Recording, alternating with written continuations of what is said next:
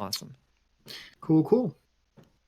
All right. So what's our first topic, Leon? Or do we doing intros or what we we should do doing? intros, but I'm saying we can do intros. I was stupid and launched my camera software, and it was like, hey, you haven't updated in forever, so it kicked me off, and you can't see me now. What the fuck? I don't know. We can go ahead and get started. I want intros because I haven't met everybody here yet. Okay, cool. Okay, Well, I can go first, or because the first is always awkward. Sorry. Go first. You said it already. Go. Okay, You I gotta already do said it. Hi, my name's MindSeifers. Awesome that all of you can see me right now. Let's see. I'm a Democrat from Indiana. Today today was my graduation ceremony, so I finished my PhD. I'm finally free of like formal academia forever. Congratulations. Thank Well you. done. Yeah, I talked to some Indiana Dems about running, which I don't have an update on yet, so hopefully I'll be running soon.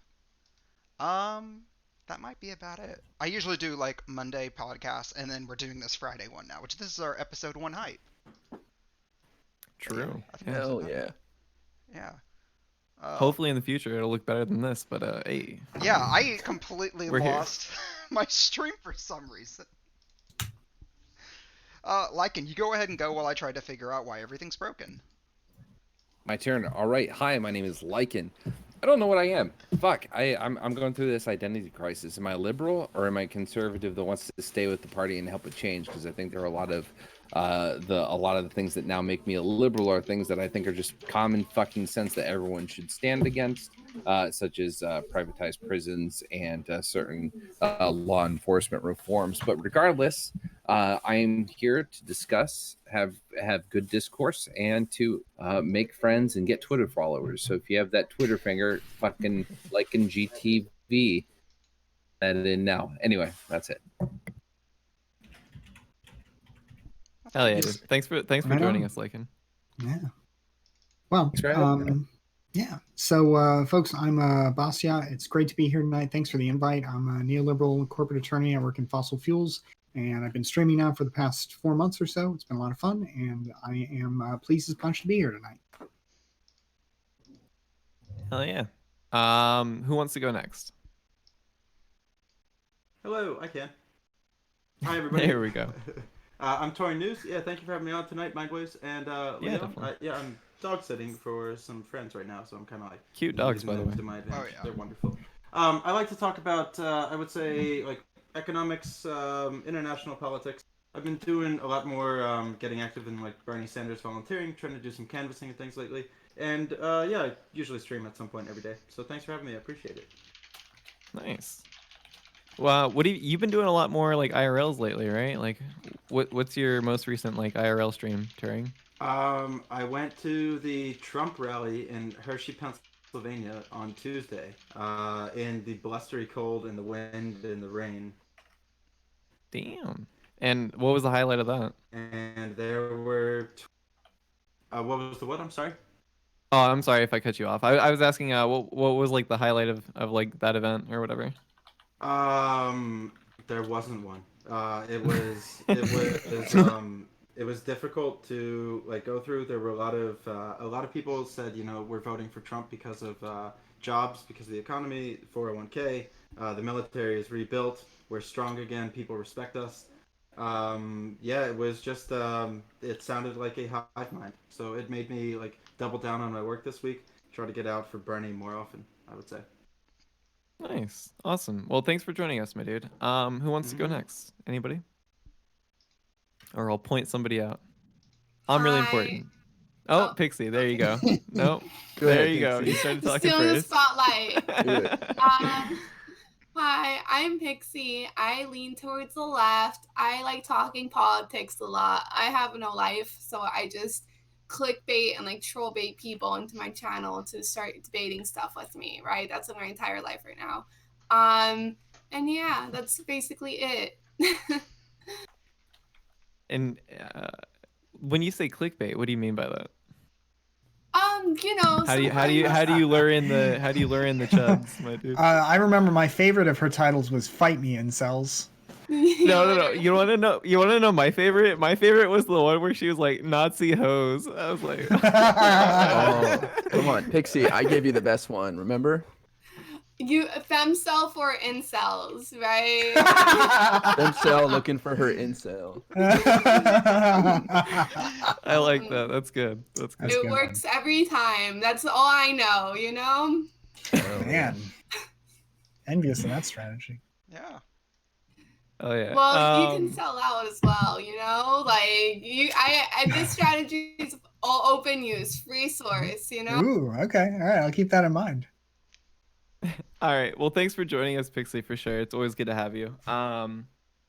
Who wants to go next? I can go. So I go by I'm Really Important. Thank you guys for having me, Leon and Mindwaves. Always a pleasure hanging out with you guys.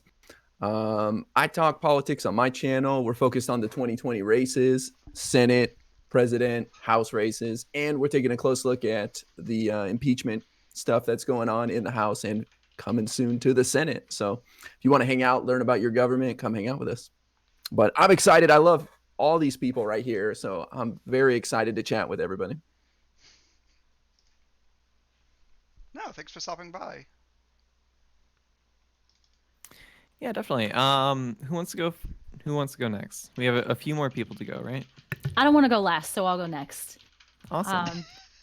I go by Cassidy. I'm a Democrat from Alabama who has recently become politically engaged, but up until I guess May this year, I couldn't have give a fuck less. I didn't vote in 2016, and Can we I cuss? realized. I mean, she cussed, didn't she? She said shit, right? I don't know. How Shit, dare shit, you? fuck, cunt. I curse a lot. Guys, this is a nice Christian family-oriented podcast, Darn. right? Okay. Yeah.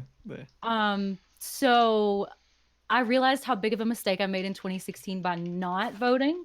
I definitely plan to vote in 2020, regardless of who wins the Democratic nomination. I'm not hyper educated on politics, so please take it easy on me, but it is something that I have become recently passionate about. Cassidy, Awesome. is that your hair or a wig? It's a wig. It's hers. Oh, damn it. I Is it have, really? I have like 15 different wigs. Cool. Well, That's awesome. it looks fucking good. I like Thank it. you. Freaking cute. Like 10 out of 10. Thanks. You look like an IRL anime girl. Ooh, woo. Wigs Okay, to me well- sounds very. Oh my goodness. I was gonna say wigs to me sounds pretty freeing. Like like you could just like be like fuck it. Like I'm just gonna go with this today. Like I don't know. Mhm. It sounds cool. Yeah. That does sound really Yeah, cool. I'm gonna jump in. I'm gonna go next. It's Yeah, her go hair. for She it. paid for it. She bought it. No,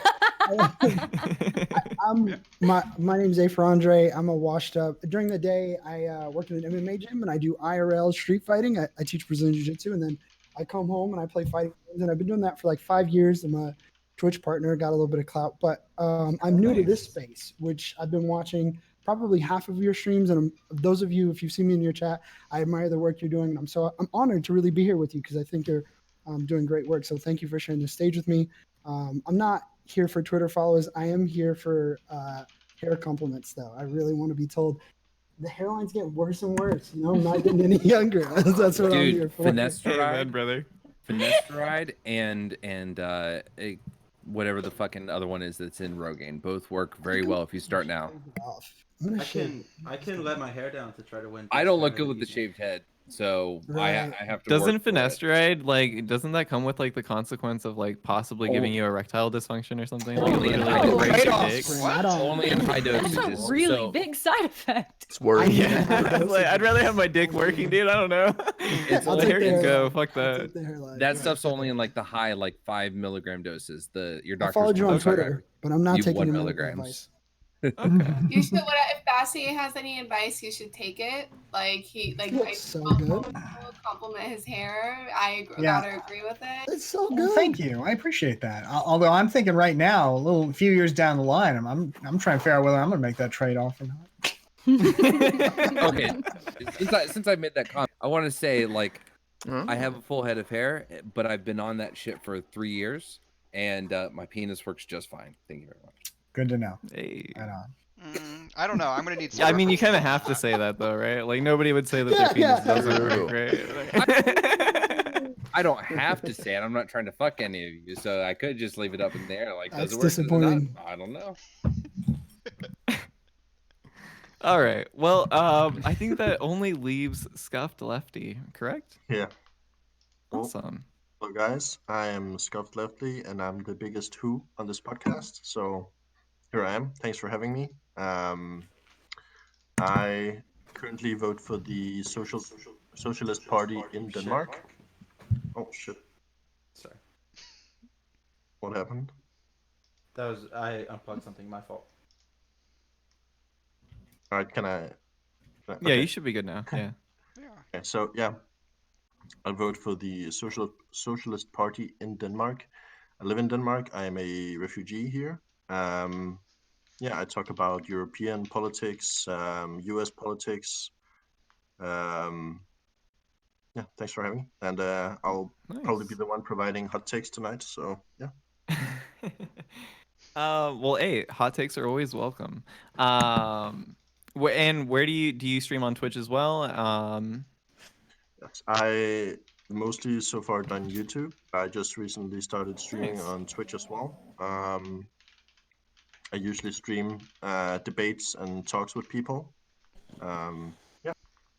Nice, awesome. Well, thanks so much for stopping by and joining us. And I've yet to talk to you, so it's always nice to meet somebody new. So hell yeah. You're killing everything. Turing, I think I'm still getting an echo. I know. It's my fault.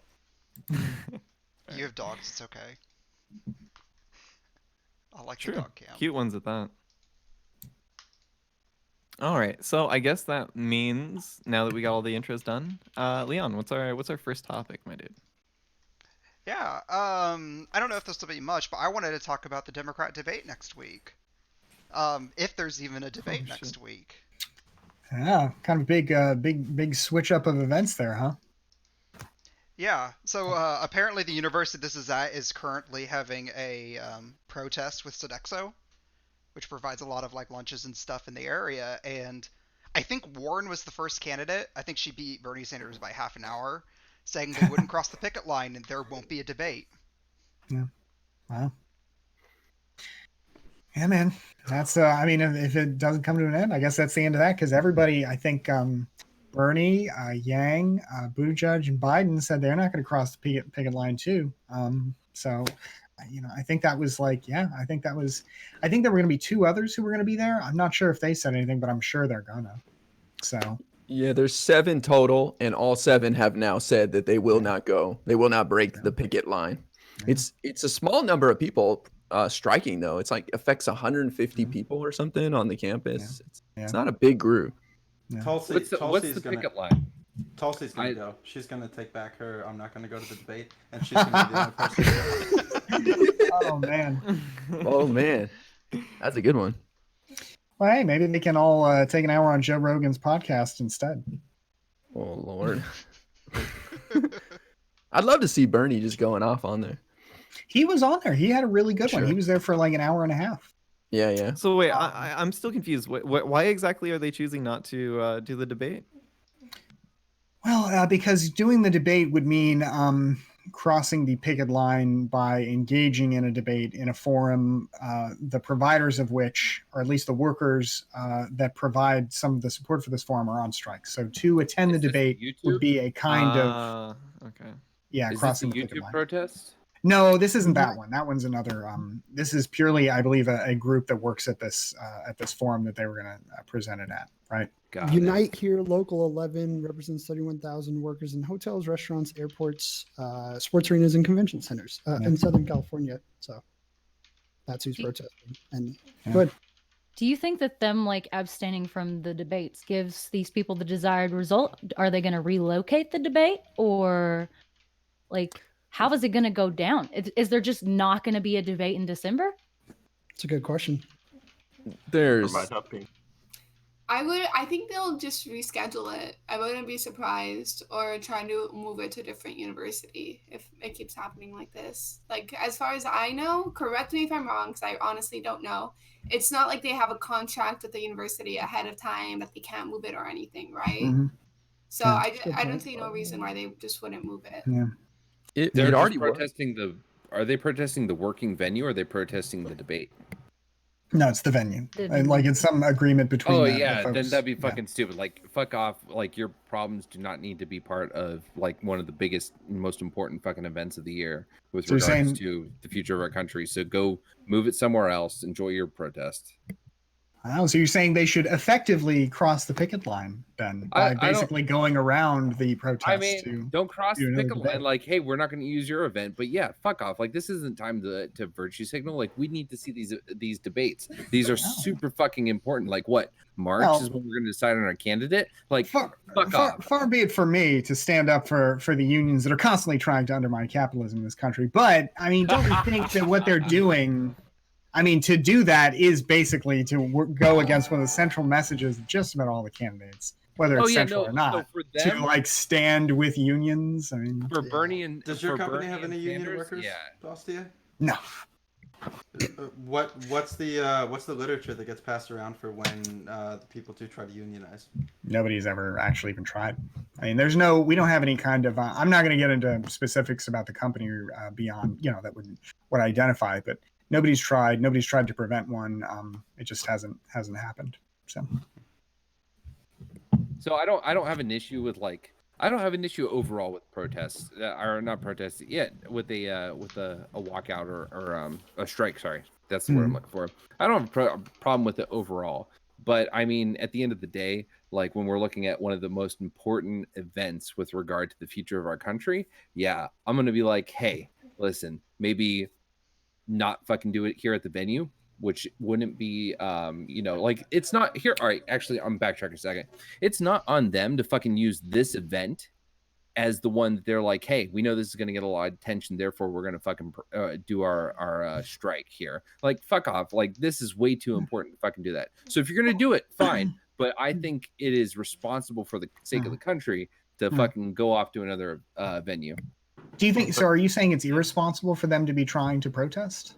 Because No, it seems I'm like saying for them to use this as their like, oh, this is going to get a lot of attention if we protest now. I think that's fucked up. no, that's the thing though. I mean, That's to how me, it works. yeah, like that's I a mean, smart play. yeah, if you're Smart. trying to Gonna get a get lot of in there, attention. you got to pick your No. best moment to do it. I mean, like an employer Yes. is going to pick the best moment to fire you. So Yes, absolutely. But I'd employee, say like, hey, let's look at who's in the fucking White House right now. Like, can we prioritize a little bit? I don't know why they're striking. I don't know what their working conditions are like. I guarantee you they're not being beaten every day if they're not fucking making the right amount of work for each day. So I'd say like, hey, I mean, that's not really where we draw the line, though, is it? Yeah. I know. I'm just saying I would much. I think that if I have to evaluate objectively, I'm going to put whatever we're going to get from this debate at a little bit higher than whatever they're trying to accomplish at their level. Well, Because a lot more people are affected. Not Have at you all. watched the How's- other debates? How's Like, just- how's that was- how's I'm the joking. conversation between 7 potential politicians more important than the rights of? I think these people's rights are super important, and I'm glad they're doing it. I'm glad politicians are listening. And my only objection would be that Andrew Yang should just go anyway, and the other 6 candidates. yeah, it's true. He got 2.5 hours uninterrupted. Yeah. So, I mean, that's the no. I think what the union is doing is good, and I don't think the debate, like in the grand scheme of things, it doesn't mean that. It means a lot. I understand your complaint, but no, these people's rights are paramount and need to be. I think Do we know why they're doing it? Like, do you know? I think do we the know working what issues conditions they're are going bad. through? Well, so Like, to what Dexo, extent? I'm just fucking with you. I don't know, but I know that in the university I used to go to, they used to have Sodexo, and the food was trash, but not just like the food, also like health standards, kind of like there'd be reports of like bugs being found in the food, like cockroaches and stuff, people getting sick. So I wouldn't be surprised if the employees have to deal with shit like that, because that's like when they had Sodexo, that's how it was. What's the university? It was when I used to go to Oh no, not you. I'm sorry. What's the one that's being protested? Loyola Marymount University. I know Loyola like through another job of mine. Like the idea that they're like in I don't know, when you say the conditions that they need to protest, I genuinely want to know. I'm not concern trolling. I would really like to know what they're protesting and whether or not the conditions they have to deal with are of greater value than what we're going to get from this debate. Yeah, but I don't think that's how we look at protests in general, right? I mean, if the Yeah. workers feel like they have a reason to protest, I think it's beautiful that they can, and I really like that the Democrats are sort of supporting it as well. It brings more attention, it shows solidarity, and I think that's an important thing in the current climate. That's Yeah. why I wanted to ask if the desired result is something that can be achieved. If they choose another venue, if they delay the debate, whatever it is that whatever action they take, are these people going to get what they want from the picketing, the boycotting, the action that they're taking to get better work I mean, conditions? generally, a protest is like a show of strength, right? I mean, they're showing that they have the ability to sort of stop the university in its tracks, and they're going to use it probably later to negotiate some kind of deal. When I did end the up- protest they get begin? heard. When So- did it begin? What? Anybody? When did the protest begin? I read something about goes all the way back to March. Oh wow. Do we know what it's about? Like you say working conditions, but do we know like any specifics about like are they being overworked? Is the place disgusting? Are they being underpaid? I'm Are they being, reading like- right now that they want a higher wage, but that's all I'm seeing in this article that I'm reading. Yeah, I guess to me it's like if I feel like you should be able to fire somebody generally for whatever reason you want, but also that means that if you want to Come strike, on. I mean, for whatever reason you want, you should be free to strike for whatever reason you want. Dossier. So And from now what I there are see, some exceptions for like racial discrimination and stuff, but by and large, you know, yeah, you should be able to. But similarly, you should be We able to gotta strike get whenever you rid of want. You don't this need to have a at-will good to reason work. for that. What's that? We gotta get rid of at-will work. Come on, Dossier. Why So should wait, we get rid of? hold on, Wait, why hold should on. we get rid of Wait, at-will wait, work? wait, before we go there, because I'm in agreement with Bastiat, and as much as I really want to go down that rabbit hole and pop the Santa hat off, what I want to say, I want to wrap up first whether or not we think that the relation between the protest and the debate and how that should be handled. Because if they're just wanting a higher wage, I'm gonna say it's not something that I'm going to prioritize for that handful of workers regardless. And I know we're romanticizing 31,000. I mean, what if they're doing said- really you said hard handful. work and like that's dangerous, and then they're only getting paid minimum wage, like it's the 720 something?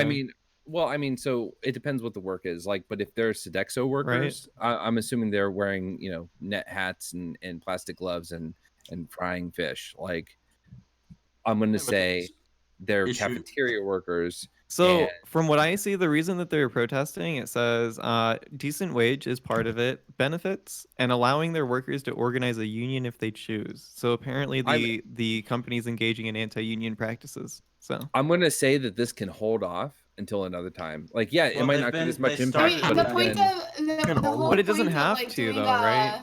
Yeah, the whole point of doing protests and stuff like that is this is the best time to do it for them, right? The university doesn't want to like lose their platform. They kind of like have the upper hand. You have Democratic candidates saying, "I'm not gonna go." So, like in terms of strategy, this is the move. so We can. it's who are we looking at? Or, well, we can look at both groups, right? We have the protesters and we have the Democratic candidate nomination, right? Like, and we have to choose. We can look at both. We don't have to discredit anyone's like needs and necessity, right? We can still say, hey, these fuckers need to protest because they're being treated like shit. They're being underpaid. I'm assuming that that's all true. And they need to protest. This is absolutely necessary. But at the end of the day, I am most likely going to say, hey, there's a lot of information we need to get, and we need to determine our candidate. And if it's going to stop this election or this, because they want to virtue signal and say we're not going to cross that picket line, and therefore we don't get a very important debate out of the way. If they're not going to reschedule it, whatever. Like if they reschedule it, fine. Have the protest, cool. They got their moment. They got their time in the spotlight. We get the debate, cool. But if they don't reschedule it, and then we have to wait for whatever the next debate was going to be, yeah, I'm going to say that's a fucking hit to the country we didn't need to take. I have Are a you question. blaming How the big is that? How protesters big here is- or how- the how big is that politicians? hit? Like them? How important is this debate? I mean, this is 7 wealthy individuals vying for it. Like 31. So the union represents 31,000 workers, right? Wouldn't you say that this is more important than 7 people? For sure. Yeah, Scuff. Well, Well, I- something. Sorry. I think like in the privileged position of not being these workers, and I think from your perspective, it's easy to say, well, you don't really care about, or well, you care less about their protests and more about the debate. But the problem is that whenever there is a protest, it's very localized and it talks about the issues of the people. And I don't think you can sort of hand wave it like that and say, well, there's always something more important that could be happening. I don't look at it as hand waving. I look at it as very specifically. I'm talking very specifically about these issues. I say this debate is one of the most important things in our country right now. So at their It's level, not. Yeah, but I don't think that. I mean, if not, then fuck it. as Like Andre, if as the- Andre said, I don't think the debates in general are that important. If you look at sort of the viewership of the debates, it's insanely declining. It's not a good way to get sort of points across from the candidates. I mean, I think certainly a lot of people. Suppose it was. Like, suppose it's as important as Lycan is saying. Would that change your opinion at all? no, I don't think so. I mean, because to me, it just feels like, look, if they want to, they have every right to withdraw their labor. If you're going to blame somebody for like not having the debate, it's the candidates, not the laborers. Yeah. Like the candidates are free to, I guess, do something else, but they've all decided that it would be more efficacious to signal, support for the union. Which hey, I'm fine. I'm fine If you want putting to that blame on. someone, blame the candidates. I'm For fine the with people that are Oh, trying to yeah. get a union. Well, yeah, that too. But Yeah, I'm cool with saying, hey, candidates, like this isn't the time to virtue signal. We need to hear your fucking thoughts so we can make a decision on who to vote for. So would you rather them just go to do the debate at the venue, like regardless? I think that doing the debate at the venue might be a slap in the face. So if I were to, I'm very critical of unions. I'm not saying I'm against unions, but I'm very critical of them. But if we were to say like them doing it at the venue would be a slap in the face to them and undermine them. So they could do like a middle road thing where they go somewhere else. They state their support for it. They give it the national attention. Yeah, at that point though, it's not really on the candidates. Wouldn't it be more on like the DNC to organize it at a different venue? Because I don't think the candidates themselves organize these, right? So I mean, but they have to. I don't know how like the discussions happen on the back end. I feel like they could. It could be some leadership action of one of them to say, hey, we need this debate. We need to do it elsewhere. I think the DNC could do the same. So I think that going beyond like how it's going to get organized gets a little more complicated than just the way it is now. But I would say that, yeah, I'll put most of the blame on the candidates for vocally saying like, yeah, nope, not going to do it because they're having a protest. Well, I'm a big fan of actions speaking louder than words. And what are we fighting for here with the Democratic Party? We want to shift the focus and the power to the working man. So this means way more than sitting on stage for 2 hours under the pretty lights. This is action right here. And I think that this speaks way more volume than having a debate for 2 hours, talking nonsense, yelling at each other. I would be super disappointed in Bernie if he didn't actually like go through with it and support the protests. I mean, I think whatever he can say in the debate is much less important than showing his solidarity for like the movement that he's trying to. we don't have to worry about Bernie crossing the line. Come on. I think any of the candidates who go, if any of them go, when they go back in their word, it's just going to backfire. It's going to be bad media for them, bad press for them. It's going to be like, you're a fucking lefty traitor. What the fuck are you doing? You're not going to be true to any of our ideals. So yeah, like it's a smart move not to go. They can't. Bernie and Warren of all people, show up. They can't fucking do it. Yeah, no. Kamala's going to come back into Kamala's going to come back into the race. She's going to show up. Do you guys see any it's candidates? Tulsi, Pete, and Kamala. Do you guys see any candidates Bloomberg might doubling go down too. and throwing on like a hairnet and like actually, getting their hands dirty? I'd love to see. I'd love to see see it. Bernie doing it. I could. Imagine just 2 hours of Bloomberg talking. China's not a dictatorship, guys. Come on. Unfortunately, Bloomberg not invited. Oh, that's so disappointing.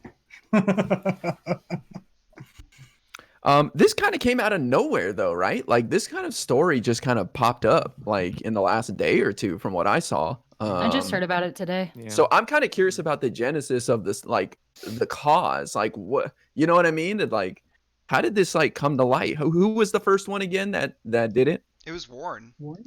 And so like, did she tweet about it? Like, where did this come from? I'm kind of curious. Yeah. Anybody know? She had a tweet about it, and then Bernie followed about half an hour later. And then I think over like 7 hours, the rest of them all followed. Because they moved the venue already once. It was supposed to be at UCLA, and they moved it for some reason. I'm assuming size or something. I don't know. So they've been at this venue now for a couple of weeks, and so it just seems kind of strange with negotiations going on since March that all of a sudden everybody cares about this one thing. So I'm always curious about that. Why now? Yeah, I wonder if it just barely got brought up to like a staffer's attention, and they were like, "Hey, well, fuck, maybe this doesn't look good for our cause or whatever." I don't know. I think more of it might have actually come from like Warren, because Warren is trying. At least I think she's trying to be this like champion of progressivism, but she's not going to be as progressive as Bernie. So she probably saw this as an opportunity to push herself in that direction and took it. And she needs to do something, right? I mean, she's dropping in the polls because of it. I'm starting to see windows around Philadelphia with that. I have a plan for that, or we have a plan for that, or whatever. I'm starting to see them. They're popping up. And Megan Rapinoe. I don't know if people like think that this is an important one, but she just endorsed Warren today too. So this is going to be, maybe like the U.S. Women's National Team is going to be putting their endorsement behind Warren, which I think they have a pretty big reach. I would say. Oh, Warren's got tons of money, dude. I mean, not comparatively, right? I mean, I think she's the 3rd or 4th. Right. What do you think would happen if like one or two of them just decided to like say they don't do it on Friday, but two of them just decided to go to like an MCL or something and record it? I don't know. Because they could do that, right? I don't think there's any rules against it. No, they can't. The DNC has rules. That's why we never see the candidates all on stage together at anything else but the debates. Like, talk about corporations dipping their hands in our democracy. They have to sign some agreement that prevents them from being on stage together. That's why when we see them at forums, like the LGBT forum on CNN, they go one after another. Yep. It's actually super interesting. Why is that? No? Capitalism, baby. I'm really important. Is the RNC the same way? I don't know. I'm assuming, yeah. And anybody know about the RNC? No idea. Also, we found out about there's going to be 4 debates coming up, 2 in January, 2 in February. CNN's in there again, NBC, all behind paywalls again. Like, fuck, man. Yeah. You're not excited. It's frustrating because we can't show it here on Twitch because CNN goes hard in the paint and files as DMCAs, and then you got fake people filing DMCA complaints too. Yeah, seemed like there was one round that got broadcasted. Sorry for stepping on your toes. No, that's fine. Does one of the networks allow it, or because I saw some of them? I don't know if it was round 2 or 3, but it seemed like there were some broadcasted on Twitch. No. It really just depends. Like, some companies might not be pursuing copyright claims, but like that could change at any moment, right? Like they could suddenly, like, if they host a debate, decide that they want to like do that. So I don't know. I decide not to do it because I don't want to jeopardize my channel. Because if you get 3 of those, then your channel's like permanently banned no matter what. So that's the real kicker. It would be one thing if it was, roll the dice on it, but like 3 of those and you're done forever, no appeal. Yeah. I got dinged for 1, and that's the end for me. I'm not doing that again. Disappear after some time, right? I mean, I don't know. The email that I got, Mindwaves, did you ever get dinged for one? I got one. I don't think they go away. They the email I got suggested like this is forever. So if you normal do it again. Yeah. Normal like TOS infractions do, but I think with this being like copyright related, then it's a different story. Yeah. I think it's important. And what's really frustrating is the way that they do bans on Twitch, just as a brief aside. Like, it's crazy that I got a ban for like, restreaming a debate that's like serious public content. Somebody like Pxie though drops these Nazi titles in her stream and nothing happens. Wow. And it seems like Pxie, double standards, dude. I just wonder, like, what Pxie? You can drop so many memes before it's like, okay, is this just a meme? Is this like Friend World on Twitch? Oh my God. Application of the terms of service? You think it's okay? Do you guys okay, I have a serious question, Basti. Do you think that actually like memeing about like Nazism or like two questions actually. Two freaking questions. Okay. With that logic, right? Because I'm dropping like Nazi hoes and shit like that. Yeah. Do you think that I'm supporting Nazism when I do that shit? You know, Pxie, at the end of the day, I just feel like, you know, you tell me. I mean, how many memes is a meme before it's no longer a meme? Okay. You know? Do we want to take this logic with like your neoliberalism shill? Let's take it. Yeah, let's go. You call me a shill now? You kind of are. Is there a meme happening here that I'm missing, or are you guys like fucking serious? No. Let's go down. Let's throw down with this. This is prime content, dude. Oh, like okay. So I wonder if you're actually a grifter then, like legit, right? You're talking about liberal policies.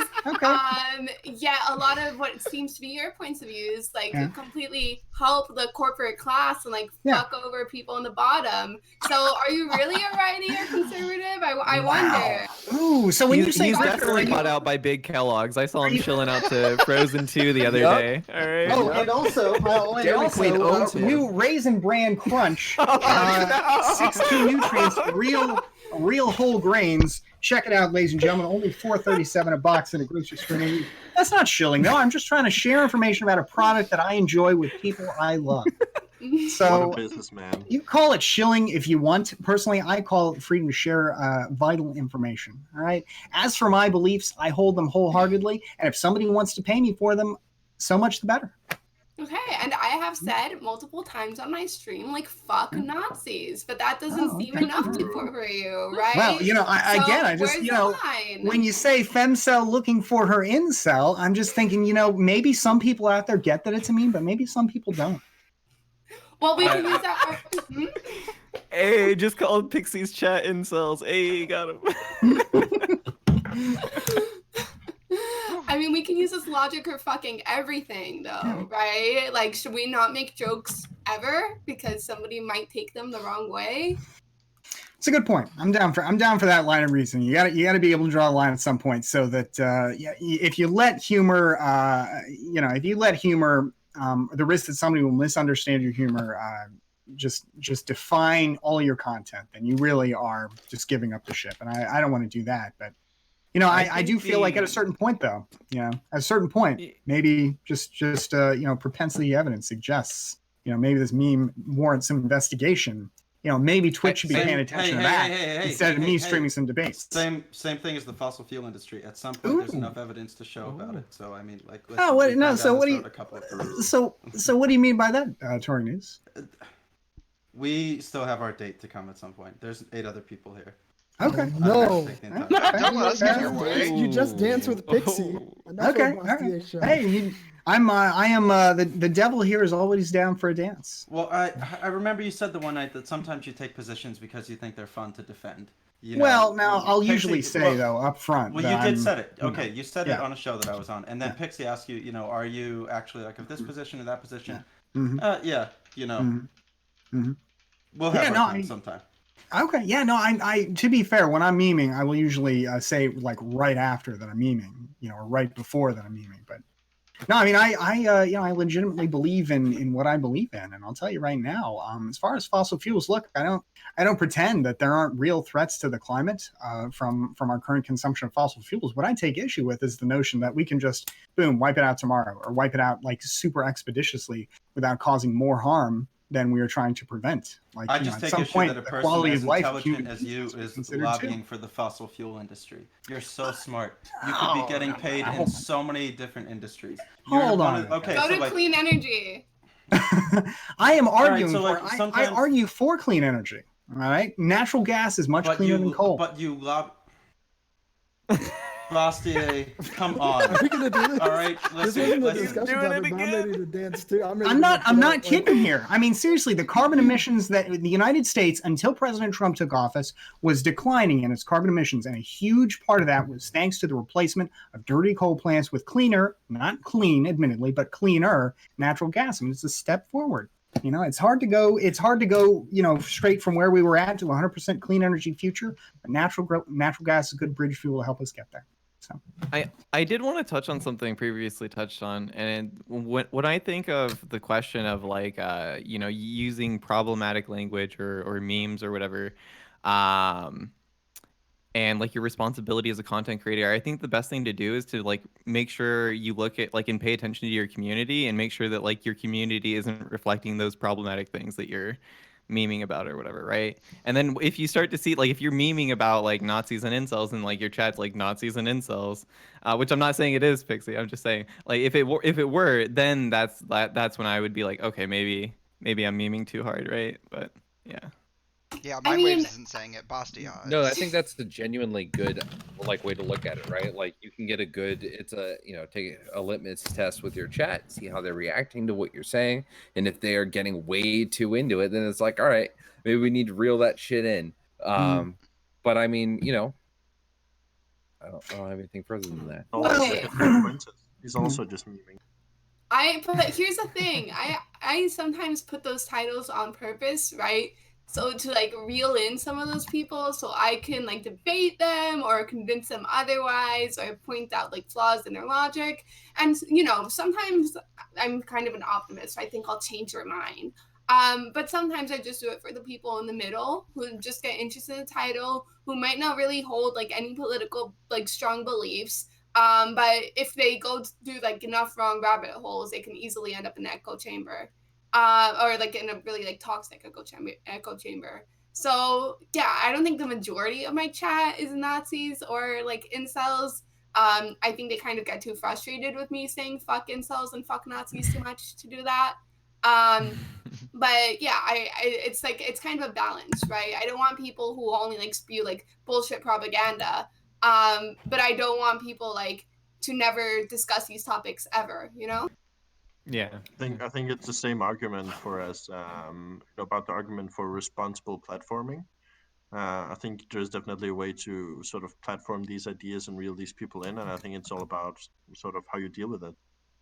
I think Pixie's doing the Lord's work out there because I get a lot of grief for platforming and talking to certain people on the right too.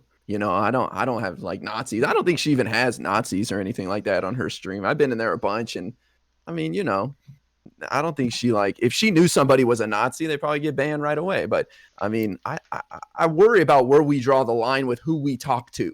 Right? There's a lot of people gatekeeping on the left, like you shouldn't talk to that person or don't talk to them, and I think that's problematic. These are our neighbors, we can't take them out back and put a bullet in them, like, I mean, for what it's worth, I mean, assuming you buy what she said about the titles, I feel like she does a really good job also arguing with people, and I feel like what's important is if you're going to argue, if you're going to have people, I think, I feel like platforming is a problem when you give people platform and you don't challenge them, and then you don't.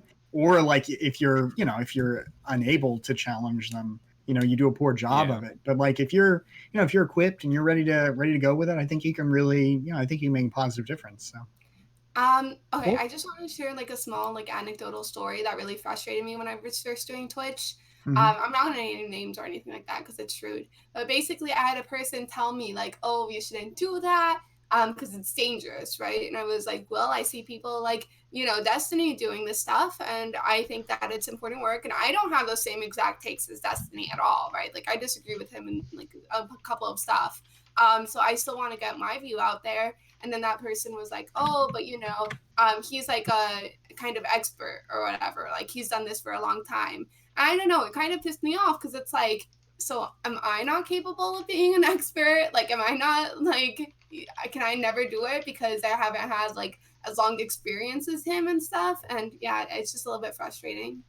That's a really bad take. I think different arguments and different people appeal to different people. There are some people that Destiny will never be able to reach, even if he is more educated on the topic, and the way that you sort of communicate and handle yourself and the way that you speak to people is always gonna strike some people, and that Destiny isn't able to. So I think it's important to sort of repeat the same ideas from different perspectives.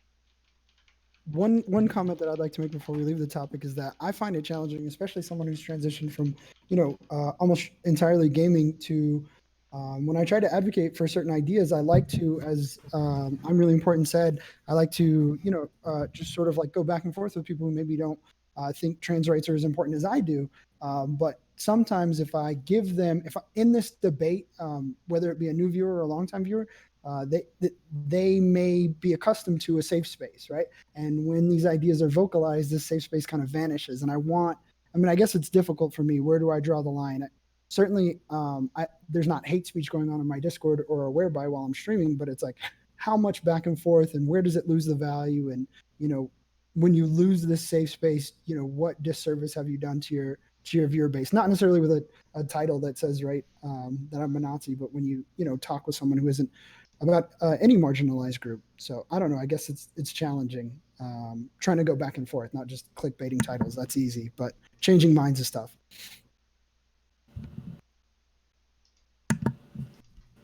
Yeah. At the Trump rally, there was only one reasonable. Oh, okay, that's not true. There were not many reasonable people that I met, and this is going to shock people. I met Owen Schroyer, one of these like Infowars people. He was one of the most reasonable people that was there. I was shocked by that event. If anybody has a Trump rally, if anybody has a Trump rally near them, I highly suggest going to check it out for yourselves. Oh, it doesn't sound like a great time. Yeah. You know what the worst part about this is that if you had any of those, like a good majority of those people at a Trump rally, and you just sat around a bonfire drinking a beer, these would be the salt of the earth, greatest fucking people you ever talked to. Like good, wholesome, God-fearing, family-loving Americans, right?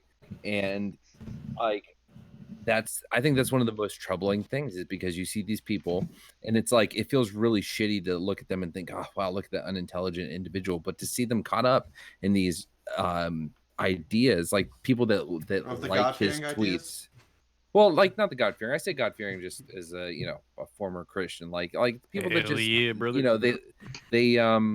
they have I don't know. I don't want to go on the religion thing. Sorry for saying God-fearing. The point is that the people. Well, no, but the God-fearing is important because I heard this many times. I heard people telling me God has been changing the climate and it's in God's hands. Yeah, but that's a real bad bastardization of what the majority of Christians think. Like I heard, labels them all in a bad way. I'm just saying though that I heard it like probably 5 Oh or yeah, 6 no. times, Oh, so one of the saddest things is I tuned into I used to be conservative, and so I still have like Fox News on follow. So I've been getting these updates lately from Fox News going live. And it's things like Trump landing when he came back from the United Nations. And as I'm watching, or when he came back from Iraq, I think, or Afghanistan, and I'm watching the comments that scroll up, horrible. and it's just so many people. No, well, it's not that they're terrible. It's that these people are saying like, thank God for Trump. God bless him. Thank you, God, for protecting this country and giving us Trump. And it's sad. And like, it upsets me, the idea of people like first mocking them, right? Because there's a whole lot of shit where people don't take into consideration like what religion means to these people, what the idea of just that side aside, like how important Trump is to these people. It's upsetting because we who see it through a different lens are like, how do you get behind this fucking idiot? But there are people who look at his Twitter and think, fuck yeah, with everything he says and like everything he says, and that is sad. And but I think it does a disservice to us as a united citizenry to look at those people and say, you guys are fucking idiots. Have you seen the evangelical ambassador of his? The one that's... Oh my fucking God. That She's great. She's so good. Ignoring Trump is ignoring God. She's terrific. I like when you say, so this is something I do a lot too, is I always try to engage people on the right and have friends that support Trump. But when you say they're good salt to the earth people, and Turing says I should go to the rally, and like, I wonder if this is sort of like ambiguous, right? Like this, I look like I'm of dubious ethnicity. If you saw me at an airport and it was your job to screen people. So is this like beer? Is this good for me too? Can I hang out with? So when I was there, there were so many security staff and volunteer personnel, and they had everything on like such lockdown that like I didn't at any point. But now look at me, like, and I had a USA umbrella, like I had some incognito things to like. Yeah, I tried to. But no, I think like it was important for me to hear what they were thinking. Now again, because I'm from like the central part of Pennsylvania that voted very heavily Trump. I moved to Philadelphia recently, but to go back and like reconnect with people from my area and hear kind of like why they were supporting Trump, what their reasoning was, and everything. Well, it made me just be motivated that we have a lot more work to do in the 2020 elections, regardless of who your candidate is. Like, whenever those primaries end and whenever we have like a person, we all need to be out in the streets like every time.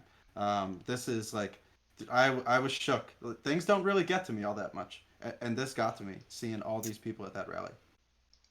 What do you think about maybe trying to appeal to religion instead of arguing against it? It's probably something I'm Christianity is incapable socialist. of. I mean, I like, for example, I mean, there's a long tradition of Christian charity, and I don't know much of, I'm not Christian either, but I know there's a long tradition of that, and I think that until it wasn't so much the case. Maybe in the 50s and 60s, the churches were always lined up lockstep with conservative political candidates, and then in the 70s and 80s that changed. But I mean, is that the case that it has to be that way forever? I don't know. I mean, when I'm talking to a person, I guess I'm doing it online here, and I just made a joke about religion. I wouldn't attack their religion face to face. So I guess I should be a little more cautious if I'm doing it online. So Yeah. Thanks for bringing up the point.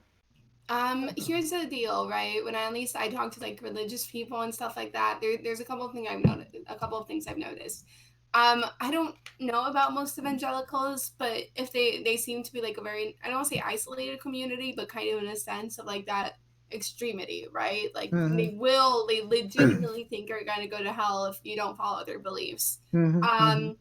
They take I read an interesting study that was talking about how they viewed Trump and stuff, and a big reason why a lot of them seem to like him so much or not listen to other criticism is because they just take things like directly from the source, kind of like how they read the Bible, right, directly from the source.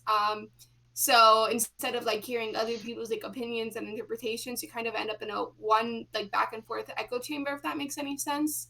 I asked my dad, who's really religious, like, don't you think that what Republicans are doing are kind of against the values that they're preaching? And his response was, oh no, because the Bible focuses on individual salvation. So I don't know how to argue with that.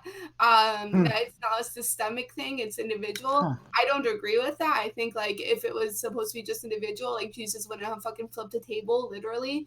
How do you argue with people who think that way? I mean, guess That is kind of interesting. Yeah, I mean, at that point, you're arguing with like the foundation of Protestantism, right? Like salvation through faith alone has to be inherently individualistic. But prior to that, it was good works. And I mean, still among the Catholic tradition, it's faith and good works, and that's like very collective by comparison. I mean, it has to be by nature if you're talking about good works, because you can't just do good works alone in a vacuum, right? So it's difficult.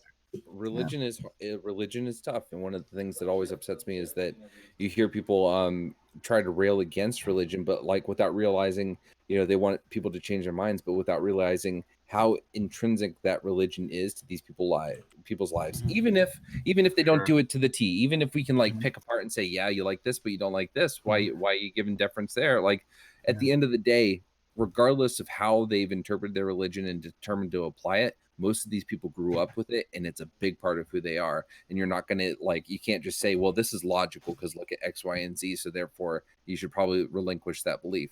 That's why it's like such a hard sell to get like gay marriage, for instance, in certain Christian communities. It's not just because they hate the fucking gays. It's because this is what they were raised with, and they've been told for so long, and for whatever reason it's been hardlined, and so therefore that's a hard thing for them to fight against internally. I think it's important also to realize that Christians aren't like this monolith that all share the same opinions. I mean, there's a ton of different Christians that have different beliefs and like different ways to sort of deal with their religion. I mean, for example, in Denmark, there's a huge swath of Christians who are actually socialist, because that's how they interpret the sort of the teachings of the Bible. I have a segue for this. If we're ready to move to, I'll say what it is, and you guys can let me know. Sure. I think that I'd like to talk about how the Conservative Party, because this is just literally something I was thinking about this morning, how the Conservative Party, through leadership, could make a huge change in the way that Republicans operate. Like how conservative leadership can change So Republicans? so something that I look at is prison reform. It's something I've become really passionate about. And there are a lot of ideas that we have about prisons, about why there's a certain percentage of one type of person than the other in prisons, that has very negative history in what has led to it. Marijuana laws are a great way to look. You know, a black man is 3.73 times more likely to be arrested for possession than a white man, for instance. And we look at the private prison unions and the police unions that that lobby against laws in the United States that would make those reforms. Why? Because they're going to have a huge impact on whether or not how these prisons do, right? And so I think that's something that, as a conservative lawmaker and a leader in the party, you don't have to wait for your constituency to decide, hey, you know what? It's kind of fucked up what's happening with prisons. Maybe we should change things. All they need to do is say, hey, as a collective, we've realized this is bad, and boom, they're going to fucking do it. Look how they did lockstep with Trump. A lot of people didn't fucking like Trump, right? When we were going through the early parts of the election, and we had all the other conservative candidates. But then once Trump was it, the leadership said lockstep, we're going to stand with Trump, and now they're supporting a lot of absurd, fucking ridiculous ideas. So I think they could have a huge effect on something like the private prison system if they, as leadership, decided to abandon some of these archaic, old fucking ideas. I mean, copy and paste this for how many issues? Like, let's go. I mean, wasn't the problem though that a lot of Republicans in the party leadership opposed Trump early on, and they couldn't stop him, and then they basically lined up with him after he beat them, I guess, right? Yeah, and I meant that more like not to go at Trump. Like Trump was just an example I threw in there, but no, you're right. Like, but I think that the Republican Party itself could go through a lot of good reforms if the leadership abandoned these ideas. But then I say, is it because of partisan politics? Granted, Republicans are responsible for it. I think in the last 20 years, Newt Gingrich's Newt Gingrich Congress was very much responsible for the big wave of what we now follow as partisan politics. Both sides have used it to their advantage, both the left and the right. But now have we gone so far down this path that we can't get out of it? That the Republicans can't break with these traditional ideas of what it means to be conservative, and therefore we can't have reform in the party, and we're going down this what the fuck rabbit hole. Don't you think the voter base fell in line? It wasn't just the party falling. I think the voter base falls in line, and then the party falls in line. Or do you not see that? I think the voter base led with Trump. I mean, Trump spoke to them; they liked it, and then the leadership followed them. Sorry, Pxie. Sorry, go ahead. I think Trump was just a reaction of kind of being tired of like this whole concept of centrism over the years, and this whole concept of not centrism exactly, but more like false promises, like corporations, like standard politicians, right? Politicians who keep saying we're gonna change, we're gonna help you, and then people feeling like betrayed, like, well, I haven't been helped in like the last 10 years, right? You guys are basically all the same. I see no difference between the left and the right, so let's make it really different. If conservative leadership changes strategies, probably things would be a lot different, but I highly doubt that they're going to do that. It kind of seems they've gone all or nothing when it comes to like Trump and the ideas surrounding that, right? I think way too many of them are scared to step out of line because that might mean that their careers ended right then and there because of how united the rest of the voter base is when it comes to the right. So I really don't know if you can even get away without being like crucified by the rest of the voter base. Yeah, and I think if you sort of look at sort of the Republican agenda, usually Republicans, I mean, I find it hard to believe that they're going to sort of risk losing to the Democrats in order to sort of reform like that. Like you talked about prison reform, right? I think one of the big things that the Republicans try to do is something like keeping prisoners from voting, right? I don't know how it is right now, but sort of it feels like the Democrats are arguing, at least Bernie is, to give prisoners the ability to vote again.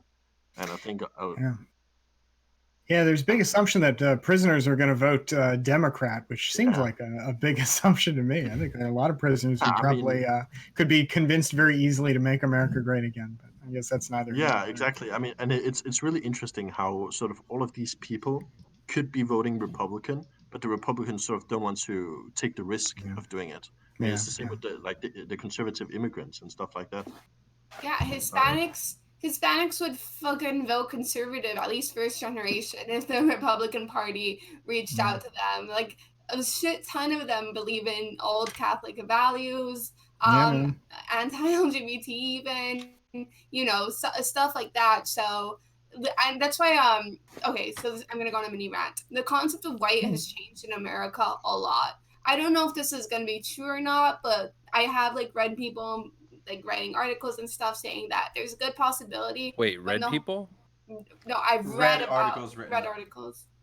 Yeah. That have stated that once like there's a minority majority or whatever, like the idea of like Hispanic or many of them is going to become like a new like segment of white, if that makes any sense.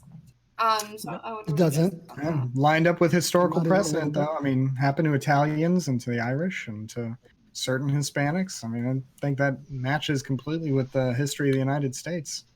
Okay, there's one difference between these ethnicities that we're talking about, right? The color, right? We can't. I mean, a lot of us cannot be white. So how are we going to be white? Our skin cannot be white. I don't know. I mean, they weren't considered white either. They were considered like other, but just not white. So that's the thing. This is another thing in Puerto Rico. It's really quite strange. What you guys consider black in America isn't even considered black in Puerto Rico. It's like considered just standard, you know, like normal. It's not seen as like black per se. So if America has gone through these changes, and you even have cultures where like, oh yeah, technically they're not white or whatever, or they're not whatever, but they're still seen as standard. I have a hard time not seeing America go through a path like that either. I don't know. You know, I would imagine. Go ahead, please. Oh, I was just saying, an interesting thing about the churches is that people aren't joining churches. It's mostly new immigrants that come here and don't have community and need a group that get a heads up, and so they join the church. And so the evangelicals putting all their chips in with the Republicans and this whole anti-immigrant wave is actually shooting themselves in the foot. So it's interesting to watch unfold. Something that so where that thought came from this morning was something Destiny had said like a couple months ago, was that if Republicans could ditch the racism, they would win outright most elections. And I think that's true. But the way that thought evolved in my mind was that there are just a lot of ideas like the tough love leadership, the tough love laws, right? Like the idea that, hey, you do the crime, you do the time, not really thinking about reform when it comes to prison, things like that. There are just a lot of dumb ideas like welfare is bad. There are tons of black people taking up welfare. That's all they fucking do. They're living on unemployment and welfare and food stamps. Like these harmful ideas that aren't rooted in truth. They're rooted in racist assumptions. If they got rid of that, the Republican Party would do, first of all, a lot better for the people. But second of all, they probably win a lot more fucking elections. I got to go on a quick little rant. I'm pretty sure I just read that, was it 88% of the publications that were made by conservatives during the UK race was false or inaccurate information, and 0% of the ads from Labour was? I just read this. I just read it earlier today. I think it was 88% of the ads contained some type of false information for conservative during like a 1 or a 2 week period. I saw Labor, that. I Labor don't know had 0%. No, it's I mean, Do you remember it makes sense. I'll look for it. Makes sense coming from the liberal media to say that the Conservative Party. The UK who said doesn't that? have that big of a liberal media. Well, who said that? I mean, the BBC, the state media there, seems It very wasn't BBC. sympathetic to the left point of view. Wait, what? Are you kidding? BBC. No, not at all. Notoriously, for this entire election in the UK, they've been hammering Really? Jeremy Corbyn. So they're wow, gosh. It makes you question the wisdom of having a state media company. If they're literally pushing a narrative that is opposed to the opposition candidate, like basically a state media company doing the work of the incumbent candidate. I mean, it's crazy to me then, if that's the case, that It was That from, does That's sound permitted to exist. Sent Like the- at state funding. I think in the UK actually you have to get a license to watch TV, and that license fund goes exclusively all to right, the so upkeep of the BBC. Mr. Schill, all right, to bring it back to Mr. real- Schill, ooh, okay. So first draft, a non-profit organization which works on debunking fake news, analyzed every ad promoted by the UK's three main political parties. Mhm. It found 88% of the Conservatives' Facebook campaigning pushed figures challenged Mhm. by full fact. By comparison, first draft said it could not find any misleading claims in ads run by Labour on Facebook. You're telling me they ran a 100% clean campaign, no falsehoods, nowhere. I'm just. I mean, doesn't talking that about seem the a report little? that- I mean, not even a mistake, just perfect, perfectly believe it. All right, disciplined. Bossier. Good Well, what is there conversation. to- Again, does that seem a little? I mean, this is a campaign in a country of what, 66 million people? Yeah. I mean, that seems like quite a claim. I'm not doubting that 88% of the conservatives' advertisements were full of, falsehoods and all that. But I'm doubting the part where 0% of Labor, like Labor is just totally on board, including Labor led by Jeremy Corbyn, who described the IRA and Hamas as his friends. No falsehoods anywhere. All straight on the level. Objectively true. I mean, come on. I can't take you seriously anymore. It's getting harder and harder. What? I- I mean, I don't think it's a crazy thing to question the notion that they were 0%. I'm not saying they lied more, but like Bossier, 0%. You were talking earlier about when do memes become not memes anymore because they're overdone. I'm getting to this point. No, I have to. Wait, I have to wait, say- hold on. There's no meme here. I'm questioning the notion that they I've had decided- no falsehoods, no Right. mistakes, a perfectly truthful and honest campaign. Let me do say more this. research. Let me say This this, is like, Tori, it's like because a I factual believe question. that what's the I'm sorry, I'm not great on British politics. The one that they said had a shit ton of fucking falsehoods. What's the name of that party? Labor or Conservatives. Conservatives? Tories. The and Tories? conservatives. Okay. So I believe that they probably had the fucking most. I will believe that they probably had 90% versus the but when I saw that infographic and it showed 0 for the other, to me that seems a little disingenuous because I don't think I've ever seen any campaign of any politics I've ever followed where both sides gave a 100% factual account and didn't twist things. I have. How many people have been debunking Bernie's claims? I haven't seen any articles coming out where Bernie had to retract comments because he's been factually inaccurate. Can That's anybody find one for me? So that's actually Yeah. something I wanted to I ask think- because does any of this really matter? Like, does the general American public really care about Okay. who lies more than others? All falsehoods involving Bernie Sanders. I'll drop you a link in the chat here. I think if anything that speaks to like a sadder state of American politics, right? That we don't believe it's possible for there to be even like one supposed like candidate or party or just like like one group organization to be honest at all. I think this is sort of like a silly discussion you. because it's like a factual. Yeah, what is silly about this? This claim, the claim made was that this campaign was 100% honest, no mistakes, nothing wrong. And I'm not saying like that they were worse than Labor. I'm saying that it seems like it would have to be greater than 0. Like this I get suggests a perfect message discipline, like a get perfect it. execution of a campaign, which again is strange because they lost by such a wide margin that would suggest it indeed was not a perfectly executed campaign.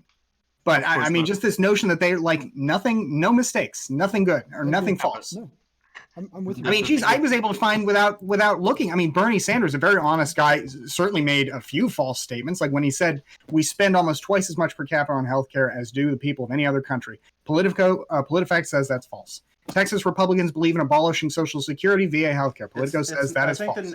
Honest, longest hours of any people around the world. Politico says that's false. And Bernie Sanders, again, honest person, honest mistake. But Jeremy Corbyn, Labor Party, 0 mistakes, everything legit. I mean, doesn't that seem a little strange? I'm sick of your cereal commercials, but you're right, and you're certainly right. I mean, I think it's sort of the reason why I think it's silly is because it might very well be 0% and it might be more, but we can't really discuss it. We're just basically talking how it's suspicious. I mean, it's sort of like a. All right, hey, I mean fake news. that's fine. That's fine, but it reminds me of those elections, where they. I didn't bring it up for the fact that there was 0 for Labor. Okay, I'll concede I mean, that that's it fine. could be a little higher for Labor. What's But strange I think is just 88% is very high for the Conservative Party. the notion of trusting figures like on their face. I mean, like trusting an election where the candidate wins like 97% of the vote. Like, no, that like never happens. That never happens in an accurately measured election. Like that just doesn't happen. There's no situation where that's a legit result.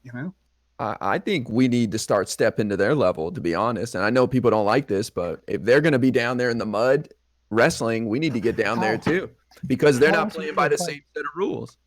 Yep. Tell them. How else are we going to beat Donald Trump? Right. I'm saying Donald Trump's going to say goddamn anything to win. He doesn't care. We're like, well, we're the better person because, and then we're like 4 more years of Donald Trump. You know what I mean? Like, we're going to have to say anything to this guy. We can't be a buddy. They're just gonna respond with fake news, right? Doesn't matter. If it's real. Doesn't matter if it's matter. fact. So we need our The own response fake is news. always fake news. So we should just start Yeah. making stuff up. Like, I really don't care at this point. Get that dude out any way possible. It president. don't matter.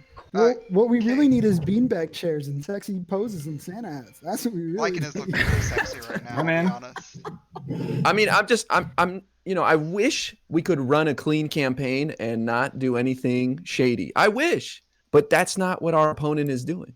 They're not playing by those rules. Facebook said they are not screening any ads. You can do anything you want. Elizabeth Warren ran an ad saying Facebook endorsed Donald Trump. Hey, So do you oh, support careful. win at all costs? Careful. Wait, man. To get rid of this stain and this virus in our country, Max? yes. What good is the virtue if Right. the Well, we current got leadership is- children in camps at the border. We got to start acting. And I know a lot of people out there are like, yo, we need to rise up and throw trash cans through bank windows, but I don't think we have to do that. We just got to run some misleading ads and win this Yeah. stupid.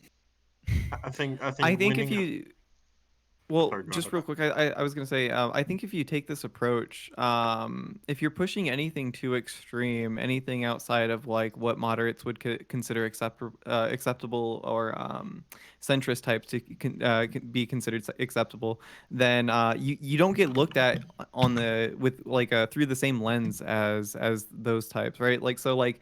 If you're pushing any sort of politics that is too far left or maybe too far right for like the mainstream media, then they're going to, if you play dishonest tactics like a lot of mainstream politicians do, you're going to get hyper criticized and unfairly criticized compared to like centrist type positions, right? So like, I don't know.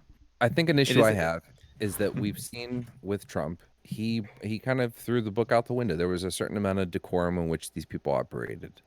Trump threw that out the window. If we continue that cycle and we don't reel it in and we decide, hey, we're just going to say bullshit that we know is outright lies just because we We're want gonna to reach a lose. certain end, I think we lose more than just, we might gain the election next year, but we lose a lot in ourselves. And I think that's something to not be agree with you 100%. just completely disregarded as like, oh, that's fine. We need to get him out. It's like, fuck, man. Like, I don't mean to sound dramatic, but to some degree, we are in a fight for our democracy and how this country continues. And if we accept the degradation of that just because we know this fucker doesn't deserve to be in office, we might be compromising a lot more in the long run.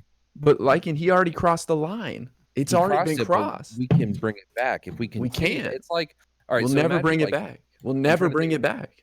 I'm trying to think of a good analogy. Imagine like there's a certain imagine some Twitch drama, right? So imagine any scenario Destiny has ever been involved in, right? said it 3 You know, times now. you come to the situation. I'm invoking his name, so maybe he'll show up. Imagine a Twitch drama situation, right? Like something bad happens, and there are 2 options that the person can go through with. One, they can boot up their stream, get their viewers on, and then rail against that person. Or 2, they can DM them in private and resolve it, right?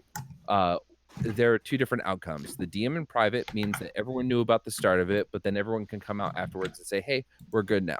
Or if they go on the stream and they go on their own tirade and they do the counter stuff, it continues, it festers, it boils bullshit more, it foments more drama, more bullshit, and it also creates the idea that that's the way to handle it. So I truly believe that because of the way certain Twitch streamers have handled certain drama, that it has cultivated this culture of drama.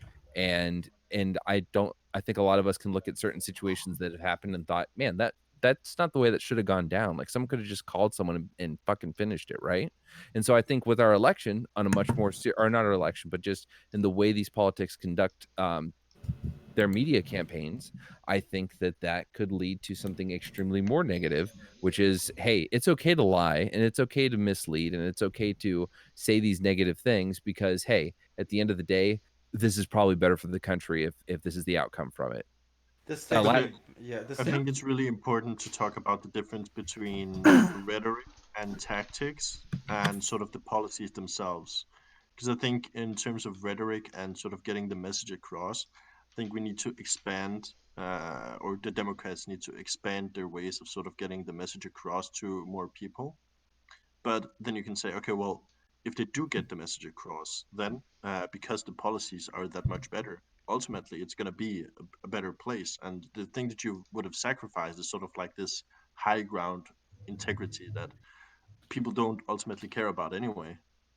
I don't care about being like I'm cool with gloves off, right? I want to be really clear. I'm cool with gloves off. If you want to just come outright and say, hey, this motherfucker, like to me, Trump is deserving of impeachment for literally his Twitter account, right? Like the amount of disregard for decency and diplomacy and putting himself and his opinions and his desire to be a petulant fuckwit on Twitter before the sake of the country, putting our international relations at risk. I am completely okay with literally just putting a book together of his tweets and saying that is why you're getting impeached. I And met support that. a lady that did put the book together. I can get you in touch with her. I'm not making this Please, up. I dead serious And would I like asked that. I asked her if she regretted any of the tweets, and she said no, she was happy, and she stood behind all of them. And then she got really snappy with me. It was one of the first people. God. It was one of the first people that I spoke with in Hershey. She was wearing the book, and there was some lackey with her to talk about it.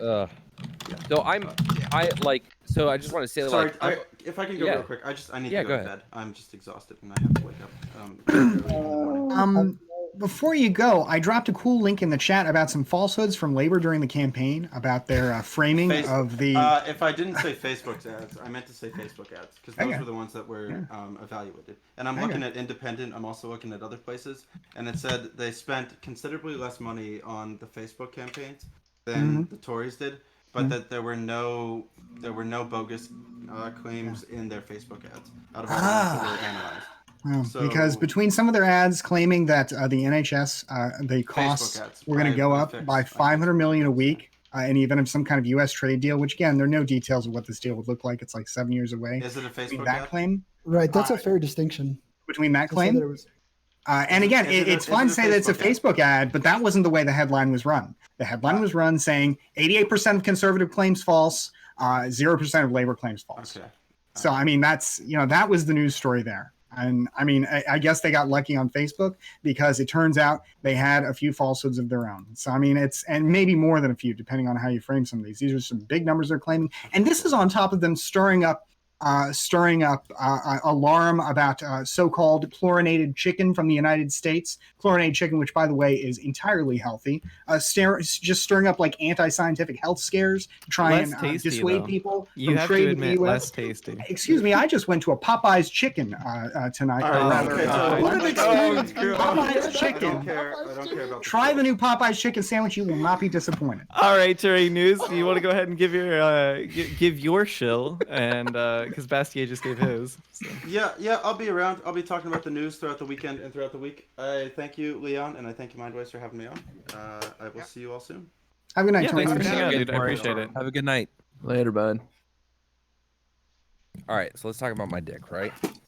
Wait, no. I'm kidding. All I'm right. kidding. I'm kidding. I'm unfollowing you on Twitter. You're so unprofessional. Sit in a chair, sir. Can I pick on I'm really important really quick? Yo, go Yeah. for it. Yeah. I don't think that throwing fire on fire is the solution. Okay. You said that we should run our own ads that compete with their ads, but I don't really think that's a good idea. Okay. It's essentially stooping to their level. It's like bullying in high school. Somebody's being mean to you, and you're gonna bully them back as a solution. You're gonna end up with your ass kicked. I don't think that us stooping to their level is a good idea by any means. We should hold ourselves to a higher standard. No. Yep. What do you think the solution is? I know it was from really important, but if not, like, how do you beat a Donald Trump? Well, I think. Sorry, go ahead, please, Scott. I'll just say this. I want to get a clarification from I'm really important. Are you okay with lying? If the means are to implement policy that will make things better for everybody, then yes. So what differentiates us between Well, before we get into that real quick, I do want to Cassidy go ahead and respond to that. Well, So I don't think that our problem is people believing Donald Trump, because I like to think that we are smarter as Americans than that. And I think the biggest part of defeating Donald Trump is getting all of the inactive voters to participate. It doesn't have anything to do with people being stupid and believing the bullshit that is spoon-fed to us. It has to do with people being politically disengaged. And I agree. It's not, I would say my argument to that would be it's not worth trying to convince people from the right to come to the left. I think that's a total waste of time. I think it is about engaging the people who didn't participate, right? But when those people are inundated on Facebook and they're scrolling through watching funny cat videos, and all of a sudden they see Donald Trump saying, I'm going to get you a 10% tax cut for the middle class. I'll tell you how after November 3rd, 2020. Just make sure you vote. I mean, Donald Trump literally said that before the midterms. I'm working on a 10% tax cut for the middle class. Nobody knew what the hell he was talking about. How do we compete with that? By taking the higher route. Well, here's the thing. I think even if you tell like lies or the truth, it's just going to get bled down at the end of the day, right? Because it doesn't matter what you say, it's now fake news, right? So even if you put out like fake news, it's just going to be called fake news either way, whether it be truth or fact, right? So I think it would be like not like adding on to anything at this point in time. And I would argue, Kay, that I don't think our country is as educated as a lot of people think. Like, most people don't pay attention to the election until about 2 weeks before. They take a look at what they get in the mail, the little pretty pictures, whoever's got the coolest ad with the most things blowing up and the funniest ad. And they see who, maybe someone on Twitter says, I'm voting for this person. They're like, okay, I guess. Like, this is what we got to deal with. You know what I mean? I don't know. I kind of doubt. I don't know how much social media actually sways politics. Well, particularly Twitter. I don't think that much of the voter base is on Twitter. I think it'd be more Facebook, right? Like, I think that's why political ads get targeted on Facebook more than anything.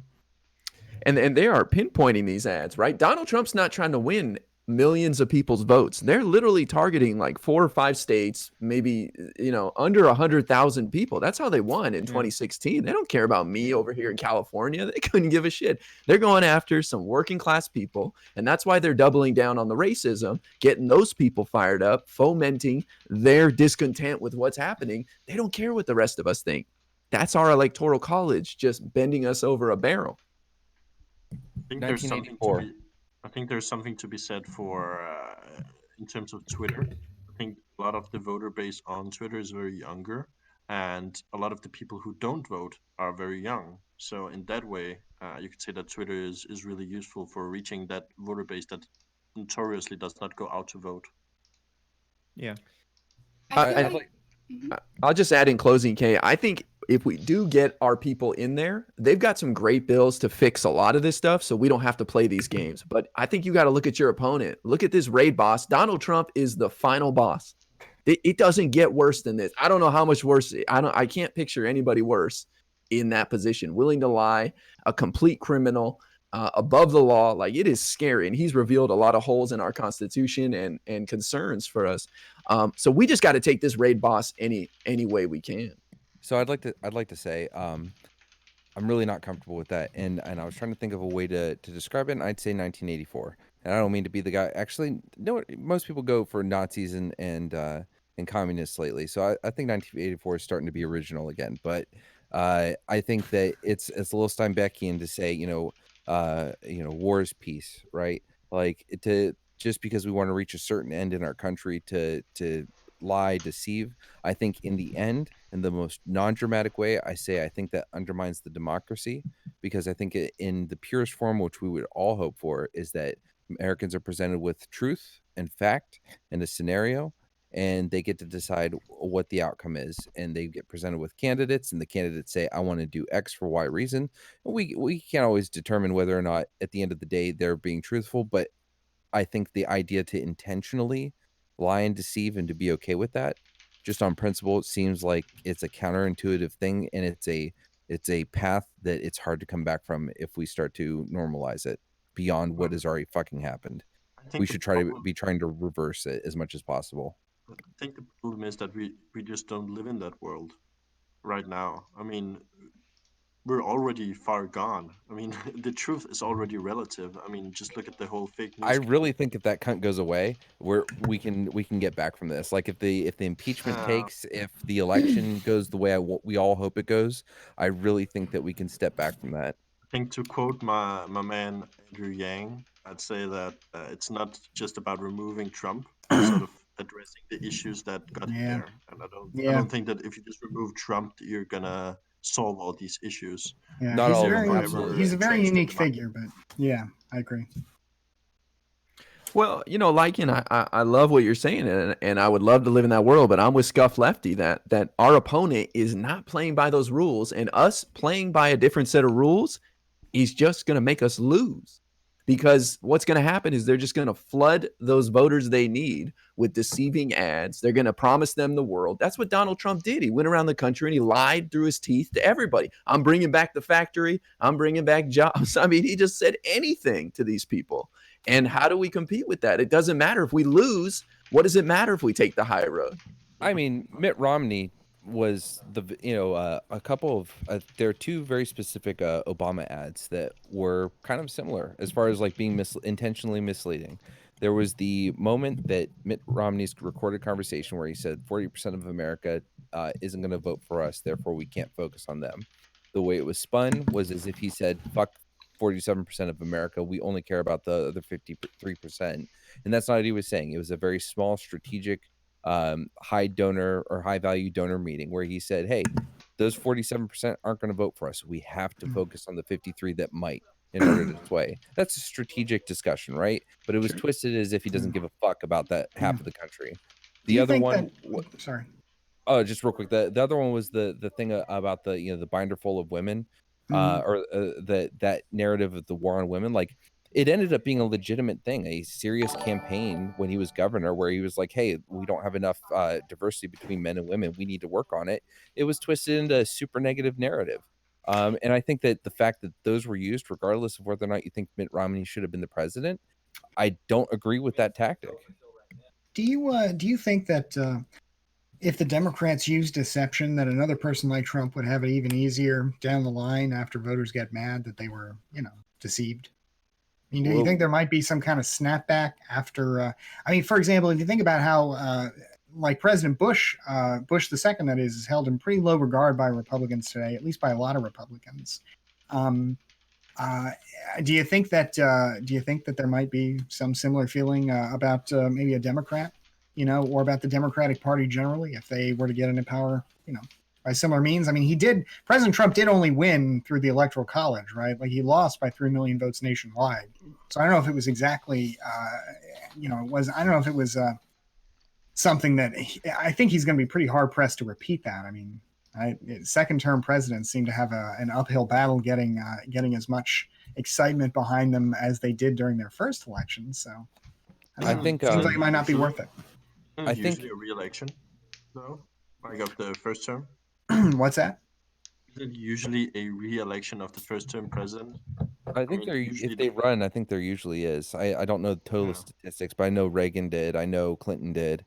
I know Bush did. Obama, Bush. Yeah. I mean, especially in the last few years, right? Incumbency does have except Jimmy Carter. Jimmy Carter, of course, did not. But no, I think Bush, Herbert Walker, Yeah, I He think. didn't Oh win. yeah. Well, I mean, a lot of people will say Dan Quayle was at fault for that one, but no. I think that if strategically, if we want to talk about reuniting the country, I think if let's say that some Democrat wins the next election, I think that the months, like the first 3 months after that, are going to be crucial. There needs to be a reach across the aisle. There needs to be some reconciliation in the country, in Congress, in the Senate, to attempt to like reunite our nation. And I mean that, like, it sounds sappy, but I think that's genuinely what has to happen. I think. Oh, go ahead, Pxie, please. You haven't spoken in a while. I think, I don't know.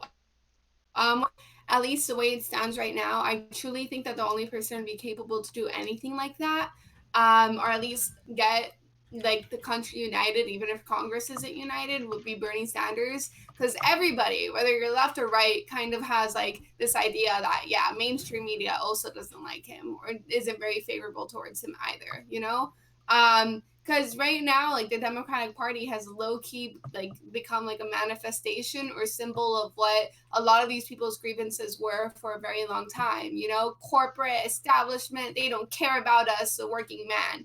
And I think Trump is complete bullshit. I don't think he cares about the working class either, but he played it up big time, and it paid off for him, right?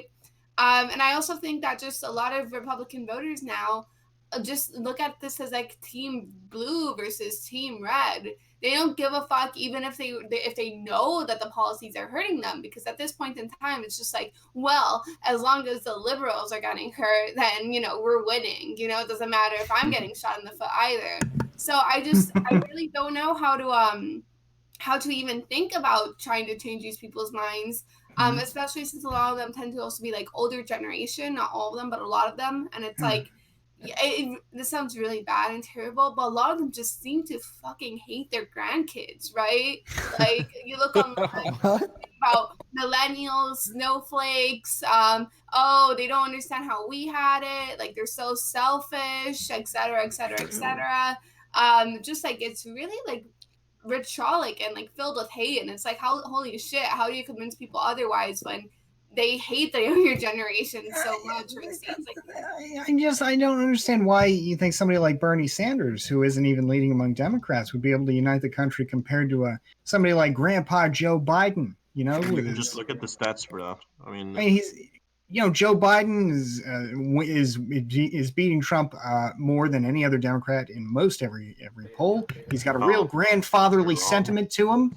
He's not genuinely. What do you mean wrong? I just checked the polls today. I mean, he's not. Doesn't Biden lose in a lot of the key states? Yeah, maybe, but like overall, you know, maybe in some key states, but like overall, he's winning. It's like he's winning more than any other candidate. There's polling that shows that Bernie Sanders is like the preferred candidate of Republicans in terms of like the Democratic candidates. Andrew Yang is number 2. As in, they want him, or they want him to be the nominee so they can beat him. I mean, you can argue that, but I mean, in terms of like who I think the question is, who do you like most of, like, and Andrew Yang was number 2, right? And Bernie was the one who could, I guess, yeah, if you had to vote for a Democrat, who would you vote for? And the most recent polls that I know, at least, I mean, I do realize it swings a bit, but the most recent polls show that Bernie Sanders is the one beating Trump the best right now, or at least tied with Joe Biden. I think it was like 51%, 52%. Both of them have that. I just want to say that I genuinely, like, this is mostly an aside, because it's not a direct refutation of what you're saying, Bastiat. I genuinely think Biden's losing his fucking mind. And I don't mean that to meme. I don't mean that to be a joke. I've watched some of the things, and I'm like, I don't know what the fuck is happening. Maybe you millennials do. You know, maybe you millennials think he's going crazy, but again, you know, this is just and I'm a millennial too. Hey, Aidanwould, welcome. It's good to have you here. Right as I'm launching into a defense of Grandpa Joe. Yeah, well, what are you eating? It looks good. We can't hear you. Are you memeing, Bastiat? Please tell me you're memeing. Yes. About what? Yes. About everything Joe he said. Biden's About appeal? Joe Biden. So you're telling me Joe Biden, who is like the most popular by far among African Americans, for example, blowing away any candidate, including Bernie Sanders, by the way. You're telling me that it's a meme to think that Joe Biden has the best chance of uniting the country when he is winning versus all the other Democrats, when he happens to be very relatable to his elderly age group who votes a lot, when he happens to have cross-racial political appeal, and when he's also a long-term fixture in American politics. In essence, somebody who a lot of people are comfortable with, at least because he's got name recognition. 1000% right. And I would say a mentally stable Joe Biden, I think, is genuinely 100%, no memes. Joe Biden is a candidate that I would, if you listen to all of them and say who could who would be the one to reach across the aisle, I think Biden has the fucking experience. Let me ask you this: 8 years in the White House, I believe. Do you think that this is how mentally stable? Have you listened to his good comparison strategy between for the two of them? Democrats, though? Do you think it's good strategy to like try to focus on reaching across the aisle and handshaking with Republicans and bringing centrists or righties over to your side? Is that how we win elections? Probably not. I think it's probably.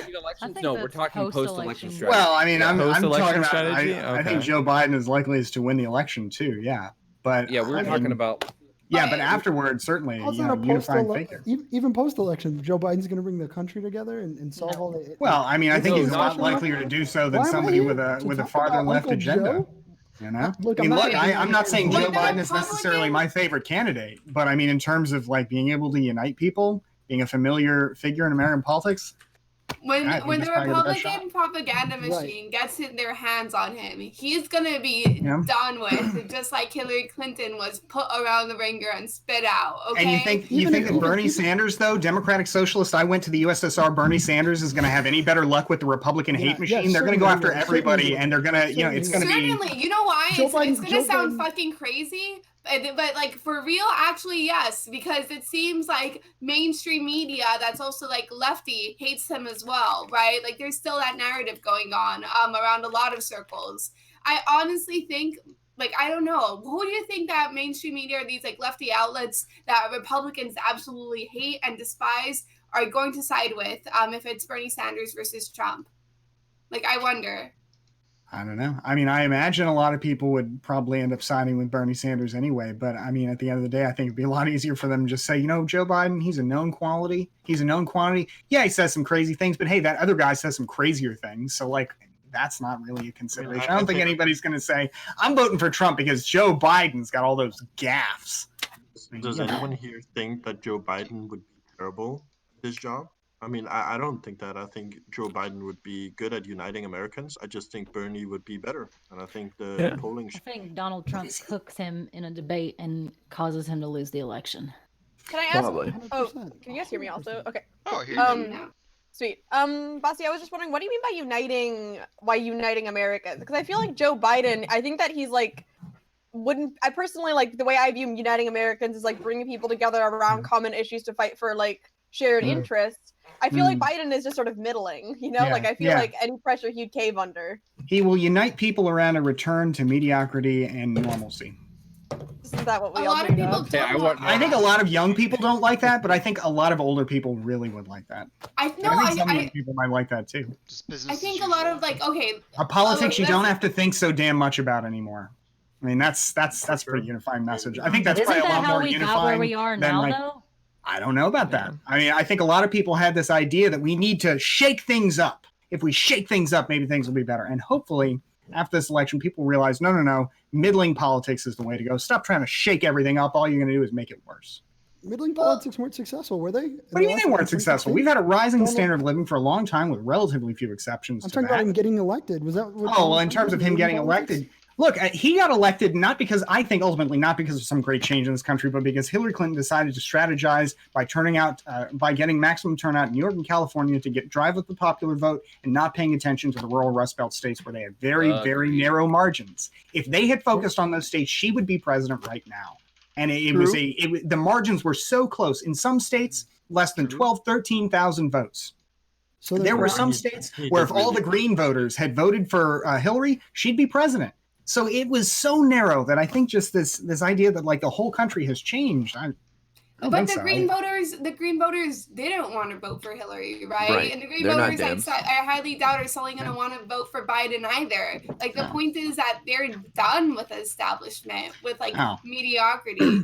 What I What do mean you- is not. Mhm. Sorry, I don't mean to cut you off. No.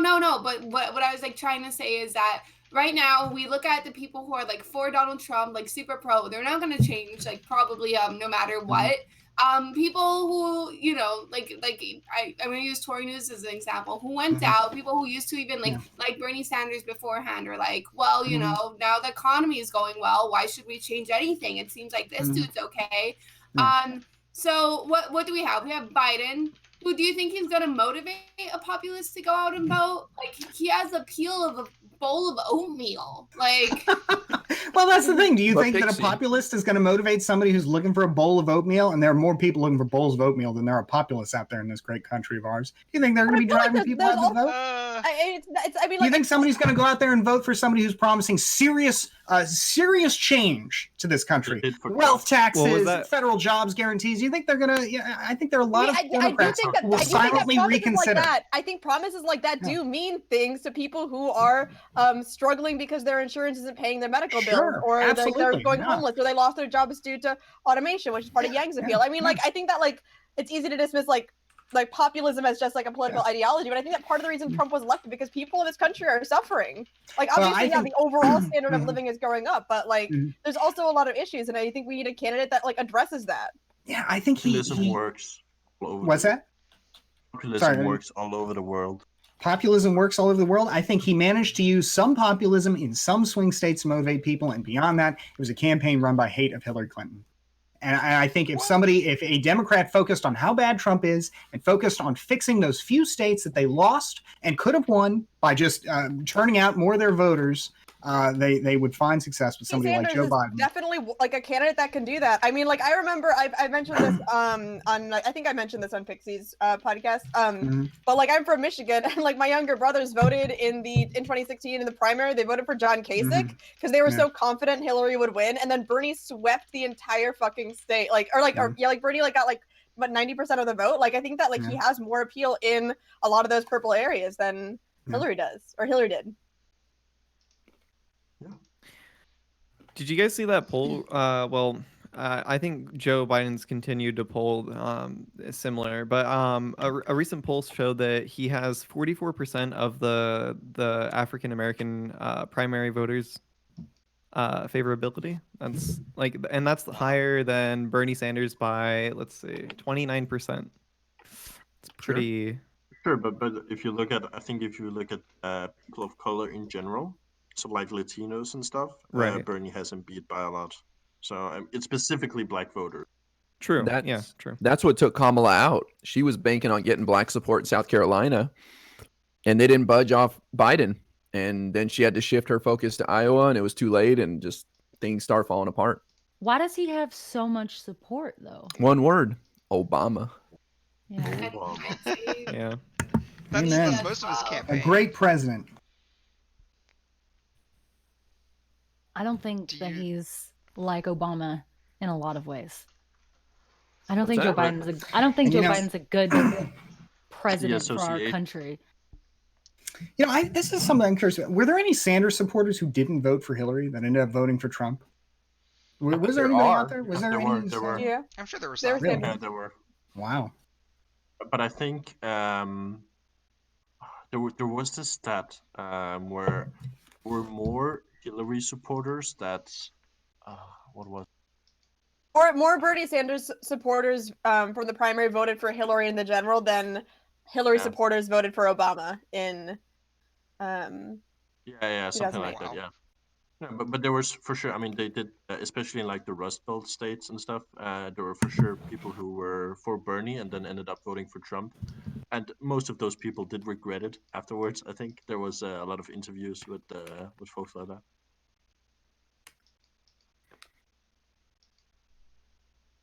All right, Leon. I think it's time for another topic. Another topic. Yeah. Did you want to move on to another one? Yeah, we can move on to another one. That was feeling just like it ended pretty naturally. Which one do you think? What do we have today? There's one I really want to get to, but somebody else is asking if we can talk about Yang and UBI first. All right, that's a good. Yeah. Yeah, I don't know if we've got any like heavy Yang supporters here. Yang. Oh, there Oh, we go. we do. We got some. I didn't want to assume. So what do you like about Yang so much? Well, he's got some basic clear policies, $1,000 a month, democracy dollars, which would be $100 a year, or rather an election cycle that you can donate to the candidate of your choice. As far as I know, it's the only realistic idea for campaign finance reform that would actually be constitutional to do, because it would be a bottom-up campaign financing scheme instead of some attempt to repeal Citizens United, which will never happen because it's constitutional by any stretch of my understanding there. So, the understanding of a lot of people. So that's probably not going anywhere. But if you had the democracy dollars plan in place, you could wash out corporate money if you want to for some reason by a factor of, he estimated, 8-1. So it would be an incredible way to shake American politics in a meaningful way by giving people the chance to really vote with their dollars in the same way that big companies and rich individuals can. So I think he's got some good basic ideas that don't require the creation of new bureaucracies, a little bit, but basically just a redistribution in its purest, simplest sense, rather than an attempt to kind of wholesale transform society. So, yeah, I like that idea. I think that I think So I have like two sides, and not to be a centrist here, but I think on one hand, depending on how much we restrict the ability for people to advertise, it like even in the sense of social media, deciding to be more responsible and take away political advertisements or restrict how they're able to be used. I think we limit on how that message can get out to a lot of people, or how a candidate without a shit ton of money is able to expand that message. On the flip side, the other side of that same coin, I think that there's something extremely valuable about the idea that across the board, everyone has the same ability to advertise, and therefore they can't what's the word I'm looking for? They can't get an unfair advantage just because of money. Like, we take away the value of all that corporate funding when it comes to campaigning, and I think we get a purer, because I don't think we're ever going to get a truly pure, but we get a more pure campaign in the way that candidates are presented. I think one of the things that people don't usually talk about with Yang, sort of his lesser known proposals. What I really like about Yang is that he's really good on stuff like nuclear energy, good on stuff like GMOs and stuff. Yeah, like I have no idea how anybody would really plan to deal with climate change without nuclear power. I mean, you got to have some baseload generation that works at all hours of the day, irrespective of the environmental local conditions. I mean, that's nuclear power, and I mean, I just don't know how Bernie Sanders can be anti-nuclear and yet really want to reduce our carbon emissions, because without some wholesale program bring cheap, or rather not cheap, because it's not cheap, but to bring nuclear energy online in serious capacity, I don't know how you improve, how you reduce carbon emissions without reducing standards of living. Is Bernie Sanders actually against nuclear?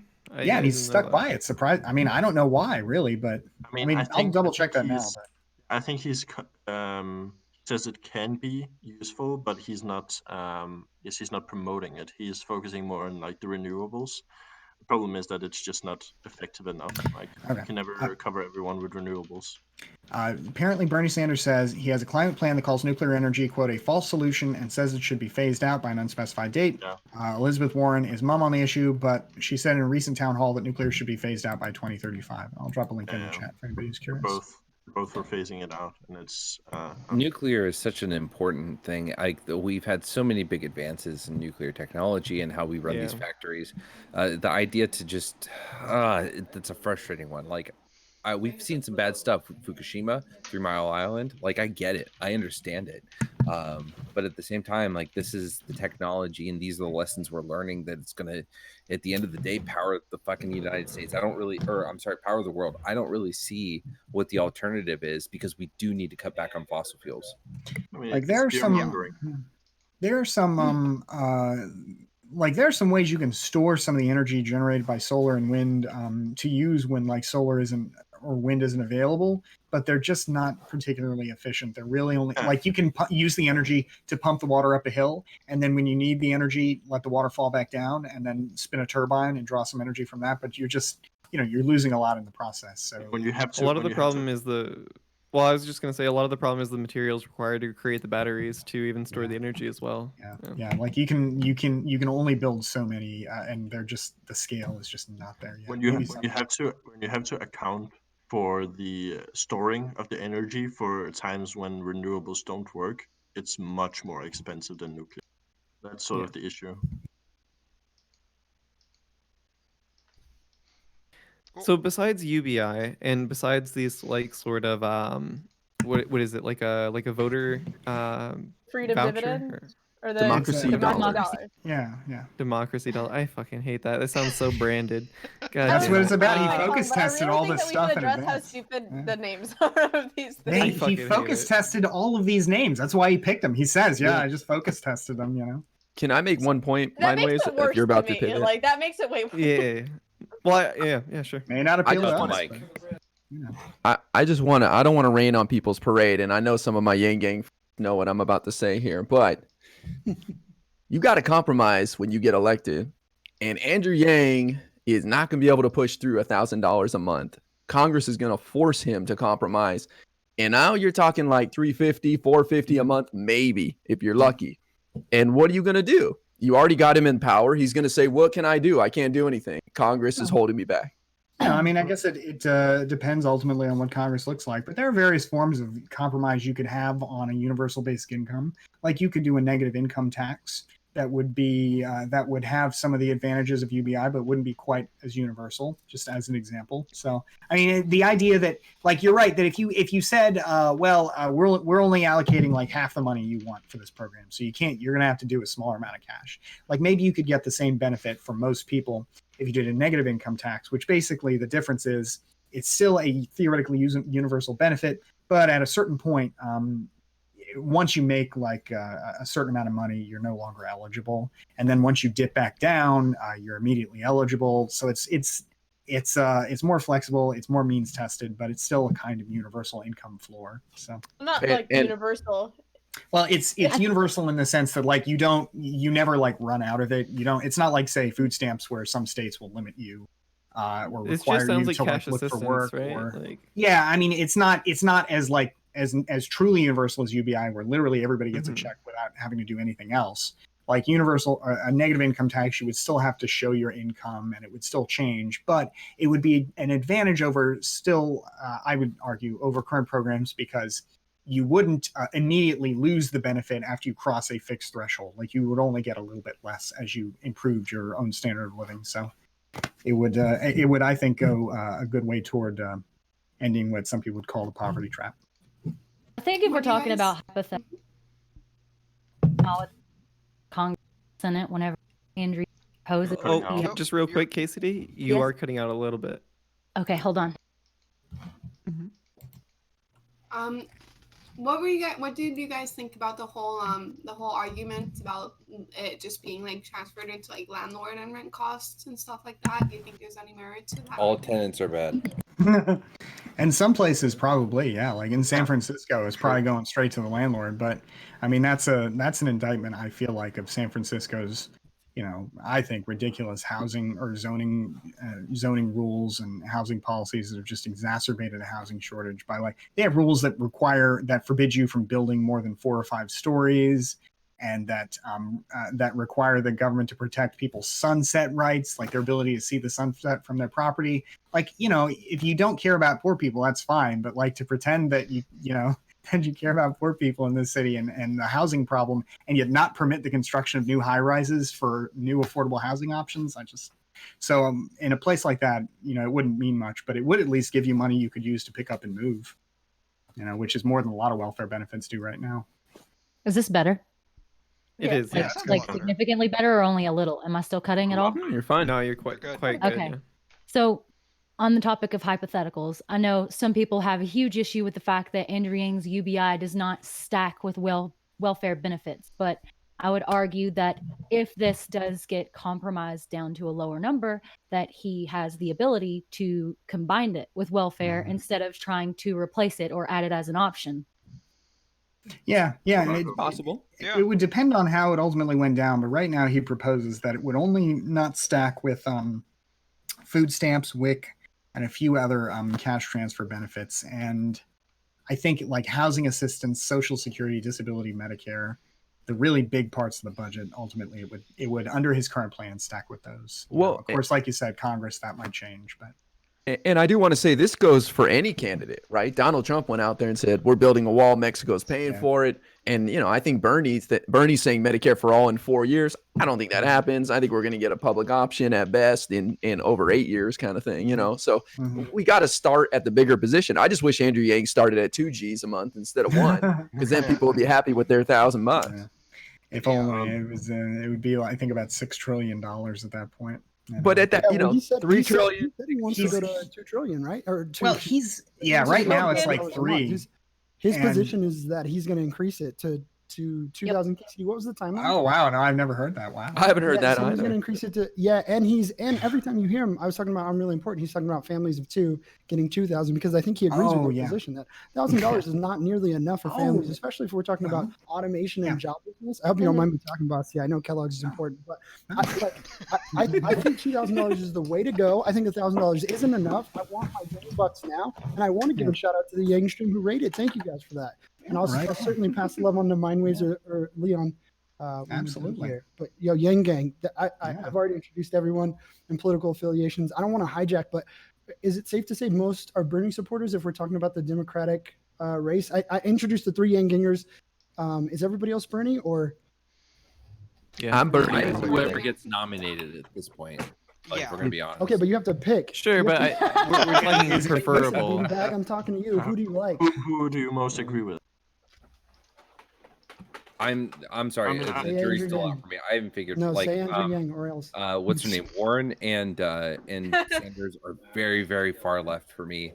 Biden, I think, is losing his fucking mind, and Yang, I think, is not going to get elected. So I'm struggling to choose a candidate at this By point. that logic, we does have to anyone- support Joe, right? Because Joe's the one who's going to get elected. How do you according to feel the about polls, or Pete? no? How do you feel Mayor about Mayor Pete. Yeah. Actually, Is it okay? I'm uneducated on Pete, so I'll admit that and say I can't give an honest opinion. I'm tired of this He's like the Yang's not corporate going to win shell. thing. I think we have to. I think we have Do you to. think? I think. I think Do we you have think to. I Yang think we has have a to talk path to about. be? Yeah, I mean, his path to victory isn't a simple one, and I certainly think candidates like Bernie and Uncle Joe have better shots. But I think this idea of like, don't like this candidate because they don't have a shot is sort of silly, right? Can we I think it's okay with Sure. identifying with candidates and saying the policies and platforms are important and just endorsing the fuck out of them. But you're right, ScuffedLe. You're saying, how do we identify this path? And I would concede the floor to either Yang Gingers. Do you have an idea? I mean, we're pretty far behind in the polls. Do you? I mean, John idea? Kerry was like 4th in Iowa when he eventually won the nomination. Andrew Yang, I think right now is 5th overall. So I don't know. I mean, it's just, we'll see how the first 2 elections go. If he manages to, I mean, he's been working on his ground game in New Hampshire and Iowa. If he makes some prizes there, then he's got a path. If not, then he probably doesn't. I'll give you a path. So he raised $10 million in the 3rd quarter, and he's pumping out ads right now. Yeah. Money talks, and money could buy him a jump in the polls. Let's say he comes in like 3rd place in Iowa poll or something in the next couple of weeks. I mean, that's a game changer. You know what I mean? If he starts getting in double digits in any early state poll, that's a game changer. Absolutely. And, just for what it's worth, the 2 G a month that you mentioned, Andre, yeah, I think like the way that the UBI works, it's not $1,000 a family, it's $1,000 an individual adult. So a family with like 2 adults is already getting 2 Gs. Yeah. And that's good because that would mean lots of room for Kellogg's Raisin Bran. Quick math. You can buy tons of Kellogg's. I did the math, folks. Kay, do you think it's as simple as pumping out ads? I want Andrew Yang to win. I'm sick of you, Bernie bros. No, I actually love Bernie to death. But do you think the path is that simple? Well, I think he needs to. I think we can all agree that he needs to be more aggressive during debates because he does not interrupt people. He doesn't try to take a turn that's not his. He's very like reserved and tries to like color within the lines. And not everybody's playing that same game. I would argue that nobody else is trying to like stay quiet and not interrupt. They want to get their words out. They want to get their points across. And Andrew Yang is trying to be polite. And I don't think that's a good game to play. But also, you and I watched an entire, was it a YouTube video? I don't remember, about how he's not getting the proper speaking time at these debates. They're not asking him enough questions. According to his polling numbers, he's not getting nearly enough time. I believe the comparison was made between him and Corey. Like Corey's getting more than he should, and Andrew Yang should be getting about what Corey is getting, and he's not getting. Now. We don't have to worry about Corey. Does Corey qualify for the next debate? No. Corey's not in the next debate. So we're not really worried about his talk time. Well, I wanted to ask Casey, do you have any idea, or Casey, if you don't, anybody can answer this. Why do you think that is? Why do you think that's the case? Why that he's getting less talk time? I think there's multiple reasons, honestly. I think one is that they don't like him as the Democratic candidate. They don't think his plans are the right answer. They don't think that they're good ideas. I think that there are a lot of big businesses that don't want his policies to be enacted. And some of those businesses are funding these other candidates, people's pockets. Like, sorry, I'm not good with words. But you're doing great. I totally just lost my train of thought. You said you're doing great and just that compliment. Casey always DMs me before we went on I'm Really Important show on Sunday, and she DM'd me and she's like, I'm nervous. I don't want. I'm like, you're gonna do great, babe. You're gonna kill it. I think you're doing great with your words. Yeah, I mean, if I can jump in as well and add to it, I think perhaps it's one of two theories. I could put on my tinfoil hat and say MSNBC hates Andrew Yang. And they've omitted him from at least 16 graphics because UBI is expensive, or I don't know. Good question. But in all honesty, I think if we're talking about why the debates happen, it's for ad revenue. I think there's big business in having these things, and when candidates dunk on each other, and when Cory Booker, regardless of how corny, says you're in the Kool-Aid and you don't know the flavor, and Kamala creates these like TikToks and she just cooks other candidates, they love it. The crowd goes ooh, and the viewers go up. So it's like what we were talking about with I'm Really Important and I were saying earlier. Maybe I'm not ready to go so far as to say that Andrew Yang should start lying, but I think he has to pro wrestle a little bit. I think he has to Ultimate Warrior, Hulk Hogan, pump it up and at least fire some shots at. There's some billionaires on stage. There's some pharma candidates. I'm not pointing fingers, but I think he'd stand to gain a little bit of traction with some aggression in his voice. I think that's a good. Can I? Oh. Yeah, go ahead, Aiden. Yeah. Yeah, cool. Yeah, I just wanted to say, I agree. I think that, a lot of these media companies, like CNN, MSNBC, they have, narratives that they've constructed. Even if they're not intentionally trying to support certain candidates, they have, narratives of, this person versus this person that, they have questions that they ask. They construct sort of a story around it because it's more engaging to audiences. And I don't think that Yang really has a place in any of the existing narratives, It's not he doesn't easily fit in the, are we too far progressive, the progressive versus moderate debate. He doesn't really have a place in, the Medicare for All conversation as prominently. He doesn't have a place in, the are billionaires bad conversations. There's he's this kind of an awkward puzzle piece that doesn't quite fit into the constructed narratives that they made. And then I also think that if Yang wants to be relevant on stage, he has to make himself relevant. He has to carve out a space for himself. He has to interrupt people, not interrupt necessarily, but he has to respond to people. He has to put himself out there. He can't just sit people like Casey and Andre mentioned. He can't just sort of sit there like a good boy and wait for the teacher to call on him, and then bitch about it later on Twitter, which to me is a little frustrating. Yeah. He needs to be more proactive about putting himself into that narrative. Well, he's going to have great opportunity on December 19th, next Thursday, because there's only 7 of them. He's the only person of color up there, unless you count Elizabeth Warren. Sunday. That's so funny, guys. I'm laughing. Hey, I mean, it's if she gets the nomination, that's going to be all that the president will talk about, and it will stick. He's already starting. The Pocahontas stuff? Yeah. I don't know. I feel like after the whole getting ahead of the DNA thing stuff, don't you guys feel like that's done with? It's just overplayed by this point? No, it should be. I mean, it should be. Yeah, done for who? It's just it totally should be, but he still rails on her about it, in speeches where it doesn't even tie together. During that Israel speech he was talking about, he just brought her up randomly. Yeah, you're not going to be voting for Pocahontas, that's for sure. Right. This is the only thing I can agree with. I'm really important on when it comes to getting down and dirty. Holy shit, there's so many things you can say about Trump. You can be Cheeto Trump, Donald McDonald Trump. You can be there's a million different jokes you can make with his name and Burns. And I wish a Democratic candidate did that because there's just way too many. He looks like literally nice Cheeto trying to fit into a suit. I think that Democrats do that a lot, and I think that actually I wasn't here for this discussion, but I wanted to talk about it, and then I kind of forgot because I was distracted by my sandwich. That's not the point. The point is the conversation that we were having. It was a really good sandwich, but that's not the point.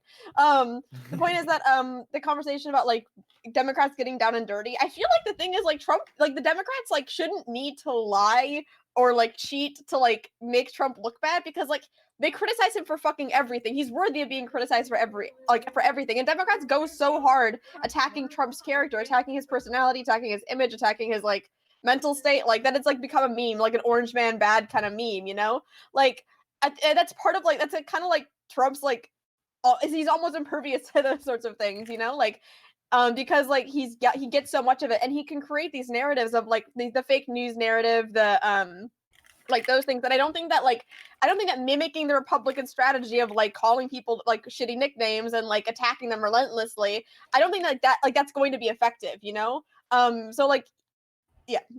But why? But I think Aiden?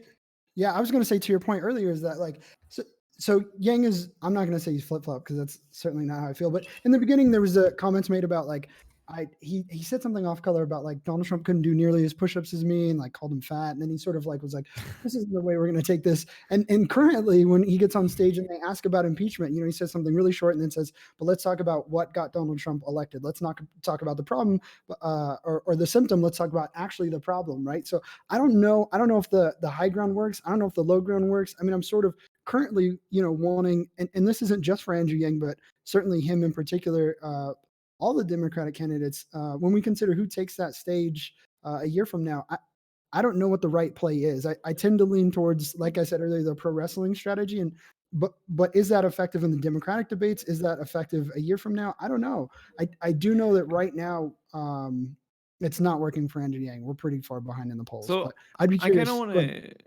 Well, I was gonna say I kind of want to throw my 2 cents on this is because like I don't think that I think we look at Republicans and we say, oh well, they're willing to get muddy and roll around in the dirt when it comes to politics, and they win when they do that, so we should do it too. But I think we don't pay attention to how Republicans win elections through voter suppression. They really thrive on a voter base that where not a lot of people are voting in the first place, right? So that they only have to convince like a certain demographic or like a core group of people who they've already weeded out all the people that aren't going to vote for them, right? I think that the winning strategy, in my opinion, for if you're on like the left side of politics or Democrat or whatever,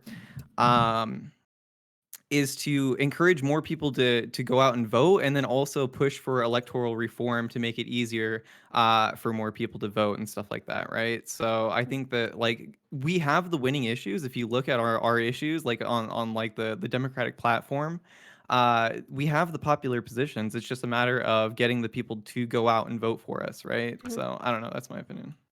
Do you think that Mindwaves? Can I ask? Do you think if Andrew Yang is doing that? It seems like a lot of the Bernie supporters were Bernie supporters. Andrew Yang's out here eating whipped cream and skateboarding. Is he not enticing? Yeah, dog. Now or whipped cream though. Cool stuff. I'm not sure how effective Yang's ideas are. I don't know. I think he has some appeal, particularly amongst young people, but I don't think he's the type of guy that would win elections, or if he became a president, would inspire a real sort of like flip of the House or Senate. I don't know.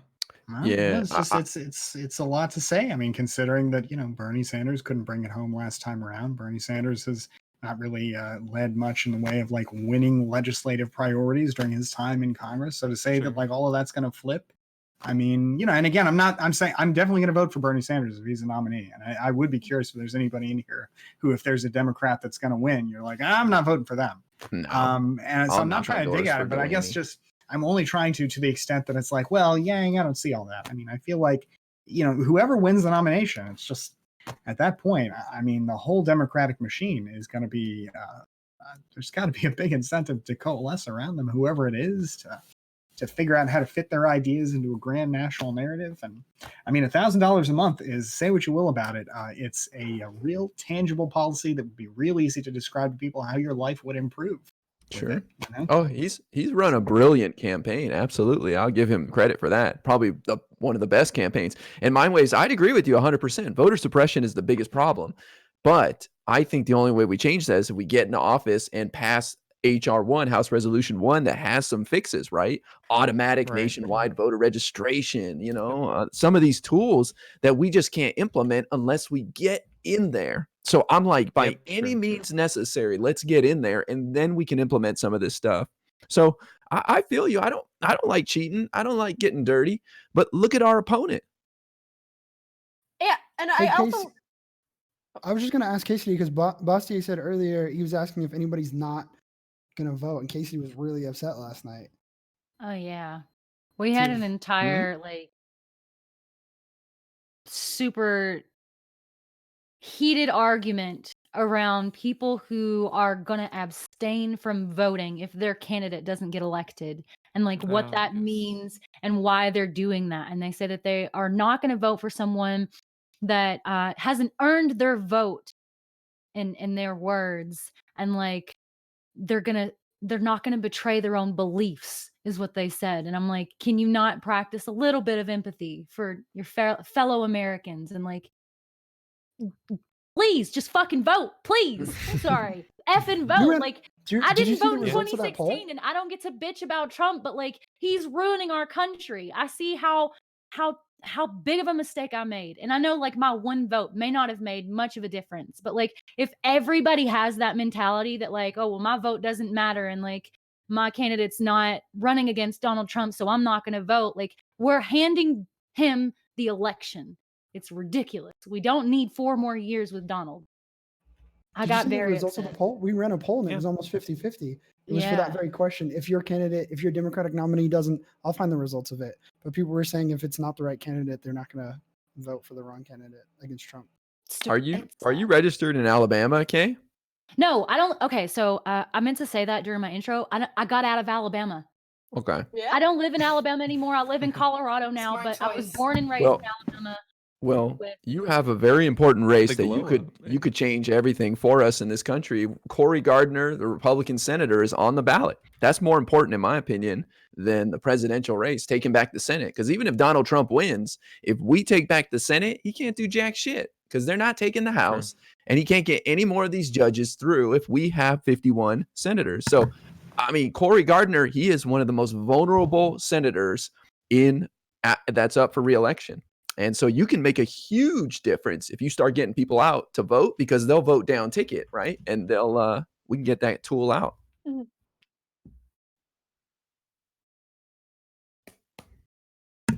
Are you going to heed the call of action? You going to Cory Gardner out? What's that? I was just asking Kay if he she. was asking me. Oh, well, she's already voting. I'm just saying, like, you can have a huge impact knocking on doors in a state like yours. I'm in California, right? Like, we know which way California's going. I'll go knock on doors in some districts that are kind of swing districts. That's what I did in the midterms because there was Republican districts that they were barely holding on, and we flipped that. So, there's a lot of opportunity out there, even if Donald Trump wins, to make things better. We live in the wrong neighborhood to knock on doors. Yeah, I'll That's when they get take a trip. kidnapped. Drive a little bit away then. Hey, look, I knocked on Republican doors, and I had a pretty good experience. I'm going to tell you that right now. Some people, the worst I got was, we're not interested in that. Thank you very much. Right. Well, I guess what do you guys think about people that share that sentiment? The sort of like if my candidate doesn't get in, then I don't care to like vote or like I don't know, because I personally find it really offensive and counterproductive. But Oh yeah. Selfish. I mean, It's it's, very it's selfish. Pxie last night, she wouldn't let us in the stream. She was like, Sorry. because this is a friend of mine, and she was like, I was like, I think we're gonna end, babe. And she was like, no. And I'm like, well, gotta let her. And the poll finished up. So the poll says, after a heated debate, final round with A for Andre and Cassidy, if your preferred candidate can't go to the general versus Trump, will you vote for whomever does? 57% said absolutely, 6% said not in the least, and 37% said not, or only if they earn it. So, I mean, pretty split between absolutely and only if they earn it, which I found shocking. I thought there was party unity, but perhaps, I mean, Bernie, what was it? 11% of Bernie supporters last election voted for Donald Trump. That's a big number. But I feel like so those Bernie supporters would not have voted for Hillary Clinton. Like, I feel like they would have perceived Hillary Clinton as not having earned their vote anyways. Like they would have Sure. voted either abstained or not voted. Yeah. I think abstaining is not the way to go. I think it's selfish. I think it's counterproductive. I think after what happened in 2016, was it almost or more than half of our like adult population abstained from voting? What's that in the 2016 election? Yeah. When you think about if those people had went and voted, like the impact that would have had, how much different the results would have been. Yeah, it's I don't know how many abstained. I agree with you guys, like to like a certain extent, right? But when I think about, I guess like practicality versus like I guess like idealism or whatever, if you want people to go out and vote for not their preferred candidate, you gotta change your mind and you can't shame them for it. Like even if you're frustrated and you hate it and you're like, why the fuck? Like would they not vote or vote for Trump? If you shame them for it, they're just going to start like digging their heels to the ground even more. You have to make like a compelling case of Biden or whoever it is. Otherwise, it's just going to like lead to the same results. And I think that's a big reason why some Bernie Sanders fans or like some fans in general didn't go out and voted for Hillary. Because like this whole idea like, oh, you're not voting for Hillary, like you're a bad Democrat, you're like a bad progressive. And that made people who already didn't like Hillary be like, well, fuck you, you know? So I guess that's what I'm just trying to say. I know like it's frustrating and it's definitely maddening, but at the end of the day, like it's how do we like practically get people to vote for not their preferred candidate? Well, I mean, that's kind of the stance he had, was to have other candidates like earn his vote. And I still stand by that selfish. I think my argument, which is eventually what caused him to budge in his original like point. Don't shake your head. He did. He said, You're never trying to convert anyone. You dunk on every No, I'm talking about specifically the guy we were talking to last night. You don't think I converted him by appealing to his sensibility and not saying he has no integrity and like he was getting cooked and I stood up for him? You don't think that helped? It was a good guy, good cop, bad guy, cop. I think that's what it was. I think telling people, or not telling people, but like explaining to people the impact of not voting, like definitely if it goes against all that you stand for, like if it really goes against all that you stand for, then stay at home and don't vote. But look at it on a broader spectrum, which is what I explained to Nice Voice. I was like, if you like, I brought up racism, and I know a lot of people don't think Donald Trump is racist, but I think that he inflames racism in this country and encourages it and doesn't condemn it outright. And I was like, are you against racism? Because if you are against racism, I promise you there is a candidate that you can vote for as opposed to abstaining from voting, which was like my entire point. Like, you have to have a little bit of empathy for the people that are not you, because there are people fighting for trans rights. There are people fighting for equal pay for women and men. Like, racism is a huge problem in our country. And like, I would argue that none of the Democratic candidates are inflaming these issues, except for maybe Pete. And maybe y'all disagree with that, but like, I don't like Pete.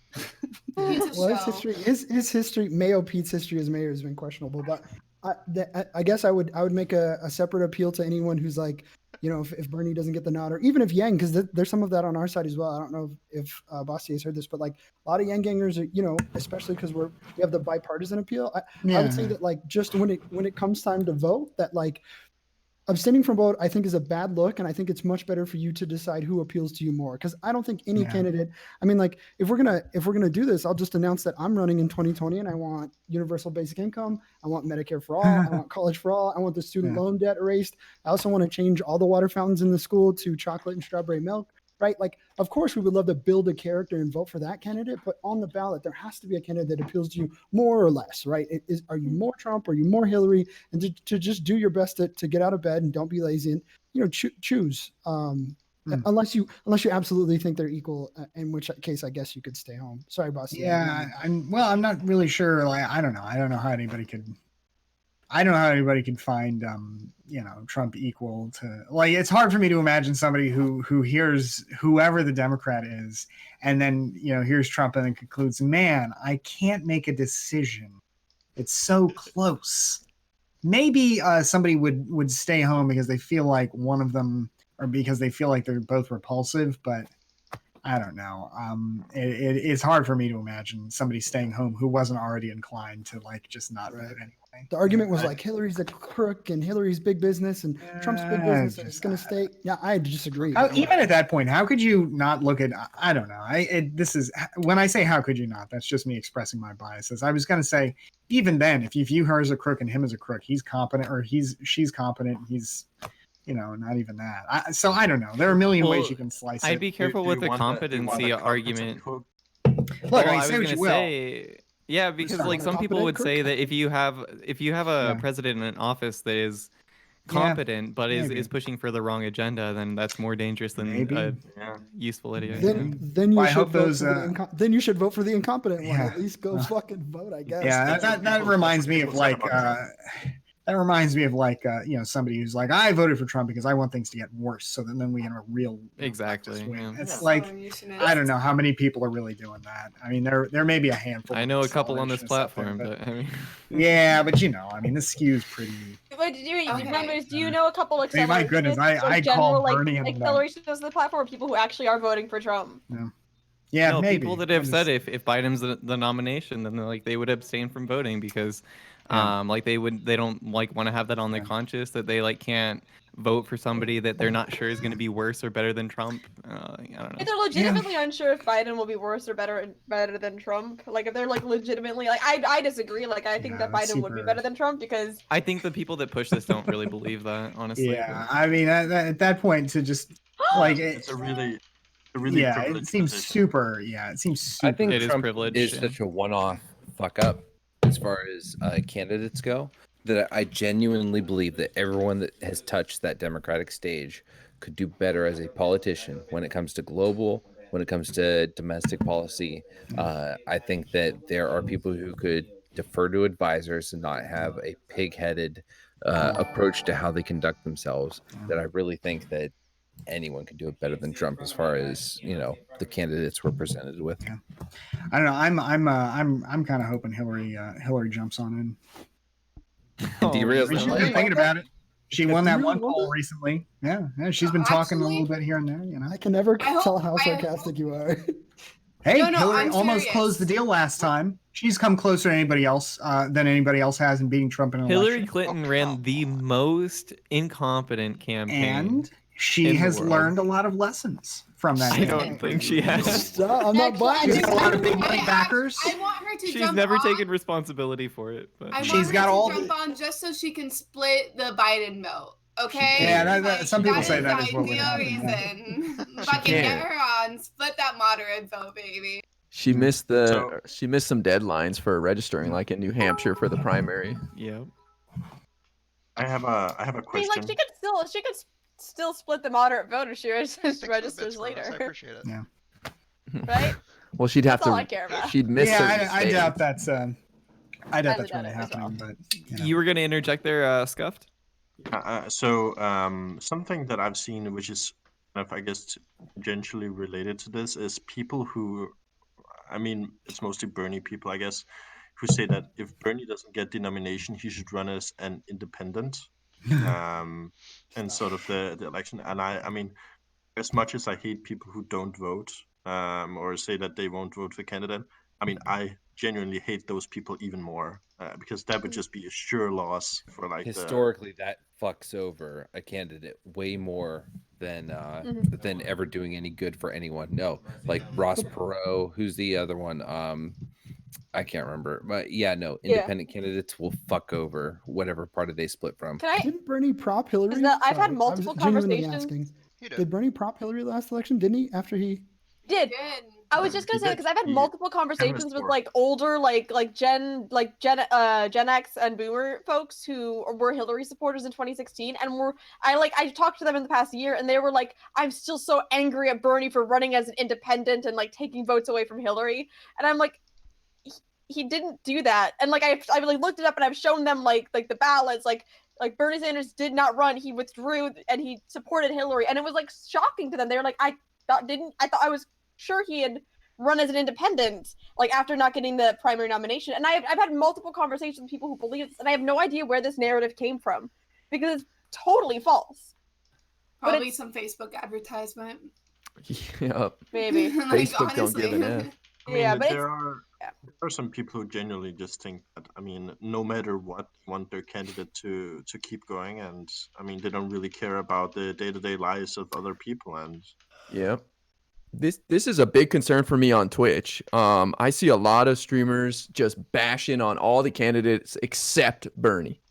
And what are they going to do if Bernie doesn't get the nom? Now you got your base. Now you got your viewers all fired up, hating on everybody except you Bernie. saw what they're going to do. Is it it's You our saw how fault? people responded to Corbyn losing.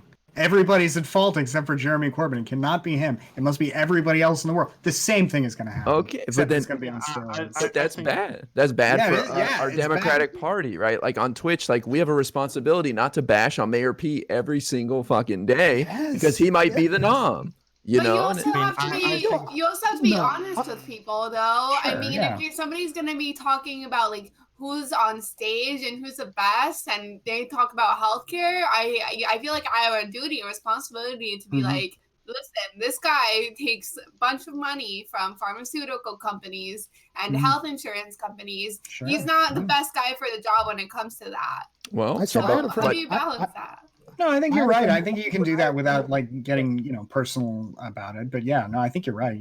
I think there's a difference though between like, yeah, his interests may be different than, like versus just trying to tear him apart. Like I've seen some people doing where it's like, no, he's a puppet of the billionaires. I don't know. Maybe to some folks that's legit. I mean, there are probably some people who think that's an absolutely legit line of argument, but I try to find at least one. I'm sorry, Scuffed. I try to find at least one positive thing to say about most of the candidates, and I think Mayo Pete.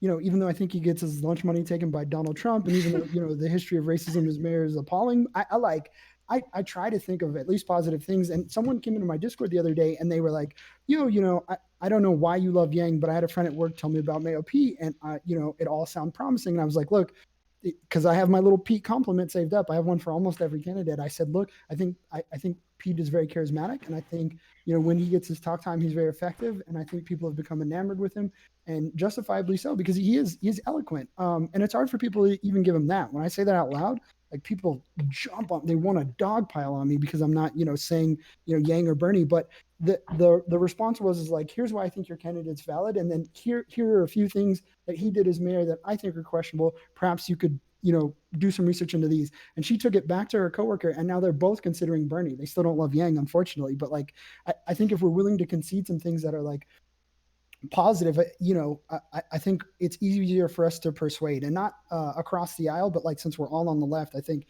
we have to be able to say that there's value in some of, if not all, the candidates on stage. I know that's tough. It's tough for us to admit, but I think as I'm Really Important is doing, I mean, look at his fucking background. I think there's value to that. It made me feel as a Yang ganger comfortable in the stream. It's still one of my favorite streams on Twitch to hang out in because of the welcome attitude. Mm-hmm. But I don't necessarily think I agree with sort of this line of thought. I think right now is the time to sort of argue for the candidate that you prefer. I think come general election time, go with whatever candidate the people want. But right now is the perfect time to sort of do whatever you can to sort of argue for the candidate that you want to see. I mean, if that's Andrew Yang who's pulling at like 2%, fucking go hard and try get him more votes. I mean, if that means talking about all the bad things from the other candidates, I mean, do what you got to do. I mean, I don't think you lose anything by arguing for the candidate that you prefer right now. Do you think there's some validity to listening in before arguing? I mean, like, how am I going to convert any Bernie supporters on this podcast if I don't see the value in Bernie's campaign? If I don't see the for sure, yeah, and I agree for sure that different tactics work for different people, and I mean, if you think in the end that the best way to convert people to Yang is to sort of listen to the Bernie voters and try to sort of argue for Yang through that, I mean, yeah, for sure. But go for your guy. I appreciate that, Scuffs. Thank you. Yeah, I mean, I'm not saying you can't criticize people. I'm just saying, like, let's like Joe Biden's not going to be the worst person in the world if he gets the nomination, right? And the way, if you come through some people's places, you would think that he is just as bad as Trump. I mean, we were very fortunate that Ronald Reagan didn't start developing Alzheimer's until like the last 6 months of his second term. Biden's already showing those signs, so I don't know. It depends on what your goal is. I mean, if your goal is a real transformation of society, then Biden is as bad as Trump. Like, he's not going to push that at all. Well, yeah, but he's also not going to be as bad as President. He's not going to push for the transformation the opposite direction that President Trump is either. Hey guys, I actually I have to go, but I want to say real quick, thank you very much to everyone for hanging out tonight. I had a lot of fun. Thank you, Mindwaves and the Ciphers, for hosting this. It was a lot of fun. I actually think this is one of the best I've done in a while as far as the political podcasts go. I really enjoyed it. I'm Really Important, and everyone else who I've been hanging out with before. really like this. So thank you all, and I hope you guys have a good night. Hell yeah. I hate Yeah. you, Hey, like, thanks so and I much never want to for- see you again. Have a good night, like. Fuck you, Pixie. You shouldn't die. Hey, thanks so much for joining us, and yeah, I'm glad you enjoyed it as always. Yeah. Yeah, absolutely. Have a good night, folks. All right, brother. See ya. Okay. We're gonna pull someone else in here. I wanted to ask a question though. We got slightly off of it though. We were talking about the people that decide like not to vote rather than voting for whoever wins the election. Do you think like the criticism on that actually does it extend to the people who do like a write-in vote for Bernie in 2016? Yes. Yes. I zoned out. Could you? Well, they would vote down ticket, so I'm actually okay with that. If they want to come out and vote, because they'll vote, they'll go down ticket. I mean, if they're just gonna write in Bernie, then what the fuck? Just write in your dog. It's pointless. Vote for me, A for Andre 2020. If you're gonna, I just, no, don't. I just Vote, please the don't. 2016 election where people wrote Harambe, like there were multiple towns. You got a that lot. did that. Yeah. You got a lot of votes. We're doomed. You would have done better than Trump. I'm just like, the point for me, like with all that is like, I think people believe this country is a lot more educated than it is. I don't like to say stupid because I'm not the sharpest tool in the shed by any means, but like there's a lot of uneducated and uninformed people in our country, like just straight up. And it's not their fault, right? Like we have rural areas without broadband internet. Like there are millions of people in this country who got to go to the library to use the internet. You know what I mean? Like this is what we're dealing. This is the reality of our country. So all these people like, well, we just got to be honest and get out there and they'll go on the website and research Bernie and compare him. And it's like, no, dude, like, no, you're not accepting reality of what our country really is. Yeah. No, we didn't. It's vote certainly for not the Harambe last golden age of election. information. Well said. Yeah, agreed, 100%. Well, I mean, there's still. I mean, you're right, but I mean, it's got to be easier to access information than it's ever been before, though, right? I mean, it's not universal, but. Yep. Well, but if you live in a rural area, like you don't even have the. Have what? Sorry. You don't even have broadband internet, like, you know what I mean? And your little brother's playing Minecraft on the dial-up, and you're just screwed, you know? It's true, man. I'm Minecraft dial-up, man. Zoomer is ruining everything, dude. I swear. Yeah, for real. That's one Even of the, voting. One of the most interesting things coming from outside the U.S. is just seeing like the complete unique issues that sort of face the American population. Like something like internet in Denmark is pretty much universal. I think 99.9% of people have access to the internet and like at a really good rate. Something like voting is, I think, 88% of the population vote every time. In the US, it's like 50, and it's like I don't even understand. Part of that is That's why we need to do. Oh, go ahead, Aiden. Sorry. No, I was just gonna say, like, a part of that, like, there's obviously like an apathy issue, but I think a part of that is like access to voting in the U.S. is like restricted in a lot of ways. That's like, I feel like every like a couple months I find out about a new way that like voting access is restricted in different ways in different areas, and like different like voting laws change so drastically depending on the state. It's like so hard to keep up with. It's crazy. Yeah, I mean, and stuff like just having a national holiday for voting so Yeah. that you don't actually work and have easy access to transportation and stuff. I mean, we have all that here in Denmark. Yeah. What? But that's such a radical idea. It would never work here. Radical. I mean, it's a radical idea for the Republicans, right? Lefty, I have a question. So, like, obviously, like, you, like, identify, like, as a lefty. Like, in America, like, being, like, someone of, like, from what I understand is your political ideology would be, like, extremely far left. In Denmark, like, is the population more left than America overall? Like, Yeah. would you come off as extreme far left as you might to an American, like, in Denmark?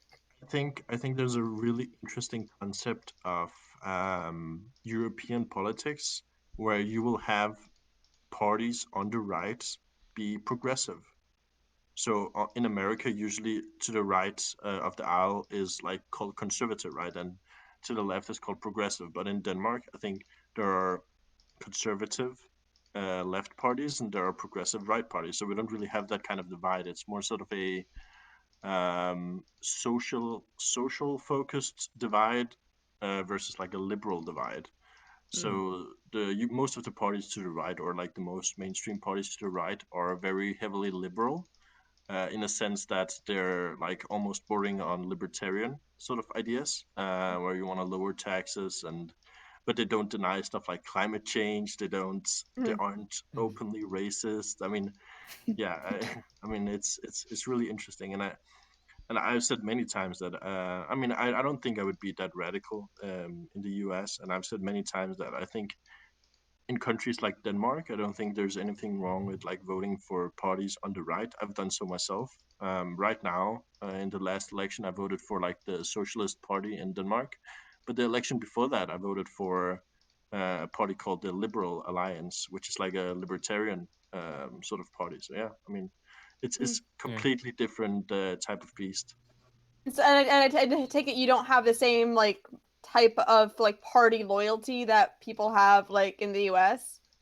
No, Like, not at all. You can yeah. actually in Denmark they do statistics to see where the voters jump between the parties, and most of the time, like a lot of the parties will have like 40% new voters from like the different parties based on like just the issues that they focused on in the current election. Dang, I want to go to Denmark. Oh, you're welcome. How easy would it be to, move to Denmark and become a citizen if you wanted to? I actually think it's pretty easy. Like not really easier than to the US. I think. I mean, I don't know. I mean, if you live in the European Union, obviously it's like super easy. You can just do it right away. I'm not actually sure how it looks if you're like outside of the like Schengen area and stuff like that. I would have to look at. I gotcha. How to move to Denmark from USA? Okay, cool. This is gonna sound like a really silly question, but out of curiosity, what's like the average temperature there? I was wondering that too. Is it cold? Really cold. All the time, all year It's round. good. I'm not surprised, but Not good. I mean, the first article that comes up when I Google how to move to Denmark from USA is Moving to Denmark, a guide for Americans fleeing President Donald Trump.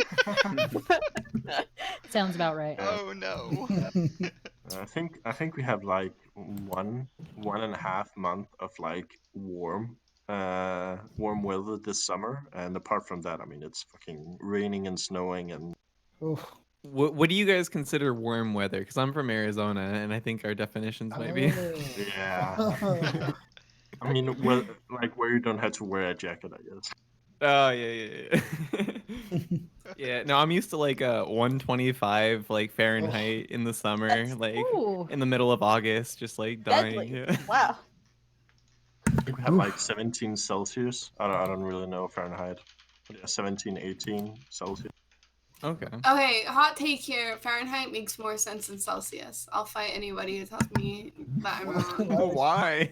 Well, Think about it. Fahrenheit is feel basically hotter. kind of like 0 to 100. You know that like the closer you are to like 0, the fucking colder it gets. The closer you are to 100, the warmer it gets. It's like simple. Yeah, man. I mean, I don't know that I go that far, but it does feel like 100 degrees does feel a lot hotter than like 32. I'm gonna let you I mean, that's only because I guess of my personal experience with Do you feel the same way about all the American metrics? Like American Oh, metrics? no, seriously, come on. Come on, man. It totally makes sense that our unit of distance is equivalent to 5,280 feet. Hell yeah. That's legit, right? Micro Macro Texas. Hey. Yo, dude, Can you imagine measuring Texas in kilometers rather than no, miles? What? I don't use those damn common units. Even numbers. That's right, man. They don't have any character. Yeah. No, actually, the last problem president who isn't really the units pushed for. themselves. Sorry, I was just I going was to gonna say the say last that president that really pushed for metrification was Nixon. Womp womp. Yep, true. If only. And these metrics aren't bad until you start converting them into through each other. Like then it starts becoming weird. But yeah. What was our next topic, by the way? Yeah. Ooh, I was excited about this one. Oh, which one? We've got two. Someone was asking me about the UK politics. Was that the one you were excited for? No. Yeah, we can do that. No. Yes, We can talk about how the right just bent us over. Well, according to Biden, this is what happens when you try going too far left, right? That was his quote from earlier today. I think Oh, no. I tell me if I'm wrong. I think Tories are even more liberal compared to freaking conservatives in America. Like that's how different the scale is. Or am I completely off? Yeah, sure. Seems that way to me. And he kept arguing, well, you know, unless you think he's like lying about all this, which is possible. But I mean, he claimed that that he was, you know, going to put more money in this national healthcare service, which is a treasure to our society and all that. And maybe it's all like BS, but of course, it's hard to imagine an American conservative defending the nobility of a national healthcare service. You know. Yeah, I think sort of. I really dislike that comment from Biden. I think if you look at the election, and I followed it pretty closely, the UK election, I think what really like put the nail in the coffin for Corbyn was just the whole Brexit thing, like him refusing to have a clear stance on Brexit, and him being hammered over and over again every single debate on just that one topic. I mean, if you look at all the polling, it's painfully obvious that even if I agree with sort of his assessment on what needed to happen and letting the people vote, it's just not a good look politically. And I mean, yeah. I actually think it's a good sign for us here in the U.S. because, and it's got nothing to do with the shifting of politics. Just they've been dealing with Brexit for 4 freaking years, and I think people are just tired of it and they want to get it over with. And I think we're going to see the same thing here in America. People are goddamn tired of fighting, and Donald Trump is the instigator in chief. And I think it's a good sign that shows you can only push people so far. They don't want to be this involved. They don't want to hear about this stuff every single day. So I think it's actually a good sign for us here. Well, wouldn't you argue then that it's that the opposite happened then? Because technically, if you just like left it alone and Brexit didn't happen, then it'd just be normalcy again for the UK. No, but even people on the left, the Labour Party was talking about Brexit too. Everybody wanted it, you know, some fashion. Like it's both sides were arguing for it, just different ways to get there. Yeah, there were some people, like I think there were some people in Labour who wanted Brexit because the European Union, as they put it, is kind of a neoliberal project that prevents them from realizing their full political program. There's a huge part of the Labour Party who actually wanted Brexit. Like if you look at the areas where where like the Labour Party is like the more rural areas, where the Labour Party are having its constituency, they have had like maybe 75% of the population pro Brexit. And I mean, if you look at sort of the official policies of the Labour Party, it seemed like they were moving more and more away from sort of the Brexit thing. And I mean, even if I myself personally think Brexit is a stupid idea, I mean, I can't imagine how you think that would go well with like your voters.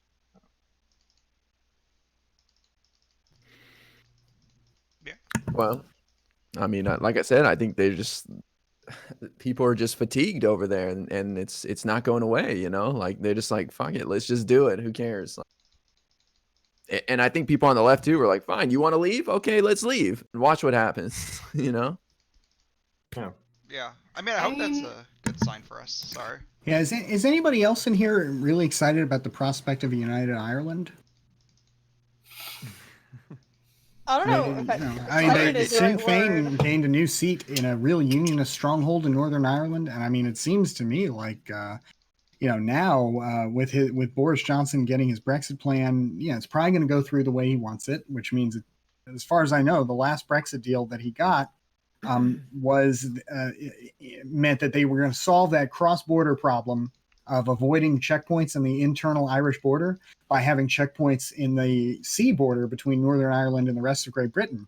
So it seems like between that new like all Irish customs union and the gains of Sinn Féin and the fact that most of Northern Ireland wanted to be in the European Union, now there's more, and the fact that the Catholic birth rate in Northern Ireland is higher than the Protestant birth rate, it seems like United Ireland is coming fast, thanks in part to Boris Johnson and the UK Conservatives. Isn't that just going to like cause more strife in the UK?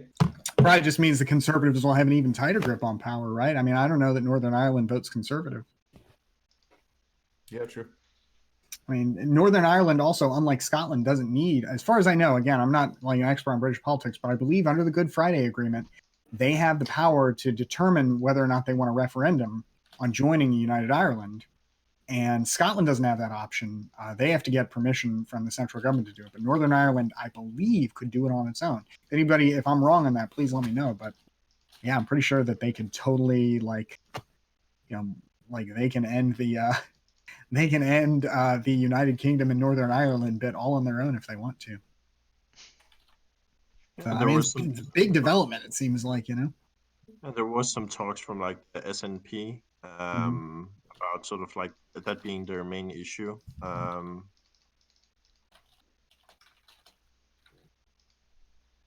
So, with this, with the results of the election, what do you guys think about the like Brexit? Like, what's going to be the is Boris Johnson just going to have his plan like or his deal passed? Like, is that the deal or what? I mean, he said he would get it passed in January. So I mean, now we're gonna see if he's gonna hold. Has Boris ever accomplished like anything that he said he was going to set out to do? No. Yeah. I mean, he apparently is going to get he got the deal from the EU. He's gonna. I mean, now that he's got his parliament, it's going through, right? Yeah, if he does get his deal, what's the consequences of that? I mean, Like, the consequences everybody loses. Yeah, it's not gonna. It's not, I mean, oh no, yeah, not like everybody. short-term. The EU lose. I mean, to be fair, I think maybe America could stand to gain in terms of like the specific trade deals that Boris would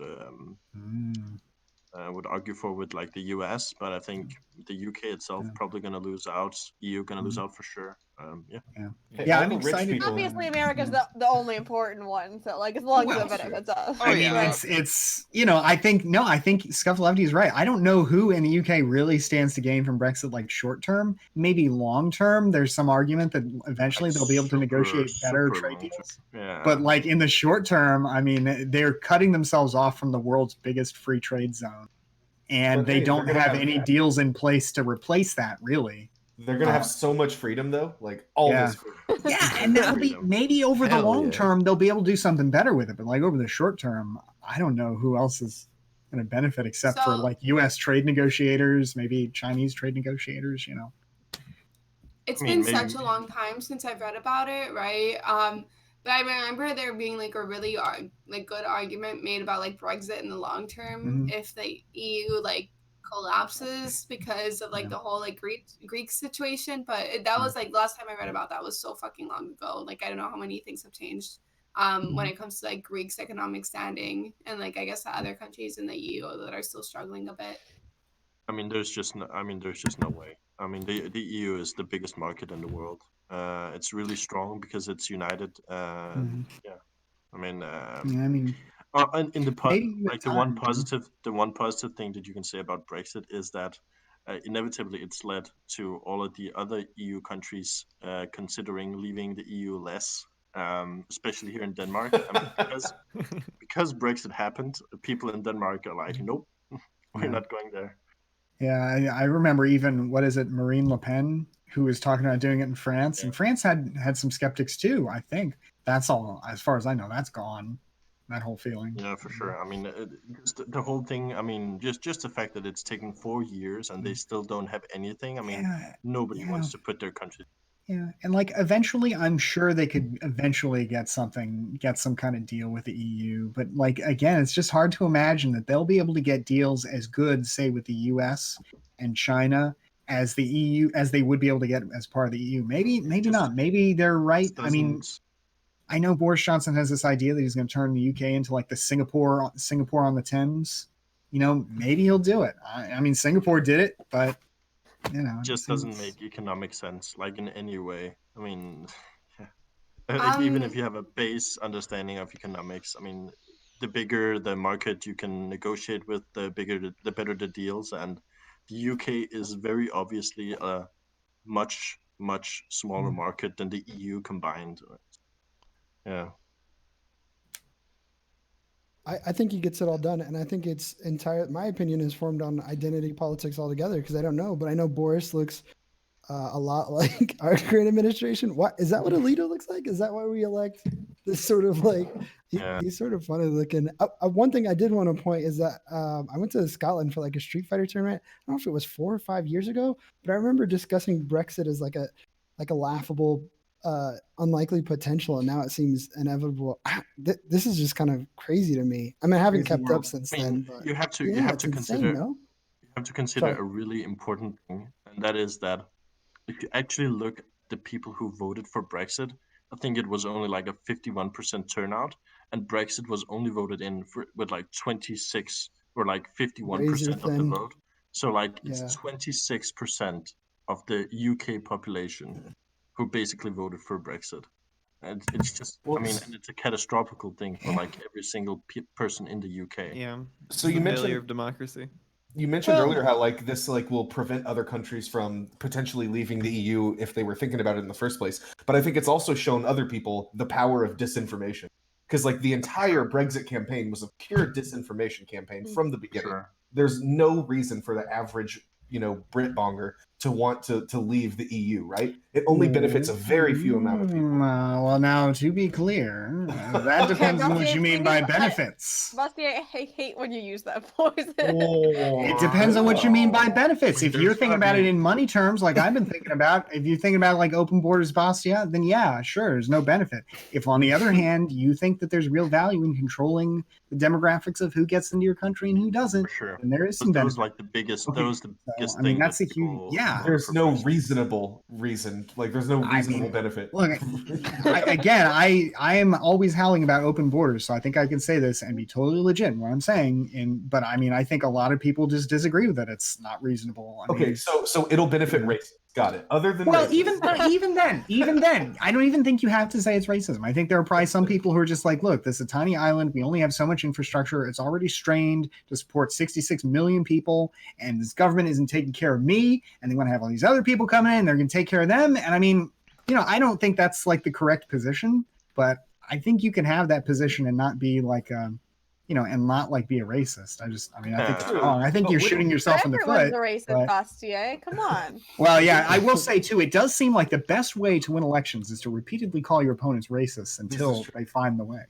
So, but wouldn't that be kind of a shot in the foot though? Because wouldn't being a part of the EU technically like give you more room to like? Because isn't the EU as a whole? What am I trying to say here? Basically, I feel like it would be easier to like spread these refugees or whatever these people out within the EU if you were actually a part of the EU, as opposed to being outside of the EU. Once they're in England, like they're It's not really about the refugees. Like the refugees is such a small percentage of like the immigration. I mean, it's meaningless. They were like, I don't know if you have this in Denmark, but I remember hearing a lot of talk in the UK about like Polish plumbers. Like is that like that kind of like immigrants from like within the European Union? So I don't know. I mean, I don't. So I think what you're saying, Micro, is actually if you just look at the sort of the demographics that voted for Brexit, I think we talked about earlier is that a very big portion of the Labour Party actually voted for Brexit, and I don't think the Labour Party are racist. In general, I mean, they're very anti. Oh, I was being hyperbolic for sure. Yeah, but I'm just saying that I mean, there's something to be said for sort of the idea of isolationism being on the rise. I mean, both in the US and in the EU, and I personally think it's a really terrible thing. But it's not only racism; it's also, I mean, you can even find sort of traces of that in sort of Bernie's policy and stuff, and I really hate that about Bernie, that he's sort of moving over to a more isolationist point of view.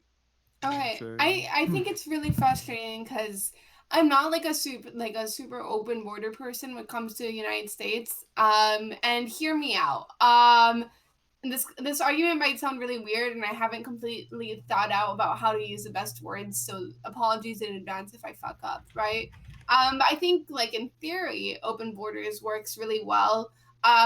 When you have, I guess, like overall interest like between the people and countries to move, right? So like, oh, I want to go over here to pack up to find a better job, like, and this, there's an open border policy. It's gonna be easier for me to go there because the company's treating me better or whatever. It's an easier move in a sense, I don't think people in the United States has as much interest in moving into Mexico as people in Mexico have into moving to the United States, right? So I feel like if we have like an open border policy per se, it'd be like really good in terms of helping like immigrants who are obviously escaping like these terrible situations, who are just really seeking asylum, you know, who just want help. But the idea is that, oh, it's going to be better for like the economy as a whole. Immigrants do bring in like, I guess like more money in a certain sense, right? They're able to start out like their own enterprises in small towns or whatever. But also like, I guess like when it comes to, I guess like higher skill jobs, like like white collar jobs, or when it comes to like, and this isn't not just with Mexico as well, it comes with like also outsourcing jobs to other places. Like then the normal American populist person like gets fucked. Does that make sense? Yeah, I Do mean, sound I crazy? definitely see That's where. that. No, that's a very common argument. Yeah, I mean, Yeah, I so I definitely just see it's where you're. frustrating because in like at least in the EU, there's not, at least from my understanding, I could be totally wrong. That doesn't seem like such a big of a problem though. It seems like, you know, if I live in France, it's still gonna be really fucking awesome to like visit Spain as well, or maybe go to the UK, or maybe like Denmark, right? Or like the other way around. Maybe I'm just ignorant, but that's how it appears to me. So it's really Yeah, like, so go for it. I think the case for open borders has never been clearer as in the EU, and I think it's a really important lesson for America, because it is true what you say in terms of like probably at first there will be more immigration from Mexico into the US, but sort of the whole point of having open borders is growing, letting labor freely flow and growing each other economically, like raising the whole yeah, world man. up by just having the most Agreed. effective way to sort of yeah, have people do what they want and earn money the way they want. And Yeah, I mean, no, absolutely. at first, obviously, the U.S. stands to gain, but on a longer scale, Mexico stands to gain, Yeah. Brazil stands to gain. I mean, all the Yeah. South American countries stand to gain. Yeah, and I mean the arguments I hear against it sometimes are like, well, you know, what if the United States draws away all the doctors or all the people who are qualified to do some kind of, you know, technical skill that's in high demand? Like, I mean, I get the sentiment, but like the individual should be free to make the choice on where they want to live. I Like mean, the United States that should have just no business in telling somebody, well, you know, I know that you want to come here and it'd be great to have you, but your country needs you more than we do. So I mean, I think you're that out. argument can be dismissed at like face value, because if they do draw away all the doctors, doctors are going to be in a higher demand. They're going to be more paid. I mean, Yeah. and eventually more doctors are going to be Yeah. educated because of that. I mean, Yeah. And you know, it's hard to say too. Like right now, it's hard to imagine. Like as an American, I don't know if it's easy to live to just pick up and move and work in another country. Like I don't know how easy it would be to. I know it'd be easy to visit Europe, but I don't know how easy it would be to go and get a job in Europe tomorrow if I wanted to. It's probably not so easy. You know, just like from a legal standpoint, like it probably is. Again, I'm just guessing here, but I know it's not easy to do it in the United States. So I know developed countries are, you know, a lot of developed countries have you know, similar restrictions. So I mean, maybe though, if there was a free flow of labor across both borders, Americans would move too. I mean, maybe even in places like Mexico. I don't know how easy it would be for an American to pick up and move to Mexico right now if they wanted to work. Yeah, I guess like that's my biggest like, I guess, beef when it comes to the thing about open borders in the United States and stuff, that even now it's really hard for a person to move from state to state, not because of like legal restrictions, but because of like saving up money, having to leave their family, their support system, the cost of a ticket and stuff. So if right now like this whole like theoretical thing of like, let's say open states, right, like technically open border from state to state, isn't working out for a lot of people, or when people are like, LMAO, just move if you don't like the rent control, if you don't like the rent prices, or if you don't like how expensive it is to live there. And we're like, okay, but that's not really realistic. A lot of people can't just get up and move. I wonder like if this would hold true for country to country, at least in the United States, right? It's no, I mean, you're right that it's never like easy to pick up and move. You know, I mean, you've always got to pay for it. But I think the real shame is just when you've got everything that, you know, you're willing to do that, you're willing to take that risk, and the only thing standing in your way is basically a border and basically an argument of, well, you know, you're a threat to the integrity of our culture, or you're a threat to the integrity of our wages, or all that. I mean, you're absolutely right. It would still be a huge enterprise for anybody to move. I feel like that the fact that you say that is one argument I think in favor of open borders, because it suggests that the argument that if we open our borders, the world's going to come here overnight. I know, even if they wanted to, it's not so easy, you know. And it's not like we're talking about paying people to do it, you know. So yeah, I have one more thing to say, I guess, when it comes to that, because you know, immigrants do take lower quality of life when they go to the U.S. up to a certain extent. Like, let me explain, right? They're willing to take jobs that are freaking terrible, right? Very like low quality of work, like really long hours, half the pay of a minimum wage. And don't get me wrong, there's a whole separate thing to focus there. Like, we should be punishing companies that do this and not deporting immigrants who come out with this stuff, right? But then I wonder, like, don't you think that this would, I guess, also affect like American wages as a whole as well, since there'd be a lot more people willing to take like less paying jobs, and we already have a wage problem in the United States, right? We already have stagnated wages and people barely surviving off their money. I mean, I think that depends on what you imagine it would look like. I mean, first of all, if we do already have stagnant wages, as some people say, and I think that ultimately one of the biggest reasons we have stagnant wages is that we have exploding healthcare costs, and businesses are so responsible for some reason for these healthcare costs. A lot of what might have gone into wages is eaten up by government required benefits. So I think that's one huge problem with wages. Like, I don't think it's immigrants. I think it's like our backwards healthcare system that is devouring a lot of what might otherwise go into wages. So I think that's one thing. But as far as immigrants, I guess I don't feel like, even if you could prove that immigrants suppress wages, I don't think it's government's business to like artificially inflate people's wages by keeping people who want to work from being able to work. So I think that's another thing. But beyond that, I think it also misses the point that a lot of immigrants, you know, would come here and work low-skilled jobs, and that's true. But a lot of immigrants would also come here to make jobs, to create jobs. Like countries like Canada, I believe. Again, I'm not an expert on Canada's immigration policy, but I believe they're more focused on. They have a program that permits people to come in to get like easy access to get into Canada pretty quick if they've got a sizable chunk of money and they are willing to employ a certain number of Canadians, you know, right? So like if you made it easier for people to come to the United States, I imagine a lot of people would come here, you know, also to employ people, you know. So for sure, if they got money, they want to start a business, they want to get access to the world's biggest consumer market, you know. I'm currently employed by immigrants. Yeah, I mean, I've got the data borne that out. I mean, you can just look at the data, and I mean, again, it's very intuitive to say that the biggest economies in the world are the biggest countries in the world, and it's not a coincidence. I mean, the more people you have, the bigger your economy. I mean, that said, I feel like I would be for it, even if I couldn't make any practical arguments for it, because I just don't feel like it's. I don't feel like it's reasonable for government to put that restriction in place of people who want to come and want to work.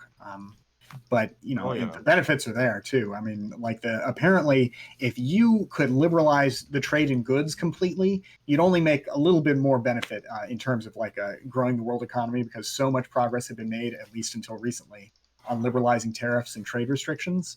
But like the free trade in like labor, you know, individuals being able to come and go as they like is so untapped that there's huge amounts of money to be made from it. So I completely like agree with your argument about like, oh yeah, those people can come here and like make jobs as well. I've read the data as well, like that it does support that. But I just wonder, like, how would you convince I guess like how would you convince like a general populace about, I guess, the short-term negative effects per se, right? Like, like it's gonna take time for people to set up their jobs or to set up like, you know, employment for other people. So how are you going to like, I guess, convince others about like that short-term economic loss you have by people willing to take lower wages and by people willing to work the same job you have but for a lower price? Yeah, I mean, there's a lot to think about with that. I mean, ultimately, again, I don't know that well, like. Ultimately, you're right. Like, we live in the real world. We have to convince people of this policy, you know? But that said, I think it might be easier to do if you could, one, figure out how, like, one of the first things I heard in response to this was, well, okay, what about the 14th Amendment? I mean, sure, it's nice to say everybody can come here if they want to, but if that baby is born here, they're an American citizen, and your idea that they're not going to get benefits until they're citizens goes out the window. So I think you'd have to think about how Americans would benefit from this, like in terms of basically the benefits you get for being a citizen versus just being able to freely live and work here. You know what I mean? So I think there would have to be some, like, I think probably even though the economics of immigration are just so lucrative that probably you could extend benefits to everybody, I think you'd probably just have to make citizenship like super attractive with benefits and just say, you get this for being born here. These other people just get the chance to live and work here, you know? So, Yeah, I think. But what about actually, hold on? What about universal basic income? Is it not universal? I mean, I think that, for example, to argue for, I argue for both of those, but only separately. I can't argue Yeah, for, that's fair. you know, That's like fair. there's no, that it's so hard to sell people in this country on a universal program for all Americans. So then to Right, say and then everybody who comes here gets all it. North Americans, right? Yeah. Yeah. Yeah. But the other thing is you could start at like one country at a time. Like you could start maybe with Canada, right? Which already is pretty open one way. I mean, the hardest part about going to Canada seems to be coming back to the United States. So maybe you could just start, you know, and do it one country at a time. I don't know. I think actually in terms of convincing people, I think this is in terms of like open borders and immigration. I think one who really does a good job at this is Destiny, and he will often appeal to the economic argument, which I think is like one of the most important things in terms of like convincing conservatives, which are usually the ones who stand against it. And I mean, if you're at the point where you're sort of prepared to disregard sort of lifting your entire country up economically and like lifting people out of poverty, if you're going to disregard all of that based on like a vague notion of culture or whatever you want to say, I mean, at that point, I mean, you might be too far gone, but like most people, they do care about like the economy and like how everything's going, and just convincing them that, I mean, the more people, the better the economy is, I think goes a long way. Yeah, I guess like my just argument and main point is that there is data showing that like when you have an influx of immigrants, like local economy definitely booms. Like there is no arguing that. But then it just comes, I guess, to like the whole idea of outsourcing jobs or okay, I guess this is the other thing, right? Right now, most of the immigrants that come here take the really, really like low paying, like low skill jobs that Americans don't want, not low skill, but you know what I mean, like low paying jobs that Americans right now don't want and aren't even taking, right? Like those are like the normal American or whatever does not want that job. Even if they're like in poverty, they just don't want to take it for a lot of good reasons. But then when it comes to like what I was talking about before, like high paying jobs, that's when we run into a dilemma. So I guess like I would totally be in favor for like open borders. If it was guaranteed, I guess like both ways in a sense, right? And this sounds really like bad and weird, or I guess like two more things, like where we have easy transportation, that would have to be a must, right? You would have to have easy transportation. So the means of like moving would be actually like accessible and easier. Because right now that's not even true state to state. And I guess like in the long term or whatever, to also like try to like, I guess like lift up Mexico's economy like as fast as we can or quickly as we can, so it's lucrative to both sides. You know what I mean? Yeah, So, no, I mean, like free trade, it would be better if it was both ways. But I do think the United States would still benefit more than it would not, even if it was one way. Again, like with trade, like it would be ideal if we had free trade. But I still think, like, even if there's a country that has tariffs, like, and we want to have free trade just on our side, I still think we would benefit like more often than not from that situation. So I think you're right. It would be better. It would be ideal if it was both ways. But I think we'd still stand to benefit a lot if it was one way. Even, you know. I guess I have a question, Pxie, if you don't mind.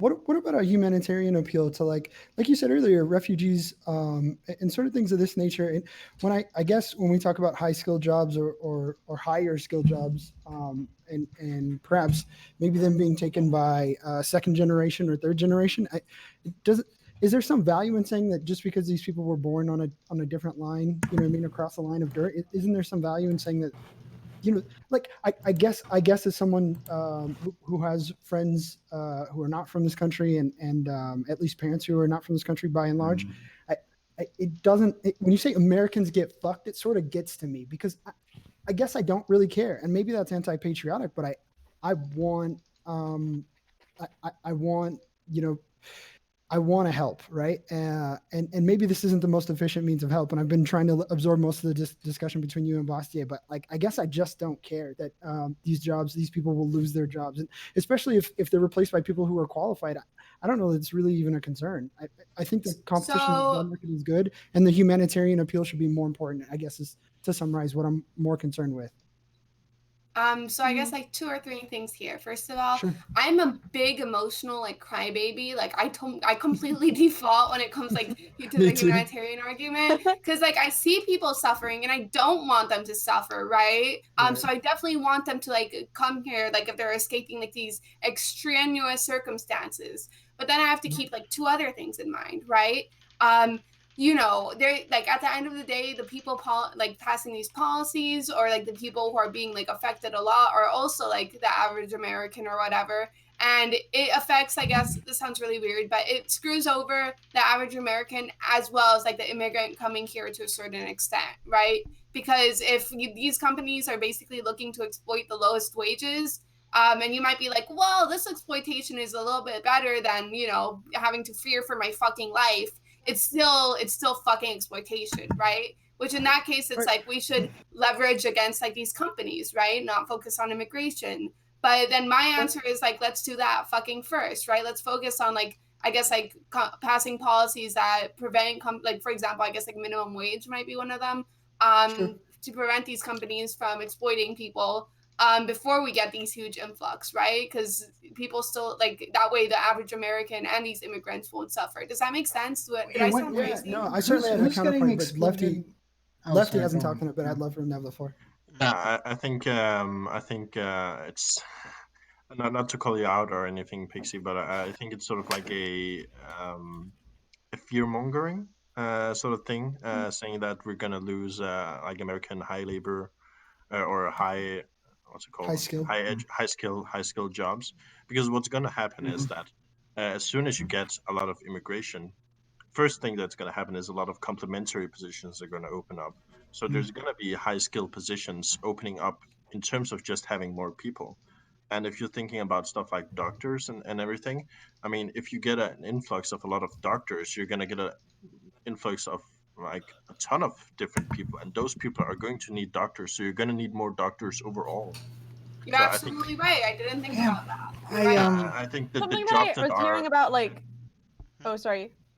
I was just to finish up. I think the jobs that are at the lowest risk overall are like the high skill jobs. No, you're absolutely right. I didn't think about that argument. That's a very good argument. There was something I was gonna say though, but then I forgot. I guess like just my biggest like concern necessarily right now is that I feel like America as a whole, since we kind of, in my opinion, we right now live in a society that kind of exploits the common worker.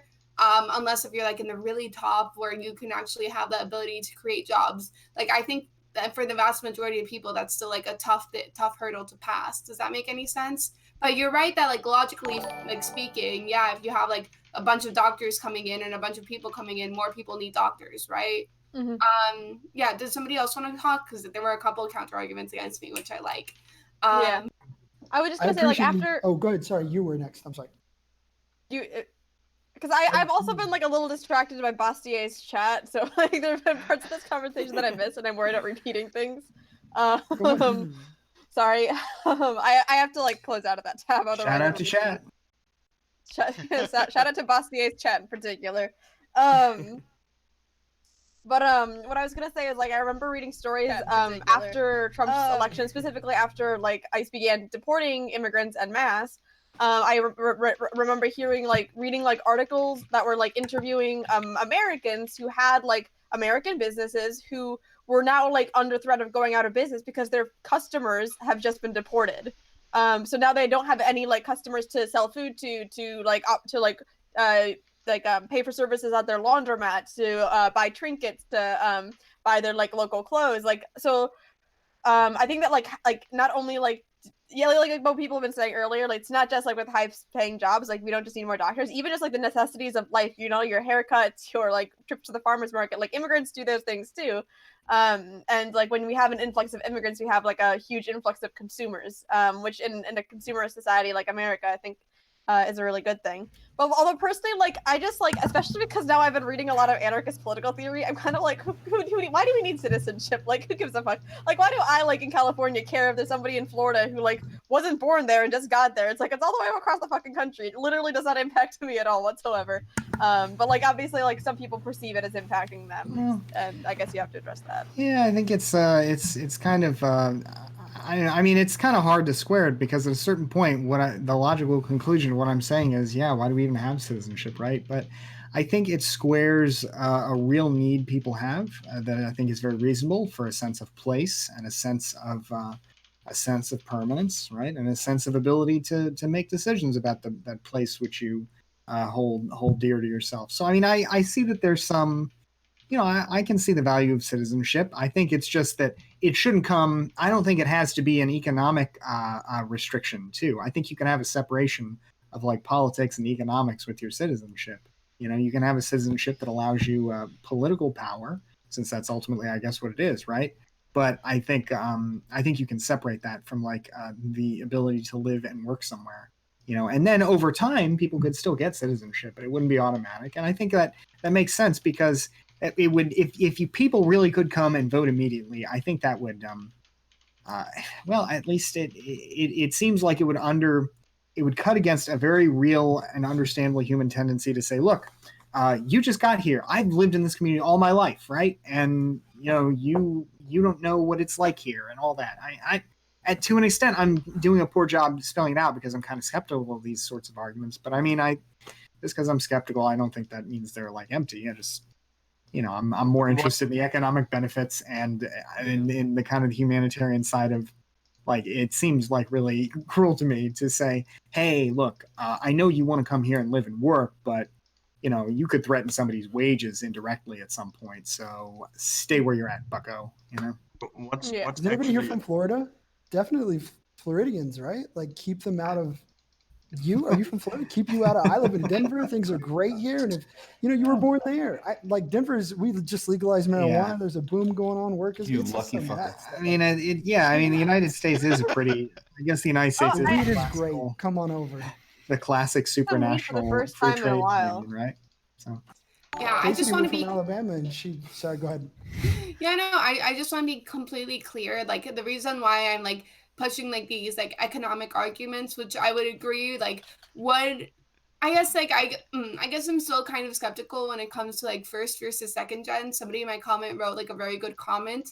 That was like, well, you know, even if immigrants are willing to take lower paying jobs, you know, you could still like band together, like have labor unions, like fight against exploitative countries. But, you know, I kind of still hold like the argument that like, oh yeah, but depending on your situation in life, you might rather take a fucking lower wage than the possibility of having to go back to your home country, which you literally like traveled fucking like a fuck ton away from, right? Which was like very hard to begin with. But regardless of that, you guys are completely right when it comes to like the emotional argument. That I agree with, that I think it's very like they're still human people who are suffering. But I'm just thinking like, okay, but if we want to actually pass these policies, we got to convince other people, right? We got to convince like the normal American, the person who is probably going to see like the effect the greatest from this.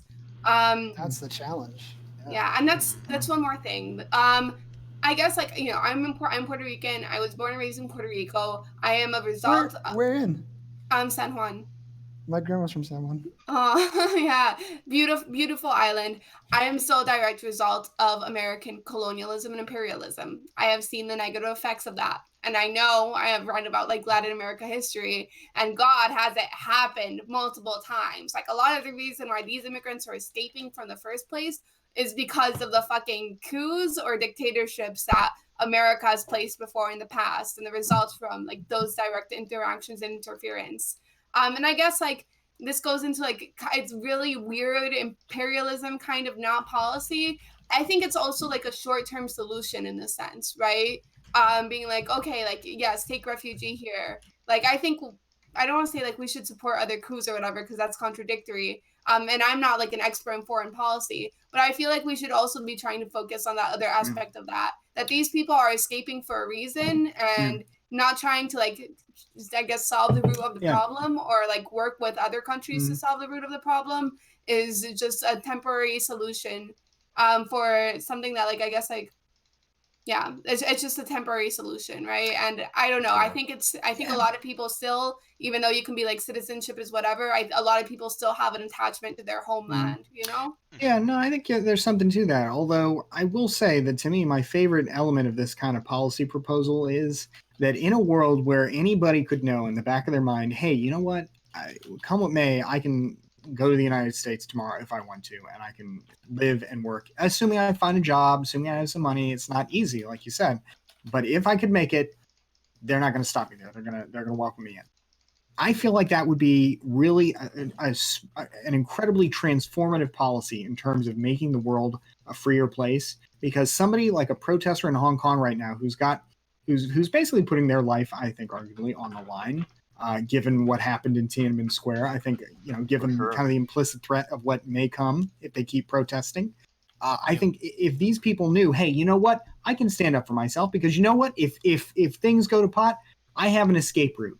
I think that would be just such an incredibly transformative policy for people around the world striving for their freedom. And that's not to say that America is perfect, but that is to say that having a safety valve for people struggling for their freedom, I think that would be a real pressure for other parts of the world to say, you know what, maybe we can't just oppress people, without end, because at the end of the day, they can leave if they want, and it's not, materially, the material constraint is still there, but no longer would there be a legal constraint. I think that would be pretty powerful.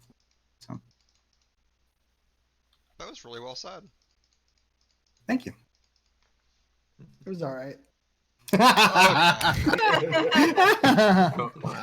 So Pxie, I just want to say. Oh, go ahead, Lefty. You go ahead. Okay. I'll go ahead. Okay. So just to follow up, because you sort of you went into it a little bit, Pxie, but what is actually your because you sort of refused to sort of give a concrete stance. What is your stance on voting? In terms of no, I think only citizens should vote, and then at that point, I think that. I don't know how you could. Everybody... So what I think is that everybody who pays taxes should have like a say in sort of like how those taxes are spent. Do you disagree with that? Yeah, I mean, I'm inclined. I want to agree with that. But, come on. Well, I want to agree with that, but I mean, at the same time, there's something to be said that citizenship is more than just paying taxes. I mean, eventually, I think that would be nice, but I guess it just feels like even farther ahead than open borders. Like the idea that anyone can come here and can vote. I mean, because at that point, I think you really do. I don't know. I mean, maybe my argument is all just based on how I'm going to sell this policy, so it's not even worth making that distinction. But I think you'd probably want at least you could justify at least some restriction because you still have to live. I think in a state in most American states, I think you have to live somewhere for a little while. Like if you switch states, I don't know if you can vote like right away. It depends on the state, but yeah. Yeah, like you have to establish domicile somewhere. I don't know how long it takes. Maybe at least a restraint like that. I don't know. But I think citizenship probably should mean something because.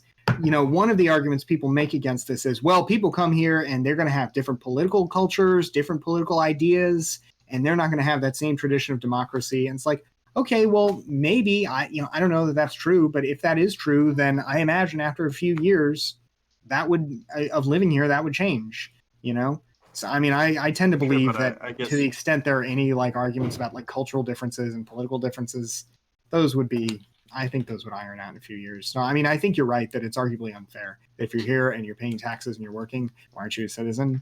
But I mean, if I think at the same time, and I don't know, I think you can make some arguments like, okay, well, why is it that, and this is going to sound kind of condescending, but I mean, it's not a completely inapt comparison. Why don't 16-year-olds get to vote? Why don't 14-year-olds get to vote? I don't know, because arguably they don't know enough about America's... You know enough as 18? But does the average look? It's an arbitrary line. Again, yeah, I am inclined to agree with that. But at the same time, if you think there's a line to be drawn somewhere, then maybe you just say, look, you have to have lived here for some period of time to demonstrate to other citizens here that you should be entrusted with political power. Which a vote is political power. So I think there's something to that. I don't know what line that should be. I think right now, like it's an endless wait, and that's probably way too long.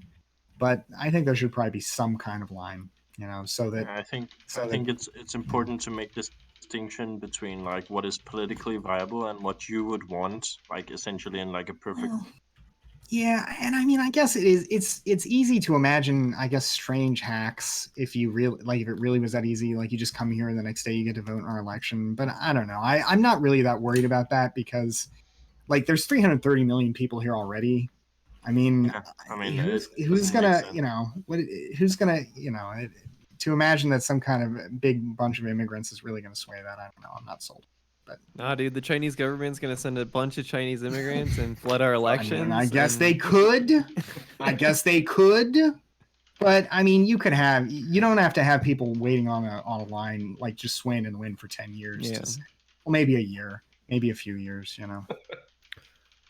Again, I bring up my point that regular Americans aren't joining churches, and this iron grip that evangelicals have over our country and sway politicians is just going to be choked out with Wait, this. can you say that again, but slower for me?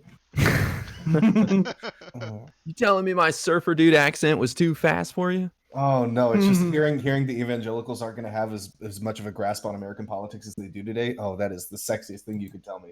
Well, I mean, that's who's filling in churches, right? It's new immigrants coming in, and they need a community, and churches are there. So, silver lining to this nonsense, America First, cracking down on immigration, shooting themselves in the foot. Hey, Aidanwood, did I misunderstand your question? I didn't mean to. Oh no, it's okay. I mean, I was like, for me, like, I think that like I feel like citizenship kind of comes with a lot of I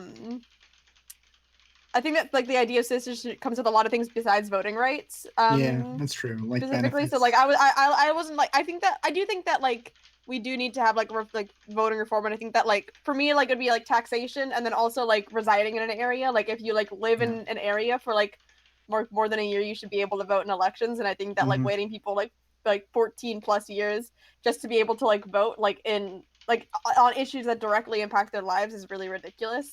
Yeah. So I mean like you didn't like totally misinterpret it, but that wasn't what I had in mind when I was like saying, but it's all good. Oh, But then okay. apparently Yeah, like I chat like is having a really engaged discussion about that stuff as well, so it's all good. Right on. Maybe Bastier's chat, but I'm not checking that anymore.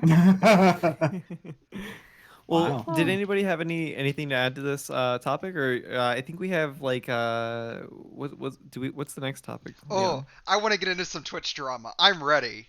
Ooh. Okay. Let's do it. We've been pretty civil here. I want to get into just a little bit of Twitch drama. Time for my hot take. What Yeah. level of Twitch drama are we talking about? Are we talking about big Yes. boys or little boys, or We're talking about Sweet Anita. I don't even know who Yes. that is. Yeah, I don't know the story. She's the streamer so with Tourette's. talented. I feel so bad for her. Honestly, it's Oh. fucking disgusting what people are like saying about her, trying to tear her down. She has Tourette's. That's literally like you can't fucking control that. It's so disgusting. People being like, oh no, like she should just find a way to like handle it. It's like so obvious, in my opinion. Does a moderator gonna want to say hate what's me. going on before we? Because I'm ready. But Okay, we'll do this. Okay, if you don't know who Sweet Anita is, she's a Twitch streamer with Tourette's. She's very open about that and her experiences. She's actually like a very like positive streamer. Like if you're having a terrible depressive day, she's a really good like channel to go in and just chill out. I recommend her.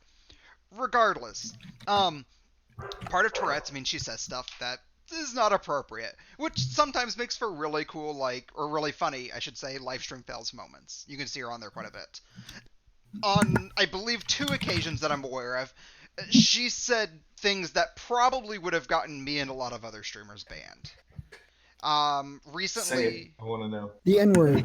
Yeah, recently she said Oh, the is that N-word. what it Yeah, was? that's why I'm not going to say that. I know better. Yeah, don't say it. I take it back. And then she said something about possibly killing a lot of Jewish persons. Yeah, kill the Jews. Yeah. She said that. And she reacted really fast to both of them. But those are things that if I had said them, I'd have been banned, right? Which is why I know not to say them. So, first question I posed is, do you think she should be banned for saying these things? No. As any other streamer would be. No. No, Yeah, if no. she has a legitimate reason, right? Like, it's not like No. she's espousing this like for Yeah. racist reasons. That's like the ultimate in context, right? Like she has a disability. Well, Exactly. so I'll So- be the only one to go against the grain.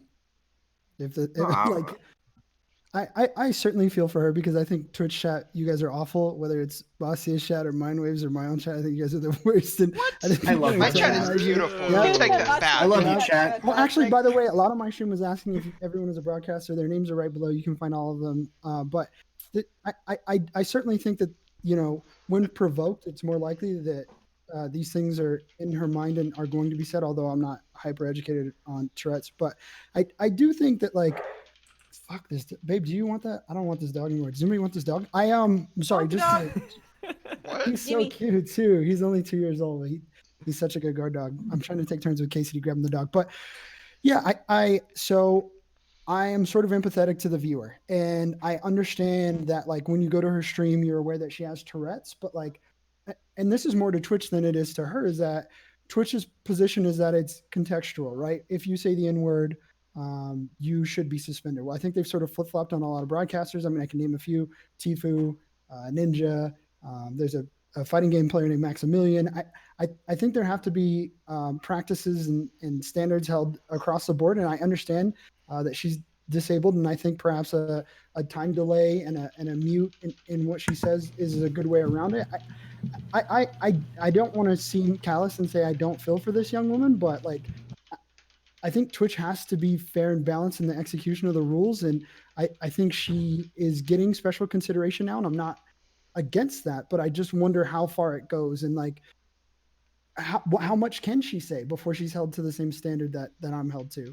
I'm genuinely curious. For sure, 100% agree. Tourette, well, I don't know. Tourette's, like, literally doesn't control what you're gonna say, right? Like, you can't stop yourself from saying it, and it's not even doesn't have to be even a thought in your head, right? It could be something, like, completely that you're not even thinking about consciously at all, and it just, like, pops up because certain triggers. Yeah, maybe they can do a time delay and stuff, but I don't know. Maybe I'm being, like, too anecdotal here. I get way fucking behind on my Twitch chat. When there's, like, 1 million people on or whatever, I still try to take my time to, like, answer every single one. I can imagine, like, a time delay, like, putting, like, her normal, like, schedule of things or her normal rhythm of things, like, completely off. And I don't know. I think in general, like, in society, we usually try to, like, accommodate to people who do suffer from disabilities instead of asking them to do it the other way around, just as, like, a general principle. And, it's not, like, the fact that she's not being malicious at all. She's not trying to be, like, rude or anything. It's just literally a byproduct of illness, of disability. While I agree, I just don't think that changes the impact. If people are sending me Twitch clips of her, saying, and again, I feel for this girl. I certainly, like, understand how difficult the situation is. I just, like, if this is a workplace, right, we have to have we agree that this is and this is not acceptable, and I don't want her stream shut down, right? But, like, most of you don't know this about me, but I'm a broadcaster who just got off a 5-month suspension where Twitch took 500 of my subscribers. I literally got my channel vaporized for less. Okay. And I do think that Twitch should be understanding as they were with her. But I think, like, again, I don't want to equate my situation because it's not the same, but I think we have to, like, there has to be a line, and I think we have to pay attention to this, and she has to, like, be held accountable in some sort of way, because otherwise, I don't know. I just think it's a slippery slope. But I get that she's disabled and needs special consideration. I think you make a comparison to a workplace, and I mean, like, I think that's, like, could be a good analogy, because it's like if I was, like, had a particular type of workplace, and, like, we had somebody with Tourette syndrome who said things like that, like I wouldn't, like.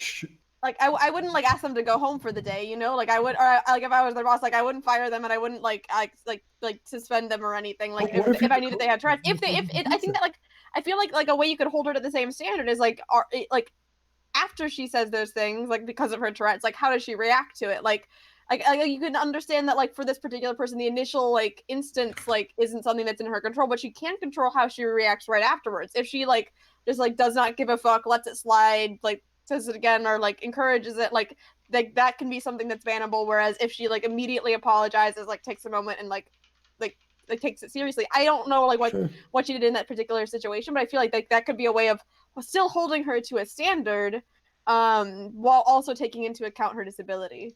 Well, in the workplace scenario, if she's sitting behind me and and that it's offensive to me, the word, I mean, like, at what point is it Yeah.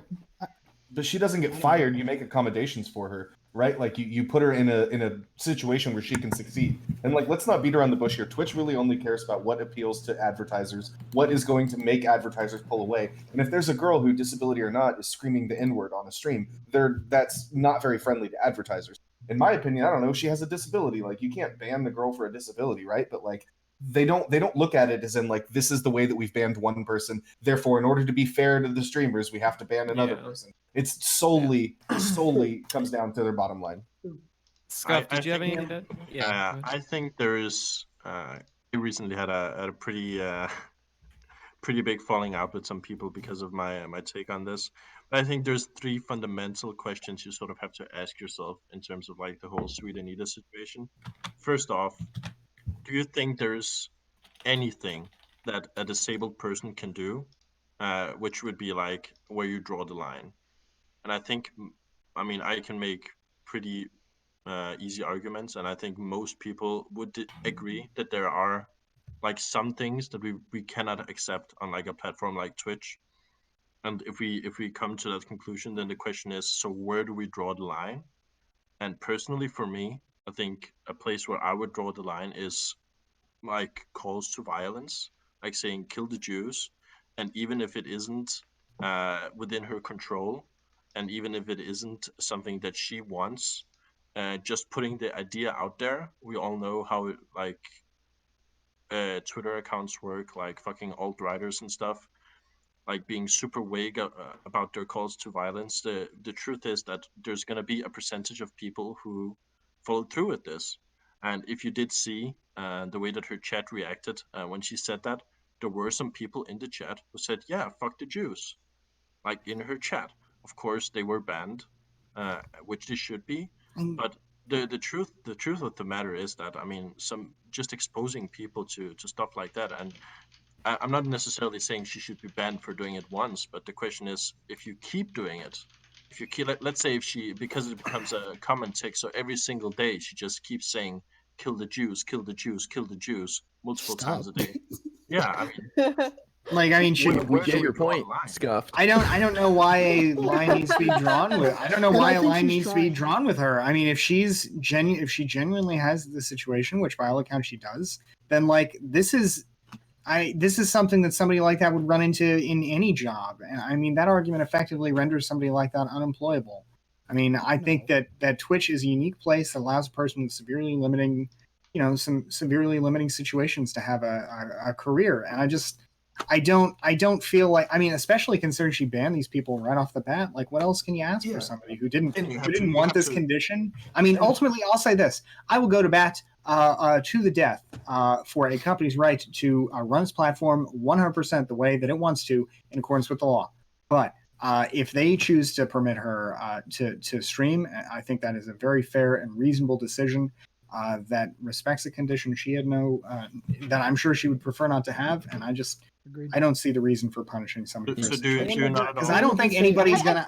I mean, I don't think anybody like. I don't know who is coming to these ideas because of her tics, especially when she's removing them from the community for responding. Yeah, she's been taking clear action against it, right? Yeah. She's banning people afterwards who keep saying like, "Oh no, yeah, fuck the Jews" or whatever. And if like I haven't like seen her channel like specifically, but if her channel is generally like a positive place and where she talks about like her illness and stuff, and maybe like inspires other people to hey, maybe I can be like not just like a successful streamer, but live like an okay life even with my illness. I think it's doing a lot of like danger to other people by taking away her platform in that sense. Like, also, like, sorry to directly like address your comments, what you said too, Scuff Lefty. Like, you were saying that this is like a call to action, right? Which I don't necessarily think it is, because she's just saying it as a tick, right? I mean, you just said kill the Jews like 4 times in a row. Does that mean that? What's that? Yeah, we don't have to keep saying what she said, guys. Like, we get it. Yeah. Wait, what did she say? We don't need to keep giving that example. Well, what I'm saying is like, if that is like, if a tick is like a call to action, then using that phrase in any sort of instance, if you're going to say that using it diverting a tick is a call to action, then using it in any instance would also be considered a call to action and would be like a bannable offense. Yeah, so I'm curious. I want to point out that she is trying to. I want to point out that she is trying to stop, and she's not. You know what I mean? Yeah, It's for not, sure. Yeah, she's on the right side of this, and I don't want sure, anybody for to sure. consequence. But when we don't, like the fact that I say that, like, okay, so let's are there resources we can divert to helping her have a stream delay in which, I mean, that really hinders her Well, ability to stream? For You don't like one that thing, consideration at all, or- apparently she has said, somebody in my chat says this, so this is secondhand, but she has a clip where she says that putting in a time delay would make her particular tick worse. So Yeah, but I think what she said is that if she has to focus on muting her stream with a delay, it would make it worse. But I don't think anybody's proposing that. What I personally am proposing is that just take the common normal Twitch delay, which is like I think 5 seconds or something like that. Have a mute button for mods that in some way are able to sort of see the stream in advance with like a lesser delay or something. And if these functions aren't easily available for her in terms of like accessibility, then Twitch should get on it and make sure that those accessibility options are there, both for her sake and for the community's sake. I mean, I think Twitch has a large part in this, and they are responsible for like what people say on their platform. And I don't think that we should allow when there are easy technological solutions. I don't think we should just throw our hands in the air and say, "Well, we can't do anything because she is disabled." I mean, right. one of the great things about I Twitch see is what- that they're really not responsible for what is said on the platform, and I mean I hope it remains that way, because if they were, we'd all be in for some difficult times. I mean, I think that if there was like enough of a demand for it, and maybe we could find like other situations in which like a mute button like that would be considered valuable. Like it's like, especially like if a streamer's worried about getting doxxed, maybe a mod can like mute like things like as it happens. Like there's it like already other happens. situations in which that could be really useful. As ScuffedLe was talking, I was like, I don't know. Like sometimes I feel like this idea of technological solutions, like they aren't always easily implemented like the way that it feels like Yeah. when you're proposing them. So like. But I but mean, this- like, I do but- think that, like having like rhetoric, like what was said that I don't want to say, like that can be like really like damaging to communities. It sounds like Sweet Anita did like does the absolute like, best possible thing she could do, like in that situation. Yeah. And So so, like props to her. I'm not necessarily criticizing Sweet Anita personally. I think she handled it as best as she could, and obviously she can't control it. So, I mean, I would never put the blame on her. I think that I personally think that Twitch has a responsibility there in terms of offering accessibility options, and I think that wait, anybody else hear that? You're good to go though, I think. No. It's Mastiat. Yeah. Oh, there we go. And so Hey, wow. I guess just Thanks to for the host. Welcome, finish the thought, I think what I am proposing is something that is already being done by multiple streamers. Very famously, it's been done by like the bounty hunter person guy on Twitch, where he would have ways to cut speed in terms of like if something happened on because of his job, if something happened on the street that wouldn't be acceptable. I mean, he could cut the video feed, cut the audio feed, whatever was necessary, and he would have mods doing that, so he wouldn't have to worry about that. I just don't see why we can't set up a similar situation for Sweet Anita, and I think it must be extremely fucking stressful for her to have to constantly think about if she's going to say things that are going to affect other people. I think just taking the pressure off her by offering like a solution like that, I mean, I just don't see the downside.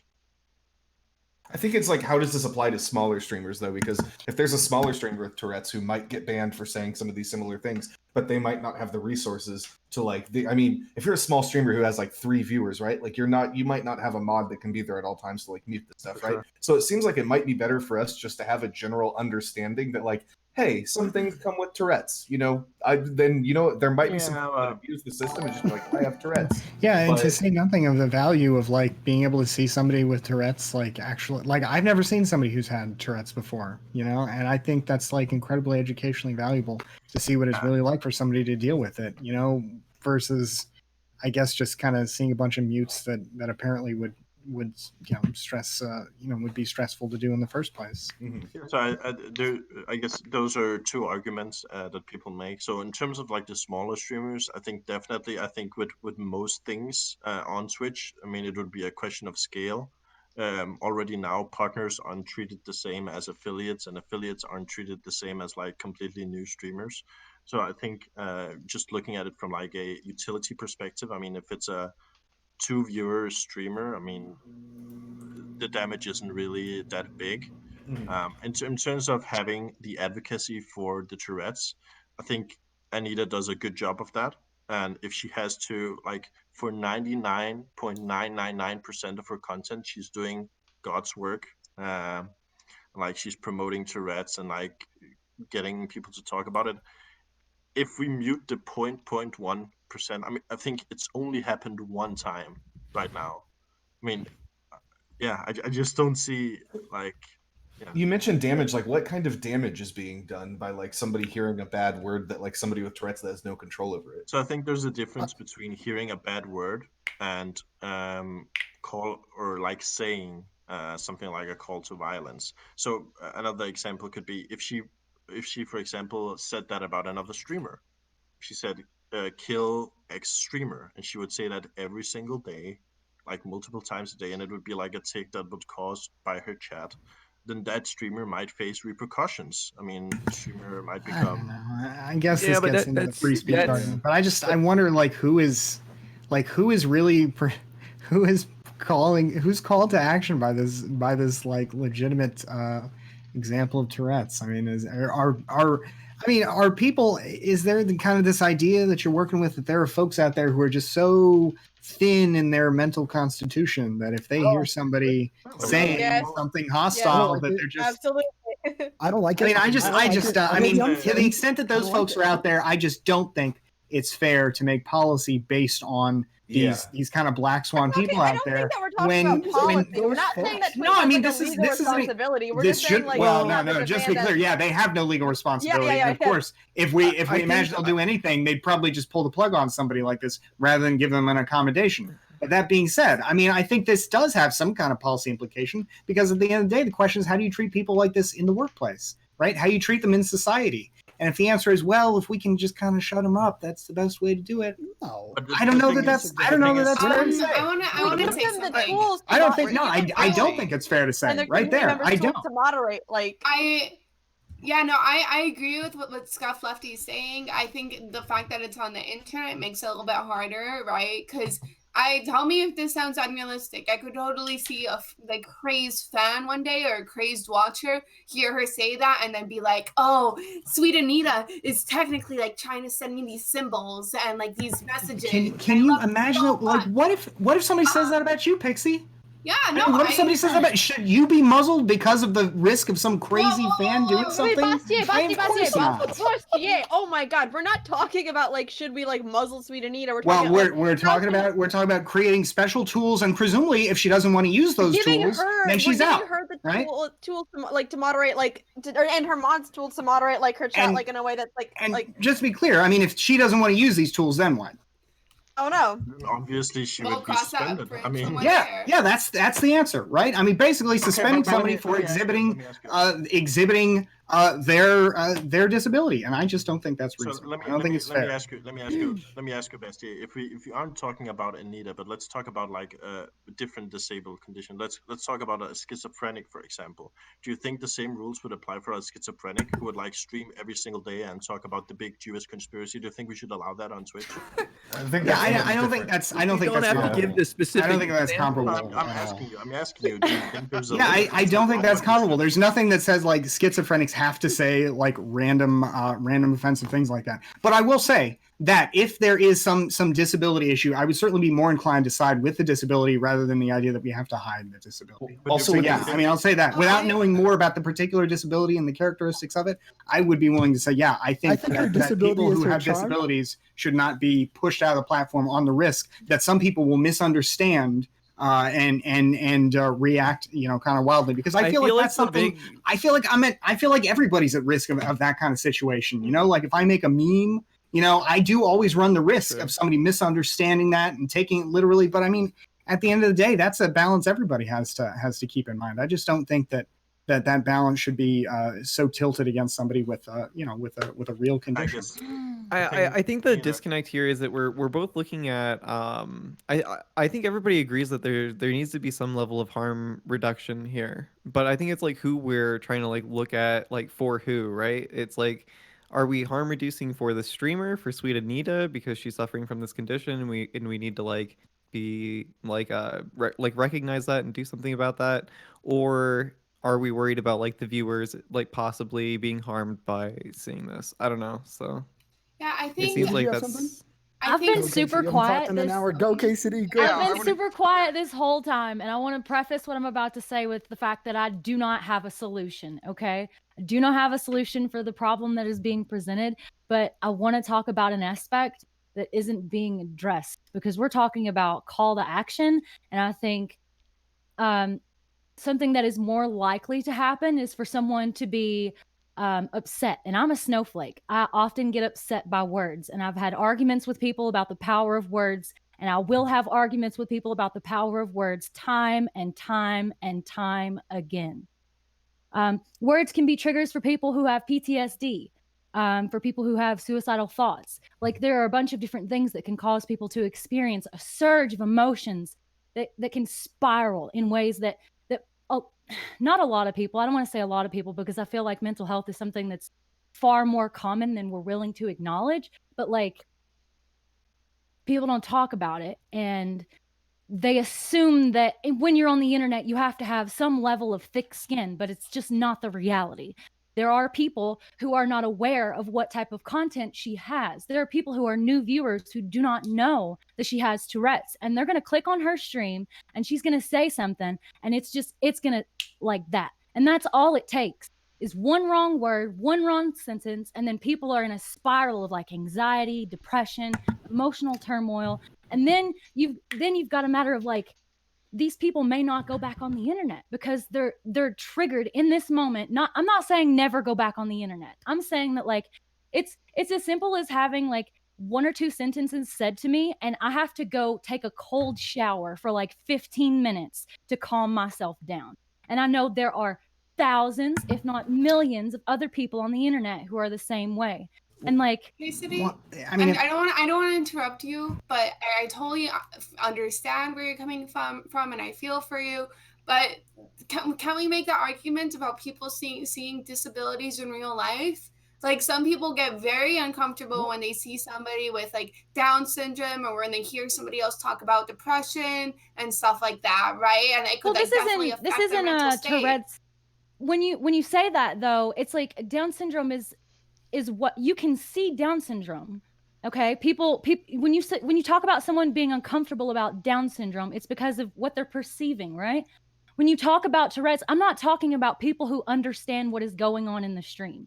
I'm talking about people who have no clue that she has Tourette's. People who are tuning in for the very first time, and she has not said anything about Tourette's, and they hear these tics that just are said randomly, and I know how debilitating Tourette's can be. My mom is married to a man who has Tourette's, and it is so difficult for him to have social relationships because of his Tourette's.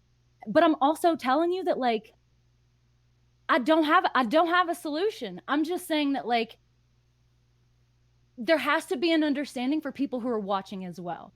Go ahead. Sorry. Oh, I'm sorry. I didn't mean to cut you off. If I understand correctly, I think she puts that she has Tourette's in her titles, and she makes it like very clear, which it seems to me that like, I don't know, I don't want to downplay what you're saying, because I know personally as well, like the effects that words can have, but at some point there is some sort of like responsibility on the viewer if they're going out of their way to go into somebody's stream that has Tourette's, if they know that something this person with Tourette's says might like trigger something, right? I just, it feels weird to me to say that like this person with Tourette's that has no control over what they say holds some sort of responsibility for how somebody might react to something that she says, especially when she's very clear up front that like she has Tourette's.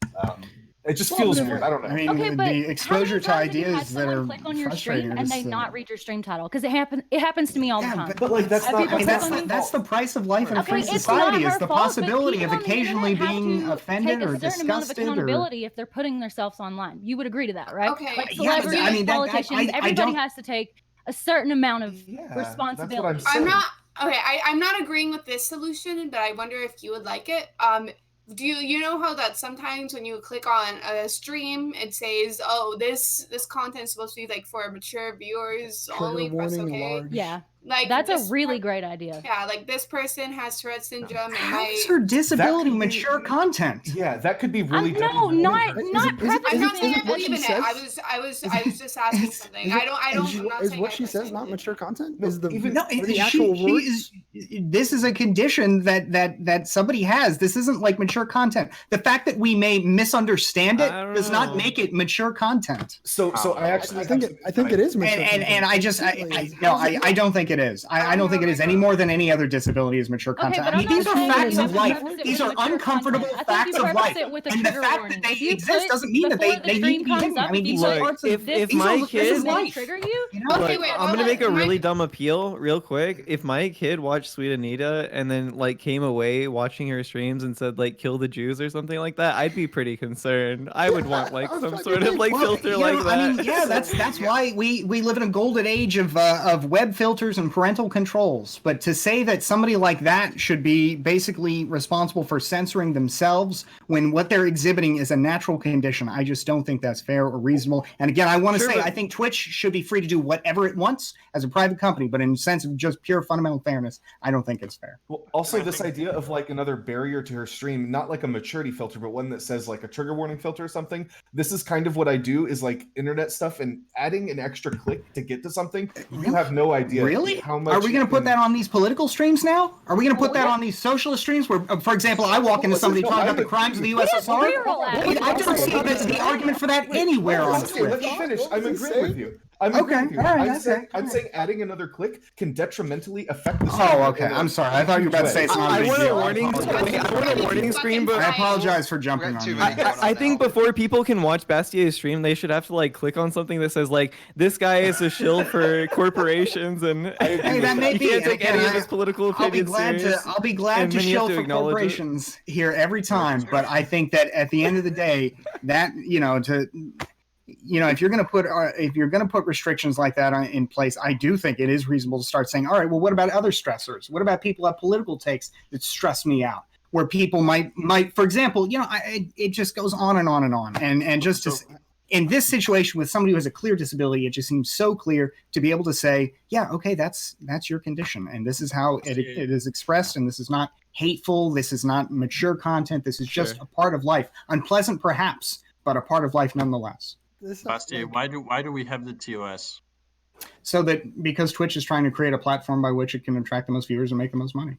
Advertising. Okay, so yeah, and if they make the decision to ban her for advertising or for profit maximization, I think that's legit. I mean, I think it's not really fair, but it's legit. If they want to do that. Do you think that she should have, however easy to perform? Do you think she should have no accountability?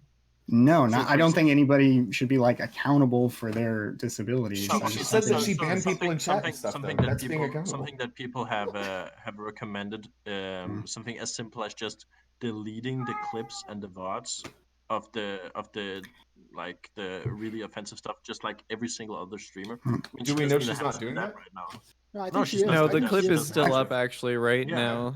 Yeah, I think it's honestly, I don't think she's doing it for this reason. Maybe she isn't, but what a great freaking way to bring attention about Tourette's, like for anybody who didn't know before. Yeah. Like honestly. Can't be mad at that. Yep. Yeah. While we're sort of speaking highly of it, I just want to give a shout out to Sweet Anita. Twitch.tv/sweet_Anita. We're using her for content without her permission. And I'm sorry if I've offended at all. I know what you're going through, is very difficult. Thank you for, letting us, use this, and hopefully we bring some awareness to Tourette's. I certainly feel bad speaking this way about her, but yeah, I don't know. I'm conflicted. Cassidy, I hope that you don't think that we were like minimizing the effect that like this can have on people either, because I can, but I'm saying that I don't know. I want to just put it out there that I recognize that this can have those effects that you're mentioning on people. I have a hard time putting the onus on somebody like that with Tourette's to protect these other people. But I think the goal should be to help her. No, I mean to offer this thing. And look, Bastiat is right about this. If she doesn't use the tool, then I don't know. I mean, maybe I get. But I in don't these, want her these off the platform. solutions I don't that want her if it's- suspended. I don't want her marginalized. I want her to. I enjoy her content. I really do like her stream. But that, I'm sort of conflicted as a viewer too. If I go on there and I enjoy the content, but then like I hear the N-word, sort of shouted at me, and I'm like, holy shit. I mean, obviously, I'm not gonna report her stream. I'm just gonna close it. But I'm very conflicted. I don't know. But there's gotta be people that go to her stream like for bad reasons, right? Like specifically to kind of like talk and look at her. People are trying to get her to say this. People are trying to get her to say come this. to my streams I do wanna specifically say to that ask I me don't- to that's a part of streaming. You were saying, Casey, real quick? Yeah, I do want to say that, like, I'm not by any means holding Anita accountable for the things that she said. I'm simply saying that words have a bigger impact than a lot of people realize. And I tried to say earlier, Bastiat, I don't necessarily think that mature rating on her stream is the way to go, but I do think that a warning before the stream could be beneficial to people who may get hurt or upset by the things that she says. And But I it can know also- that she doesn't have control of them. I know that it's a disability. I'm well aware. I have had to deal with it in real life. And like, I know what it's like to have to like remove someone from a situation that they want to be in. Like, he wants to do this job and he can't do this job because of the things that come out of his mouth. And I know how that impacts him emotionally. Him and my mom are now getting a divorce because of it. And it's I mean, I don't really like the man because of a lot of other reasons, but it has nothing to do with the fact that he has Tourette's. It has to do with his moral belief. Something that is completely unrelated. Yeah, I think it's reasonable to say maybe if you're the person in question, maybe if you want to address it in a certain way, that's fine. But I just don't think it's fair for others to impose different accommodations on her. So to the extent she wants to address it, I think that's up to her. I just don't think it's fair for others to say you must be treated differently. In Fair terms would of be shut her stream off. I'm not arguing for fair. Fair would be that you shut her stream down. Why would that be fair? No, because then you're not accepting people's disabilities. That's Yeah, I mean, Twitch is like the rules are like context specific as it is. And I mean, I feel like you could totally argue that this is all terms of service compliant because it's context specific, I mean, I don't think the context encompasses that. I certainly don't think it does. It's in But the I'm not context of- calling for this. I don't even want to make this argument. I'll okay. Yeah, don't make an I argument think that you don't there's a thing to be said for like definitely whatever restrictions Twitch does put on her, if it so happens, she's definitely gonna lose out in terms of like a monetary thing, and it's gonna be a disadvantage for her. But again, something that I think there's definitely a solution for. I mean, Twitch can compensate her for having to go through those things. I mean, there's solutions for everything. I mean, she could get a higher percentage of subs or whatever, have a better contract because she has to go through these things, comply with Twitch's I mean, in terms of service and Twitch stuff. doesn't want to open those floodgates though, because once you let yeah, like it's a slippery slope argument basically, but Twitch doesn't want to mess with that, like modifying the rules for what Doesn't Twitch already have like doesn't I've heard some people say that Twitch has special rules about who can and cannot use the N-word, like with an A. Yeah, I think I'm pretty sure they do. that's already a huge context specific situation. I feel like how can that possibly be any different with respect to somebody who has Tourette's? The thing is about That's a sort fair of the point. slippery slope argument is that you can make the exact same argument on the other side. So let's say tomorrow a bunch of new Sweet Anitas show up, like 10 new Sweet Anitas, because they see there's a market for it, and they start saying like outrageous stuff because that's what gets to the top of live stream fail. I mean, that's not a situation you want. You want to have sort of like a consistent way to deal with this sort of thing because it gets out of hand. Right now, there's Sweet Anita. That's it. And it might not be a big of a problem. But in the future, as Twitch gets bigger, as Tourette's gets more advocacy, more people with Tourette's are going to start streaming. And we could possibly be facing an issue where, I mean, we're going to have to deal with it in one way or another, unless you want just like a bunch of huge streamers saying things that are Well, you know that like yelling the N-word and like yelling stuff like that isn't a normal thing with Tourette's. Normally Tourette's just like normally Tourette's is like little tics, like like twitches or like making little noises with your mouth. It doesn't usually manifest in like So I can slurs or Well, cuss while words. this is true, and this was actually the case for Sweet Anita too, is but what ended up happening is she ended up developing that tick and other problematic ticks from her chat. So this was something that like developed over time through like chat interactions and them trying to like trigger her tick or whatever. So I mean, there's also that aspect. I think there needs to be a consistent way to deal with different kinds of disabilities. Being able to, in an easy and accessible and um, normal way, be able to stream on Twitch. And I don't think Tourette's is like the only problematic. As I mentioned, if somebody is a schizophrenic, I think they should be able to stream on Twitch. But we should be able to somehow impose some things that make it more friendly for like the community and the platform. And don't think it stops at Tourette's. Tourette's is just a thing that everybody's talking about now because it's like the biggest disabled streamer on Twitch. But yeah. I mean, the poor girl must be going through hell. Like, I definitely like Yeah. think that if you're gonna use the argument of, this might help her or like help like get the stress out of her mind. If there's a way the moms can mute it, then I can agree. If she decides not to use it because of if she just wants to say like, no, this is my disability and I don't want to feel like I have to hide it or doing this makes me feel ashamed and bad, I can see an argument for that. But I definitely think that like like she said, she lost 1,000 subs. She's afraid to talk to her dad because he's black, and that Really? word might trigger it. Yeah. Holy shit. That she's been escorted out of shops and stuff. So I definitely think like there is a strong argument for allowing maybe something that can like take off a little bit of the stress out of her mind. Because holy shit, like her life is hell right now. Completely agree with everything you just said, Pxie, and I think that she herself would not want, like she herself would want tools to deal with this. Like what happened after she said the kill the thing.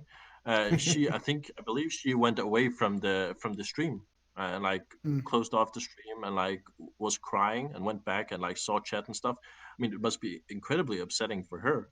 I think it's just a win-win situation to find sort of a solution so that she doesn't have to stress out.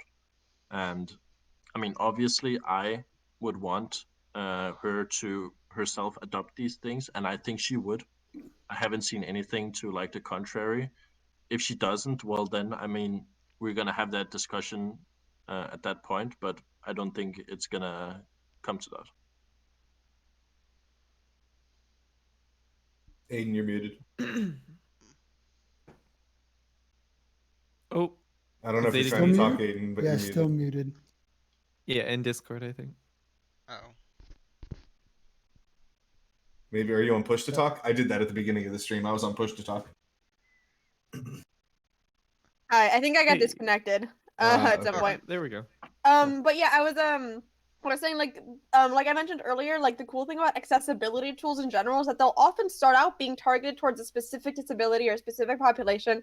But they have really broad uses. Like for example, like closed captioning started out to like give people who are deaf or hard of hearing like the ability to like know what the dialogue was happening. But they're useful like if you're in a very loud bar or if you just want like captions because like you sometimes like get distracted and you want to like read things. Like there's like so many like reasons people put on closed captions. Same with like ramps, like like they're like they were invented for people who have wheelchairs, or they're like required in like buildings for people who have wheelchairs, but they're also really useful for people who are like carrying like carts of goods and things, like and like an option for like muting portions of your stream, like obviously like if you have like copyrighted music, like that'll be automatically muted. But like if streamers want to mute portions of their stream like after their stream so that if they say something that they like regret, like if they accidentally say their address or phone number, like they have the ability to mute it without deleting their whole VOD, like that could have like a really like big impact. Have you seen Sushi Dragon? Sure.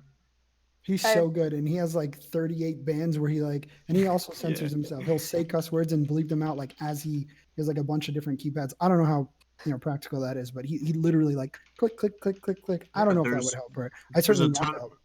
There's a ton of streamers who already do this. I mean, even I think Brainrex has done this as well. Like or was it Mitch Jones? Like when he had a discussion with the Destiny, there was like a debate at some point where like he said something stupid like doxed someone and then like instantly just muted and then it didn't go out live.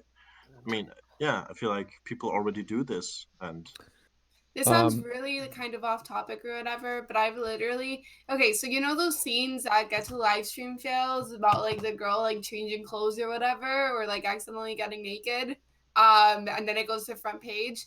I hope I never have to deal with that situation, but I've had nightmares over it. Like I've had nightmares where I'm like Yo, in the me top of live too. stream fails, and there's a video of me changing, and I'm like, what the fuck? How did this get Does here? everybody have this dream? Is this common? No, but that kind of dream happened. is That positive. kind of happened to me in real life. Like, well, like it was like when I was like up like 5 viewers, I like rated over to somebody and like I forgot to end my stream, and I just I've done the same thing. But like somebody like messaged me or somebody like donated bits so that the sound would get my attention and be like, Aiden, end your fucking stream. Mine is like that dream of like showing up to class with no pants on, but instead I'm like broadcasting. I walk in front of, I'm like, holy shit! I'm like, you know what I mean? I don't know why I have that dream. It's reoccurring. I have a lot. I got to take off. I'm sorry I can't jump in here. You guys are very passionate about this subject. Tough one to get in on. I think it's a disability, and I just I don't think you know, the N word is in Huckleberry Finn. You know what I mean? Like they're like this is life. You know what I mean? And like she's not. I think the context matters, and I don't know. I just think somebody's got a disability and it bothers other people. You know, it's a tough situation. But I'm with Mastiat on his position on this. But I feel for her. You know. Yeah, for sure. And I understand other people get offended, but context is everything. And, you know, you can find that language and that type of stuff anywhere you go in life, and it's the context. You know, so. I don't know, but thank you guys for having me. I got to get up at 7 a.m. out here. Oh, man. This was a lot of fun. Mindwaves and Yeah. Leon, I think you guys did a great job. And a lot of fun. It's not easy to manage 10 people. Not easy. We have a pretty good group, though. Have a good night, Ray. It was good seeing you. Adios, man. Yeah, thanks for coming, dude. It was good having you, for sure. As right, always. Later, guy. See ya. See you. Nice. I like that guy. Oh, same. So, he's really was cool. there any other Positive dude. topics we had on the topic list, or how long are we running this for? We can pretty much go until we're tired and say screw it. One I thing can go all we night. like that. one thing we've slightly danced around that I did want to bring up though. This is like a different case than if it's in like the workplace, right? Because like partners and affiliates on Twitch aren't actually employed by Twitch, right? True. We've got that contractor thing, which is one thing we could like blow up in, if we want. But that actually doesn't give us any coverage under the American Disability Act of 1990, which actually has like seen some true. cases and amendments for Tourette's. Yep. Yeah, we could go through some of that. Yeah, I'm pulling some up now. Yeah, well, I read some. one of the quick like really general things is the ADA is super like generic and not specific, which whatever. But yeah, it has addressed like Tourette's as one, but part of the ADA is making reasonable accommodations for employees with specific needs. And Tourette's has been a really mixed bag from what I could see on those. Yeah. But isn't that the suggestion, an accommodation? No, I don't know. I don't want to deplatform. I want to provide out. What is that? Yeah, so I mean, is like providing, like requiring, I guess, a mute considered a reasonable accommodation? Wow. Because this is probably a unusual thing for the ADA where we're looking for reasonable accommodations for other people, not for the person So specifically. I think a way that you can sort of frame it from like a legal standpoint, I would say, is that you could require a mute, but exchange some compensation for sort of the effort being done. That's sort of how I would go about it. Yeah, and if I think if Twitch actually employed its partners, I think that could be reasonable to ask or something along those lines. But we're not employed by Twitch, right? We're contracted, so Twitch doesn't have to do absolutely anything for her. Yeah, but it's in Twitch's interest, right?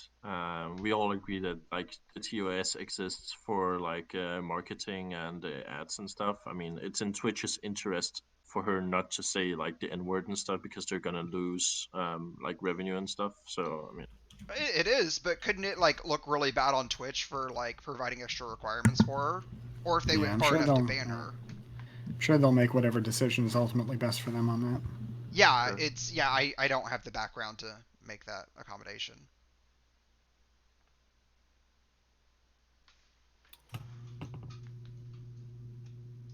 That's all I wanted to say. I was going to make the Sorry. point that perhaps I definitely see the downside for Twitch. The only upside it would be how viral the content has been, right? They're not deleting the clip. She's not deleting the clip. People continue to watch it. I mean, it's making money. Honey. Advertisers certainly right. It's great Advertisers autism. certainly No, don't want it, but it's great No, Tourette's awareness. yeah, I think that's a bigger point, and hopefully, I guess to some degree we brought some of that. I don't know. I certainly haven't. I feel like But I've been punching down at it. Sorry. I mean, I don't. And I do don't think really- that like the topic that somebody like brought up earlier is like if like this was like a tick that was like targeting a specific person, like a specific streamer, like instead of saying kill the blank, she was saying like kill Bastiat, like over and over again. Like would that be different? Like I mean, that sounds like more publicity for me, but Wait, Bastiat would Aiden, love are that. you unironically telling me to kill Bastiat? I don't know. Oh, We're that's gonna what it have to- sounds We might have to. I think that hey, he's a co-cut who's harboring a war criminal. Hey, I mean, like it's I got no proof of that, okay?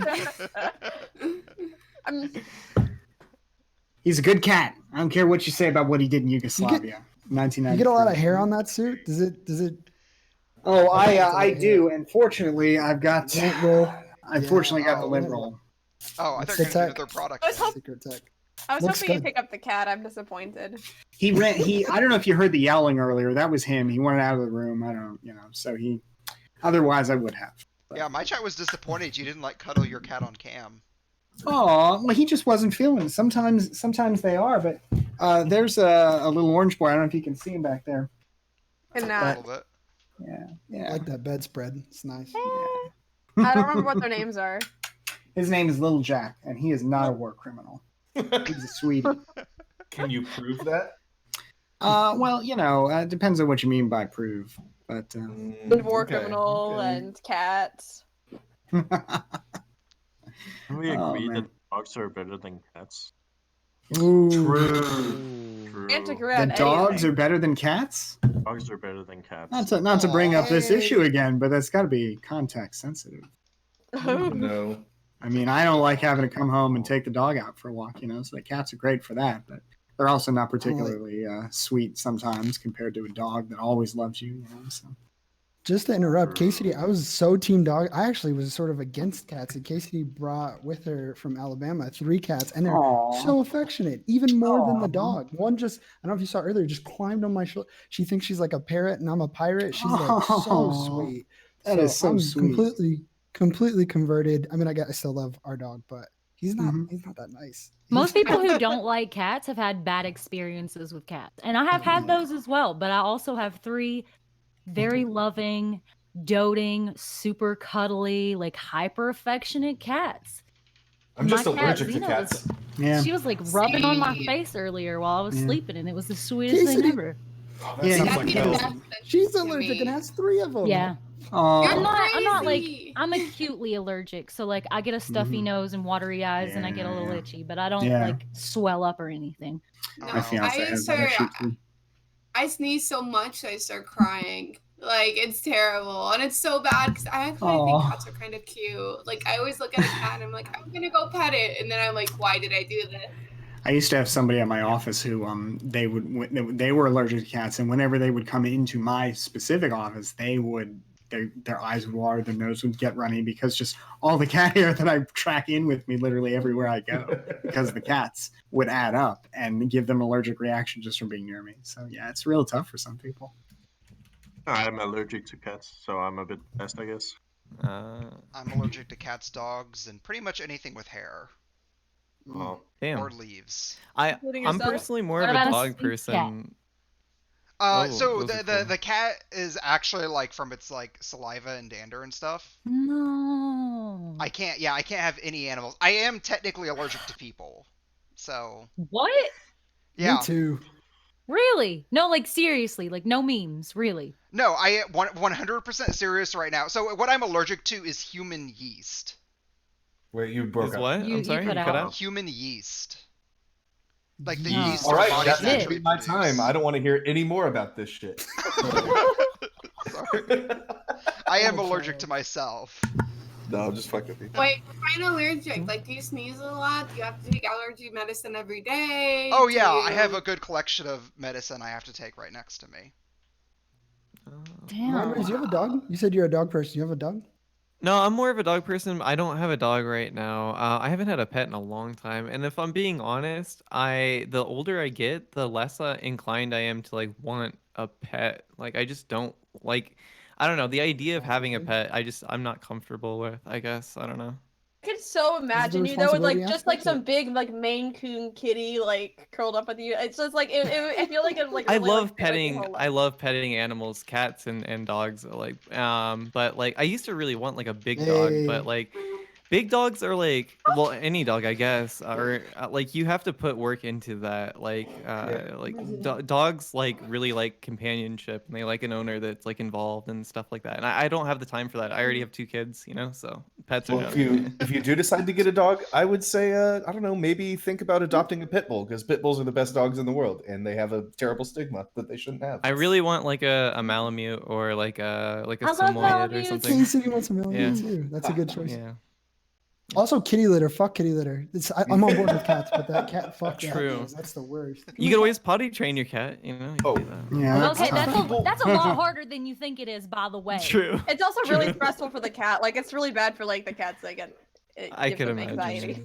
If there's anybody in chat who has to like walk their dog in order for their dog to go to the restroom, like if you live in an apartment complex like I do, if you don't clean up after your dog, I literally hate you. I literally wish terrible things happen to you. You're an awful person. Clean up after your animals, people. I don't want to step in your dog's shit. over, Micro. No, fuck that. I don't want to pick up your dog shit. Then you can carry a fucking claw with you. I'm not gonna step in your dog's shit because you're too lazy to grab a fucking bag and clean it. Oh my god, that shit triggers the fuck out of me. I can tell. Oh, I literally hate this. Aw, animals. Scuff. Everybody's got their cute little animals. Aw. He will literally stand here like this for as long as I will scratch his chest. Oh, that's so Loves sweet. I this. want Cutie. to. I want to cuddle. I want to cuddle so bad. My mom does have a pretty cool cat though. She has like it's like an orange cat with it's like polydactyl on all paws, so it has like an extra finger or whatever. Nice. Pretty cool. Oh shit. Aw, so cute. Just want to give a quick shout out to the best pets, which are rats, actually. So jot that Stop. down, everybody. Maybe the most Rats. intelligent. Rats. I don't know have if they're heard the good things. best. Pigs my are God. real smart too. I want a pig. I don't want a rat or a goat. Are I don't pigs know. are Goats pigs are like cool cute. pets though? Like I can't imagine Pigs having are- a pet. pigs are Pigs super are a smart. lot bigger than Yeah, you think. there's no such thing as a micro pig. Oh, yeah. If you get a micro pig, it's gonna Think of grow a into a big micropig. fucking pig. Yeah. It's gonna be like you have to be Yeah. prepared to have like a 300-pound animal. about And they are that. social creatures. Like a lot of people don't Yeah. realize pigs are very social creatures. Yeah. They will do best with having a pack of other pigs. They eat a fuck ton. Mm-hmm. I know a couple personally that got a micro pig and they love their pet. Don't get me wrong, but they say if they had a chance, if they had to redo it, they would definitely not get a pig. They say it's way too much work. That's not what they expected. They love their pig and they're gonna take care of their pig. But yeah, no, their thing is they tell anybody. She runs a pretty successful podcast. And they tell people because people are always asking, we heard you have a pig, and she's like, no, don't get a fucking pig. Don't do it unless you're like a farmer. Don't get a fucking pig. What's like the weirdest pet you guys have had? Or like Rats. most uncommon? I saw a I'm thing very about. biased. I saw a thing raccoon. about how skunks are great Raccoons. pets. Skunks are great pets. That's what- I'm in like a bunch of Facebook groups for taking care of animals. I mean, I stopped using Facebook like a while ago because fuck Zuckerberg. But I used to like have like a weird hobby where I would just join a bunch of Facebook groups, especially groups for taking care of like different types of animals, like different like obscure reptiles, axolotls, horse care. Like I just like was fascinated by like different animal cultures and like how like our sugar glider people different from pot-bellied pig people, you know, because they're different. There's like very different types of people. So I would like join like all all of these like groups. I would join like Guinea Pigs UK and like Beta Fish aficionados or whatever. Beta Fish. I'm looking for an alpha fish. And it's so fascinating, but I'm in like a couple different pet skunk groups, and I really love looking at the skunks. I'm in raccoon groups. I'm in all sorts of Facebook groups for pets. It's a weird hobby. If you like entertaining Facebook groups, I highly recommend checking out Christian Flat Earth groups. They're fucking great content. Wonderful. I'm in literally like probably a couple thousand Facebook groups. Man, cruising Facebook is fun now and then. I mean, there's some crazy content on Facebook. I don't like browsing Facebook because most of the people I have on Facebook are my family members and classmates. Gotta get into that group culture, like the weird obscure group subculture. Like is like that's where Facebook thrives. It's like surreal. Yeah. I use Facebook for Dark Souls memes now. That's about it. I was gonna say I don't ever use Facebook anymore. Like last year, I had like 500 friends on Facebook, and then I just like deleted everyone I never talked to, and now I only have like 90 people added on Facebook, and I just never touch it. It's just You talk to your sits mom? there. I talk to my mom on Facebook. Well, yeah, I use it for family only. Like that's it. Yeah. I don't know about you guys, but if I could delete, like, I can't delete my Facebook because of just like shit I do around like in my personal life. Like, so I have to have my Facebook. I want to delete that thing so bad.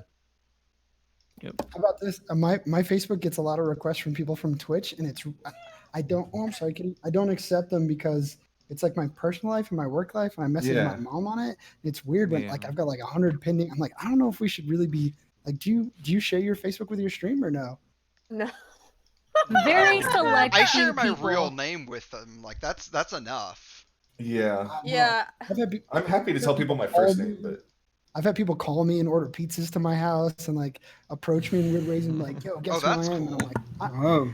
yeah, like what? No. Dude, I'm not gonna lie. I'm gonna call some people out. I fucking hate as a streamer when people in chat like add you on like fucking Battle.net or like Steam or some shit. It's like, bro, I don't want to play video games with you. I'm so sorry. Like, I love you as chatters, but I'm just not down. Like, okay, Mindwaves, I get it. I'll rescind the friend request. Okay, you make yourself loud and clear. All right. Oh, that was good. That was good. Yeah, I try to keep a lot of my shit separate from stream. Like the only thing I like to tie to my stream is like my Twitter and Discord, and that's like about it. Well, and YouTube and Instagram, I guess. But yeah, my Steam friends list is full. I used to use that one, but I don't anymore. Use that for stream. You have to like level it up. I don't know why your Steam friends list would ever be full, but like it fills up. It's weird. True. Huh? Okay, Mr. Popular. Really cool. It was a humble brag, huh? Yeah, all the people. Mindwave's got to say he has 500 Facebook friends. I want to brag. True. That's a lot. I felt like that wasn't even like a lot. I don't know. I think that's. But yeah, I purged that shit, dude. I got them all out of there. I got nobody on there anymore. I have an old Facebook account that has like over 2,000 friends on it. Really? I don't know any of these people. Yeah, I reactivated it recently because the page that I had that was connected to the account, there was something I needed to reactivate it for. I don't use it though. But like I used to post my stream link on there because it's 2,000 people. Thousands. Why not? I don't know any of them. I don't like. You're cute. You Look at know? you. Of course you have 2,000. Of course you do. Look Shut at you. up. I just looked at my friends list numbers and shit, and I don't. This is it's so stupid. Facebook is so dumb. I hate it. What? Micro, finish that sentence. Like, what happened when you looked at your friends? I just have so many people on here, and I have no idea. I don't know this. I've never met this many people in my life, and I'm like, how the fuck does this happen? How does your friends list just fucking accumulate like this? There was one point where there was one point, like, as I was kind of getting bored of Facebook, I just decided to go crazy, and I just like every person that Facebook recommended to me to add to my friends list, I just added them. I like chaos. I just like any person who sent me a friend request, I just accepted. I'm just My afraid Facebook to is go full on of Facebook derangement. now. Yeah, no, I'm afraid to go on there because my family is like really highly political. So if I ever like something from like a friend of mine or whatever, I know for sure half of my family is gonna jump on that and comment and start like a debate there and be like, "Well, this isn't true," or "How dare you think whatever." It's a struggle. What's your family's political affiliation? with like a you're coming on to like a debate show in front of hundreds of people. Like I think that I feel like you can handle it, right? Well, it's okay, right? It's one thing when my family's a mixed bag, okay? We got liberals, Democrats, Republicans, like anarchists, like whatever you can think of, my family has it. Do you have any potatoes? So even, huh? Is that how you pronounce it? Never mind. Yeah. Forget it. Some people continue. They're a meme. But yeah, so it's very crazy. And there's a difference between when I'm here, right, and I'm being like, okay, I want to subject myself to political talk and random people on Twitch, and hi, my friends, I'm going to force you to get a million comments that you do not consent to of my family, right? Like a million comments. Like me and my friend once made a cake because Bernie Sanders was coming, and we wrote like Bernie for Prez or whatever, and my grandmother commented on it, being like, Bernie, ? Why not Trump? Like, I have one family. I know that. I who's know that Prager all you too know. well. Kay's family is so Alabama, so America. Like it's just as funny to me stuff. I'm like, I saw a I didn't know post that even today existed. about the Trump derangement, and it's not what we know as Trump derangement. It's the opposite. We're deranged by believing all of these malicious lies about Donald Trump and how he's committed crimes while in the White House. We're the crazy ones. They're the sane ones. It's insane. That exists. no, I told my dad the other day he has AOC derangement. Yeah, there's a lot of weird obsession with her in some circles, and weird obsession Before with that, Hillary Clinton. Hold on. Like really weird obsession. What's wrong with AOC? I have an AOC obsession. Do you think Ben Shapiro ever got those feet pics? Shapiro is obsessed. Well, a lot of people don't It's like AOC basically because she's like stupid or whatever. Because she's a successful young woman of color. Yeah, no, people don't like that shit. I thought you were talking about like idol worship, which is the category I fall into. Were there any of these other? It's getting a little bit late, but if there's some of these you guys want to touch on before, I don't know about Casey. I'm getting a little tired. Yeah. Is there maybe one more? Is there one you wanted to talk about before we? Leon? I mean, I really wanted to get to the Twitch drama. That was the big one I wanted to get to tonight. You had so much energy when you announced that. Yeah, you really did. I was so excited for that. That's the one I wanted. That We had was a good discussion. Thank you. It was a good one, yeah. Yeah, I was. Good. Impeachment was on the list. Can I kick it off? Oh, sure. Sure, Yeah. go for it. There are some people who think that Donald Trump should get off scot-free. Are you talking about impeachment or like when you say after he like all his crimes? Yes, his crime. Yeah. No, They think he should just get away with them. That if he gets arrested, that there's going to be a what was the backlash. terminology used? Yeah, violent a uproar, backlash. perhaps. A violent backlash. It's crazy how much the right is against cop killing until you take away their guns or you take away Donald Trump. Then they're all like, oh, we're gonna get violent. Who do you think they're gonna get violent against? The fucking state, aka the police. They're all about cop killing. Then it's crazy. Cognitive dissonance. I'm gonna. I wish my dad was awake so I can just like sit him on here and let you guys go at it. Because I would love it. I'm like, oh, Dad, I live with you every day. I gotta talk with you every day. I do not have the energy to do this right now. So like make that a whole stream. Like just I'm hoping to get my younger brother to sit in a stream with like Nate Sway so I can have Nate Sway explain MMT because I can't do that myself very well. But I just want them to have a discussion. You can do that with your dad. I've talked to like multiple people about MMT and I still don't understand that shit. This is good lefty praxis, exploiting other people's labor. I agree. Oh, I mean,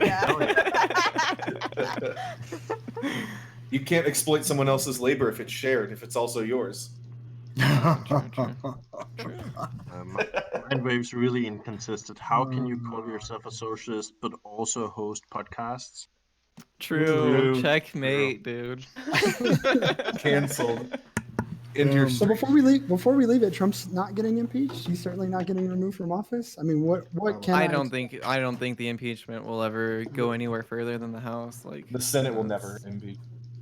Well, he's going to be, quote unquote, he's going to be impeached. He's just not going to be removed from office. Yeah, But he'll always has that little Yeah. asterisk by his name that said he was one Maybe of the the righties are gonna take that as a victory, though. They're gonna be like, "You see, nothing happened."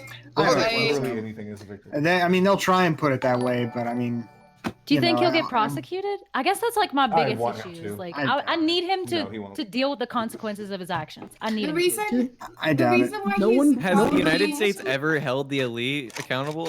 I mean, Well, I mean, This is it's like just this is like a super high position. This is the leader of our country. Exactly. well, look, I mean, That's why he's he won't get Nixon prosecuted. the was things held, he's done have been, as far as I know, like high crimes and misdemeanors. In the sense of the impeachment term, but I don't know about actual crimes. Oh, New York has a You're not case willing to against like him. criminal New York- crimes. Oh yeah. New York literally can't prosecute him right now because, like, since technically, like, Yeah. I forgot the exact terminology. Yeah. He's like the head of the state or whatever. Yeah, he's, you like, overseeing can't- yeah. justice.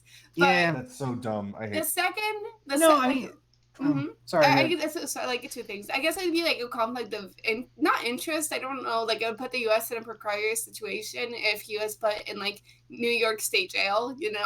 Since he's technically like Well, a federal position of yeah, power. I don't know how like- that would work. how could you permit like a jury and a prosecutor to basically remove the president from office? That wouldn't What about after he Yeah. leaves? make What about sense. After let's he take leaves away is another issue. the possibility of him yeah. being in Are you office? taking the case? When he leaves, will you- Absolutely. is that something when you he would do? leaves. The next That's hire absolutely Bastiat. something that a New York State, at least where he's like suspected of committing massive like tax fraud. Yes, Yeah. absolutely. Oh, hey, if you can get him for Um, that, Don't be all the surprised. better. Why? Yeah, I was getting There's a for tax reason fraud. why. Yeah, there's a reason why he keeps joking like 4 years ahead of time of maybe like running again. Wink, wink. like, Yeah. Oh, like for a third term? yeah. Yeah, he's Trump's had- indicated that he wants a third. He wants essentially to Yes. never leave office. I'm really curious as to what I want. I'm It's so just curious. a meme, though. It's just a Well, joke. hold on. Yeah, I gotta sure. ask. You say that. Is I Bastiat- don't take anything as a meme anymore. you shouldn't. Are you saying that everything he- has a credit to it? He is He a what? Are you like okay? Do you think he doesn't need to be held Well, look, accountable at all? I mean, I think he should definitely be removed from office for what he's done. But I don't know that there's going to be enough out there to like criminally prosecute him for what he's done. Like the Ukraine stuff, while certainly an abuse of power, I mean, that's not a criminal offense as far as I can understand it. I mean, and it just seems like there's a lot of that. Maybe I'm, missing something. I don't know. I mean, Pxie Well, I mean- mentioned the thing in New York, but I mean, if he hasn't if he hasn't committed a criminal offense while in office, then like he's done plenty to, I think, abuse the office, to violate constitutional norms. He's done a lot that I think merits his removal, but I don't know that he's actually broken any. Well, I'm Maybe I'm wrong, but- So if it was there, if you had the Yeah, actual sure. like tangible crimes with evidence, you would. yeah, sure. Okay. Yeah, I mean, although not until he was out of office, because you can't Yeah. do while he's in obviously. office. I mean, just Like what? because it wouldn't, That's silly. If you could, well, I mean, I don't think I thought it was silly at first too, but at the same time, if you have the impeachment procedure in hand, then you have a way to remove him. And if you're saying like that he should be able to be removed from office while he's president by basically 12 people on a jury and one prosecutor and a judge overseeing the whole thing, that's like, how could that ever really nullify an election 300, of a country as big as this? That's just too I know, but people also undemocratic. the specific like qualm I have is with this specific thing that like it's like a threat to our security if the president isn't like in office, because we have like a vice president for that reason, like if for whatever reason. But like that's something that I feel like does come up. Like I do agree that like constitutionally, like we should like focus on impeachment, but also like that particular like issue, like that point always stuck with me. Well, I mean, that would be something. Although, I mean, I would still argue that it's pretty, like, undemocratic, and also, there are a lot of strange things about it. Like, who, for example, could ever be an impartial jury for the president of the United States? Yeah. How could the president ever be given how the president would basically be removed from office by virtue of being charged with a criminal offense? Because unlike a civil case where the president can basically delegate all of that to to his attorneys, like the president would have to be directly involved in the criminal case at risk of going to jail. Like that issue hangs over his head the entire time he's in office. It basically prevents him from doing his job even before he's been convicted. So I mean, it's kind of frustrating to think about, but I don't think there's any way that you could reasonably have a system prosecution in place for while for while he is in office. So I mean, isn't that like the Senate's job for impeachment, though? yeah, that's their job. That's what they're supposed to do. And I mean, yeah. So how are there's they no supposed limit to how many be- times they could try that. Yeah. Well, how are they supposed to be like unbiased and fair? Well, then they're not necessarily. They're supposed to be like conveying the will of the people, right? Yeah, So yeah. the will of the people like deems him as unconstitutional or is not fit to run presidency for whatever, just perceived crime, not even necessarily like actual crime. Yeah. Yeah, he's allowed to get impeached. That's why it annoys me when people say like, "Oh no, it has to be like a criminal trial, or he hasn't technically committed any crime." Yeah, because true. you don't have to be committed of any crime to get impeached. It's literally just like the public has decided that you're unfit for the president's office. Yeah, no, it's absolutely true. I mean, I think you've got to have. I guess the standard is you've got to have something that you think rises to the standard of high crimes and misdemeanors, but that could be a lot. And it doesn't have to. And it doesn't have to be an actual crime, like Pxie said. So, like, and when I say actual crime, I mean like a criminal offense that one of us would be prosecuted for, It's a political process. It's not a legal one, right? Yeah, like Alexander Hamilton in the Federalist Papers specifically uses the word political. So. I have another question, and this is I'm going to say it out loud, but I'll apologize first because I know this is like a Fox and Friends talking point. But these hearings are so boring, and every time they come on, I like sit down and I'm like, you can ask Casey. I like try and sit down with a pen and paper. I'm like, I'm not going to talk about politics uninformed. I'm going to watch, and I fucking can't. And then in the end, I grab the highlights and I sort of process that. But like, I mean, I guess they don't have to be exciting. I mean, that's certainly not the point, but as someone who wants to be politically conscious, it's like tough for me to sit through them. So this is literally the tactic that the Republicans are using. They're trying to make this as insufferable and as unwatchable as possible so that the average American just like literally cannot take it. This is a part of like, what's it called? It's like something fatigue. It's like protesters fatigue or something. But when there's so many different issues coming up, I like cannot handle it. there's so much going on that they try to make sure that you as an individual, as a political actor, is too fatigued to even give a fuck about anything anymore. And like these what are they called? The shit that you were just talking about. I want to watch them too, but I literally can't because I just get so fucking triggered by these Republicans that are obfuscating and asking stupid questions and are obviously lying. And this is all a part of their tactic to make sure like it's as unwatchable as possible so that nobody's informed. Yeah, the only entertaining part is like a crazy, like it always seems like it's like, did you read the Mueller report? Like, no, but your wife is fat. And I'm like, what? Why am I watching this? I have to turn that. I always tap out. I can't. I want to do it. I want to be more engaged. And I guess watching the highlights is something, but I feel bad that I'm not paying attention or as much attention as I should. I'll just turn on I'm Really Important stream and then I'll just have it on, but I'm like not I like cannot pay attention because it's just like it's so much of it's just inane and boring. So it becomes like meditative almost. Like I'll just put it on while I make dinner and like my roommate comes in and is like, oh my god, they're talking about the impeachment, like what's happening? And I'm like, I have no fucking idea. Well, they're trying to make it simultaneously boring and infuriating so that you're either so bored that you can't take any of it or you're so mad that you just have to walk away because you can't take it anymore. Is it possible that it's not their fault, that the process in itself is just like it's just innately boring? I mean that. And also like maybe like a lot of maybe it's not supposed to be sexy. It's not meant to be fun. Infuriating people.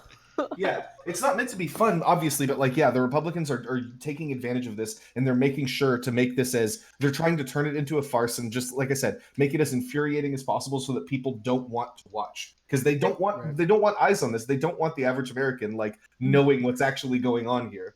The representative from Georgia is what made me turn it off. What's his name?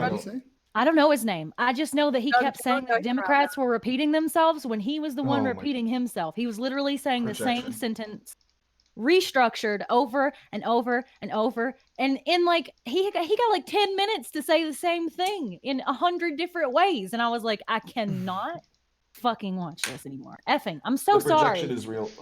No, you're fine. You're banned. Fine. I've said much worse stuff. Don't worry. Why would you actually sit down and watch like the entire thing? Why don't you just watch like highlights or get like a summary of stuff? I mean, sometimes maybe there's something trying to be like So- Maybe there's something that I think is important in the impeachment hearing that other people might not find important. Yeah, it's an important like process in also- general. It's supposed to be. Sure. How- Doesn't it Also, like, I feel literally like run culturally, like like, 24/7? Like there's so Like, much. Yeah, it's I feel like a fraud. I feel like a fraud hanging out talking about impeachment. I'm not watching. I know what I want. I know what's realistic and unrealistic, but how am I going to sit here and discuss something I can't sit through myself? No, I think it's honestly don't know. fine. I think it's fine to have not watched it. It's the same thing with like the Democratic debates. I don't think you necessarily have to watch the Democratic debates. I think what's most important is the highlights. What are the the points of the processes that actually mattered, that actually like has an effect, and how can we measure that effect, and look, paying attention to that sort of stuff, right? It's impossible to be involved in politics and ever know 100% of anything. So For sure. how these candidates act outside of the debates is very important too. But I also want to say, like, it's important, I think, in terms of like understanding like the character of the witnesses and the people who are coming. Like, it's like the whole like Trump can name his kid Barron, but he can't make him a Barron. Like, watching her debate, it was like, yeah, she's like, it was. People like spun that so hard out of control, and like I was arguing about this like in Killer Stevens stream for like way too long. Shout out to Tiger, who was also there and was like, it was infuriating. Yeah, seriously. She was on point for a long time, and then like one slip up basically, and it's like it wasn't even really a slip up. She was trying to illustrate a point using a particular style that like relies on humor. Like that's true. Had, like a mindset. Like it was such a small thing, and then of course immediately all on the attack. Of course, none of them had a word to say when the president then was like, "Hey, the 16-year-old girl needs to chill out." Oh, I was gonna say, right? They fucking. On that note, Mindwaves, Leon, I gotta get going. I'm starting to get pretty sleepy here. So no problem. I wanted to No thank problem you at all. both for the invite here. It was a blast being here. ScuffedLe, Andre, Aidanwould, MicroMacro, Pxie, and K-City. It was great talking with all of you. Great meeting you, K-City. It was a real pleasure. So I hope y'all have a great night, and I look forward to doing it again sometime. Yeah, man, take it easy. Definitely. All right. Thanks for Have a good coming. night. Glad you enjoyed it, man. Yeah, definitely. Oh, I should have asked him to say clean energy before he left. Clean energy. Oh, there you are. Hallelujah. Have a good night, y'all. Take it easy, Yep, man. Sorry, that tickled funny, bud. Anyway. All right, what else is there to talk about? There was one more topic on the list. Ooh. Oh, what was it? What do you want to talk about? And it's a little bit of misinformation in the Discord. Because it says let me pull up the topic because Black Christian supremacists commit anti-Semitic murders. The shooting in New Jersey. Are you guys familiar with this? Or yeah, I think this was a Mindwaves topic. Anti-Semitism is on the rise. Holy shit. But they weren't. It is true. It is like it seems like in most Western countries, anti-Semitism seems to be on the rise. It's pretty unfortunate. Oh, that wasn't the part that was misinformation. It was. It says Black Christians, and they're not actually Christian. Oh, really? What are Wait, they? who? Yeah, they have a claim. Go ahead. Okay. No, I was gonna let you because I'm sure you have it up, and I don't, and my memory is not as sharp as yours is. They are Black Hebrew Israelites, and they are laying claim to being Jewish before people who are white and Jewish. I mean, I'm taking this as surface value. It certainly is like it's a group of fanatics, and there's violence, and I guess I'll let. Yeah. Like those were do you guys remember the news of the teenage boy or whatever, and then the Native American man, and like the boy was giving a smug smile? Like if you watched the whole video, like everything started because of the fucking crazy like Black Hebrew Israelites screaming at people. And like last time I went to DC, I remember them like screaming at people about how like they're like the holy I don't know, holy race or something. I don't even know where to begin. Fucking crazy shit. Aren't they like Black nationalists? I think so. I think that they are nationalists in some way. Yeah. I'm not educated on this or the murder. So this is personal to me and not necessarily the murder, and maybe other people that run in the same circles that I do. But holy fuck, having to listen to certain people within the Twitch sphere talk about how nobody's talking about this. There's nobody talking about this story. And you know why? Because it wasn't white male shooters. They only talk about white male shooters. And I'm like, bro, like it's on the news. Like here's a CNN article. What the fuck? How, like, oh, I'm sorry, does it not fit your narrative? Therefore you just like pretend? I know that that's a non sequitur, but that shit triggers the fuck out of me. Yeah. And I know it's I've really said a lot of shit, but it seems like like most of the high profile terror things that's happening recently have been against Jews, right? Mhm. I mean, both in the US and in the EU as well. I know here in Denmark, we actually had a case recently on the, I think on the anniversary of like the Crystal Nights, if you know what I mean. yeah, Chris. Yeah. Yep. Kristallnacht, yeah. On the anniversary, there were a lot of Jewish cemeteries in the entire Denmark were like completely destroyed, like painted over with colors and stuff, and yeah, it's just insane. I mean, I'd like to think that there are very few like neo Nazis, but I mean, it's just insane. I don't Yeah, even know what to say. I've had like conversations where I call somebody like Nick Fuentes a Holocaust denier, and people are saying like, well, he's not a denier. He's just saying that it's. And I'm like, no, that's denial, because this is like this enables the people like you're talking about to feel like confident to go do this stuff. Because number one, there's nothing to deny here. It's like saying it's like the people that say evolution isn't true. Like there's no deny. Like it just is. Like I'm sorry that you don't like accept the facts, but this is just true. It's the same thing with the Holocaust. Evolution is technically a theory, and like so is gravity. So obviously point. neither of them exist. And well, you know what? If they want to reject the like germ theory in the same way that they reject the theory of evolution, then by all means go do it. But yeah, no, it's just I don't know. Maybe it's just me and like the people that I run around with. But well, I make it sound like they're my friends. But I feel like there's a lot more just like kind of normalization of ideas like this, right? Like there's people out there that are like Nick Fuentes, right? Like I'm not a denier, man. I'm just like asking questions. Just And people asking are just, like- questions. people are like okay with that now. I don't understand it. I think it's really interesting because I don't personally. I mean, it just might be like the circles that I go to, but I don't personally feel like there is a lot of like anti-Jewish sentiment like overall. No. Like compared to like other things, like compared to like sentiment against Muslims and immigrants and stuff. But somehow it just seems like the people who hate the Jews are like, I don't know, the most extreme of the extreme. It's fucking hilarious though, because when you look at the people who claim to be the master race, right, who like claim to be the perfect Aryans, like not to be like rude or whatever, but they're literally like trailer trash, right? And it's like, oh my god, if Hitler was alive, you'd probably be gone. Have you been to the subreddit?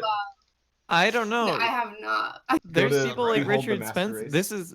This is the danger of like neo-Nazism in the United States recently, is that like you look at people like Richard Spencer, and he's a handsome looking man. He looks normal just like anybody else in the workplace, Okay, right? but okay. I mean, you got to give him credit where it's due.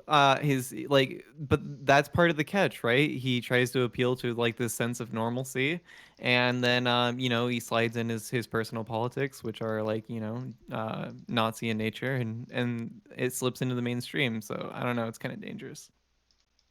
Yeah. They're not all trailer trash, like that is That's like true. like I get what you're saying, but like I was thinking that. I mean, Nick yeah, Fuentes, look like at they him. talk about this, like organizing in ways where like you have to come off as like presentable, right? The aesthetic is very important. Yeah. I mean, look at the Nazis. They had I've already gotten in trouble for saying this before, but they have a good aesthetic. Like objectively, not objectively, but like I don't know. They had a good aesthetic. They knew how to make their guys look sharp. They knew how to design a flag. Into that like psyops, right? Yeah, like Whatever. I don't really understand it. It's certainly not my Why, like, preferred suits aesthetic, are- but okay, you don't have to. Are It now doesn't have to be associated with preferred. Nazis. What's up? Like I've heard people now say that like, oh yeah, if you're wearing like a suit, now you're kind of associated with like Nazis or the whole idea. I don't know if that's true. I just heard people say it. Yes. no, I mean, yeah, just look at Pxie. I didn't want to say that. I guess I was just gonna say that either direction sort of is probably a poor representation to say that they have like a great aesthetic or that they're all trailer trash. This is like silly to like say this ideology is associated with. I find that to be untrue. Same thing with the suit, I guess. Not to inflame, but something I do think is that I guess it's sort of off topic, but the way the right has sort of commandeered patriotism and like now is True. especially as a person of color, when I see American flags or, you know, I make America great again hats, those things are intimidating to me. I mean, I guess I don't want to steal the whole conversation because this is, in fact, let me redirect. So fuck that point I just made. Let's go back to this shooting and this will be my exit because it is super late. And also because I alienate myself from my audience at this point, but to this attack in particular, I don't want to minimize that it is anti-Semitic, and it like we have to address the cause of the action. But I want to talk about the tool of harm, just because this is something I do on my stream every night, and I butcher my stream, and I'm sure that I'm going to gain no followers here when I say this, but like I'm so anti-gun, like not even common sense laws, like disarmament. It's not even funny. Like when people are like, come to my house and take my AR, if I could, I mean, if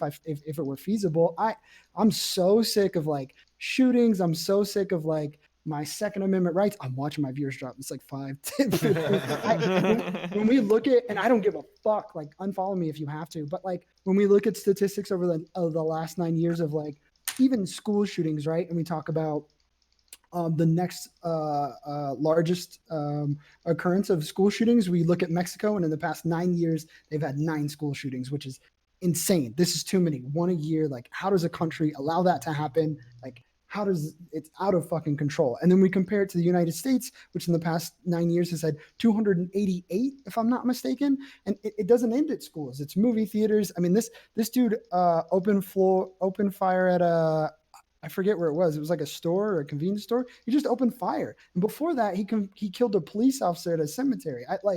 The weapon is certainly proportional to the amount of damage done, and I'm ready to like, this is one I've been like trying to get better at because I'm ready to go on like all the streams. Red Pill, I like Killer Steve.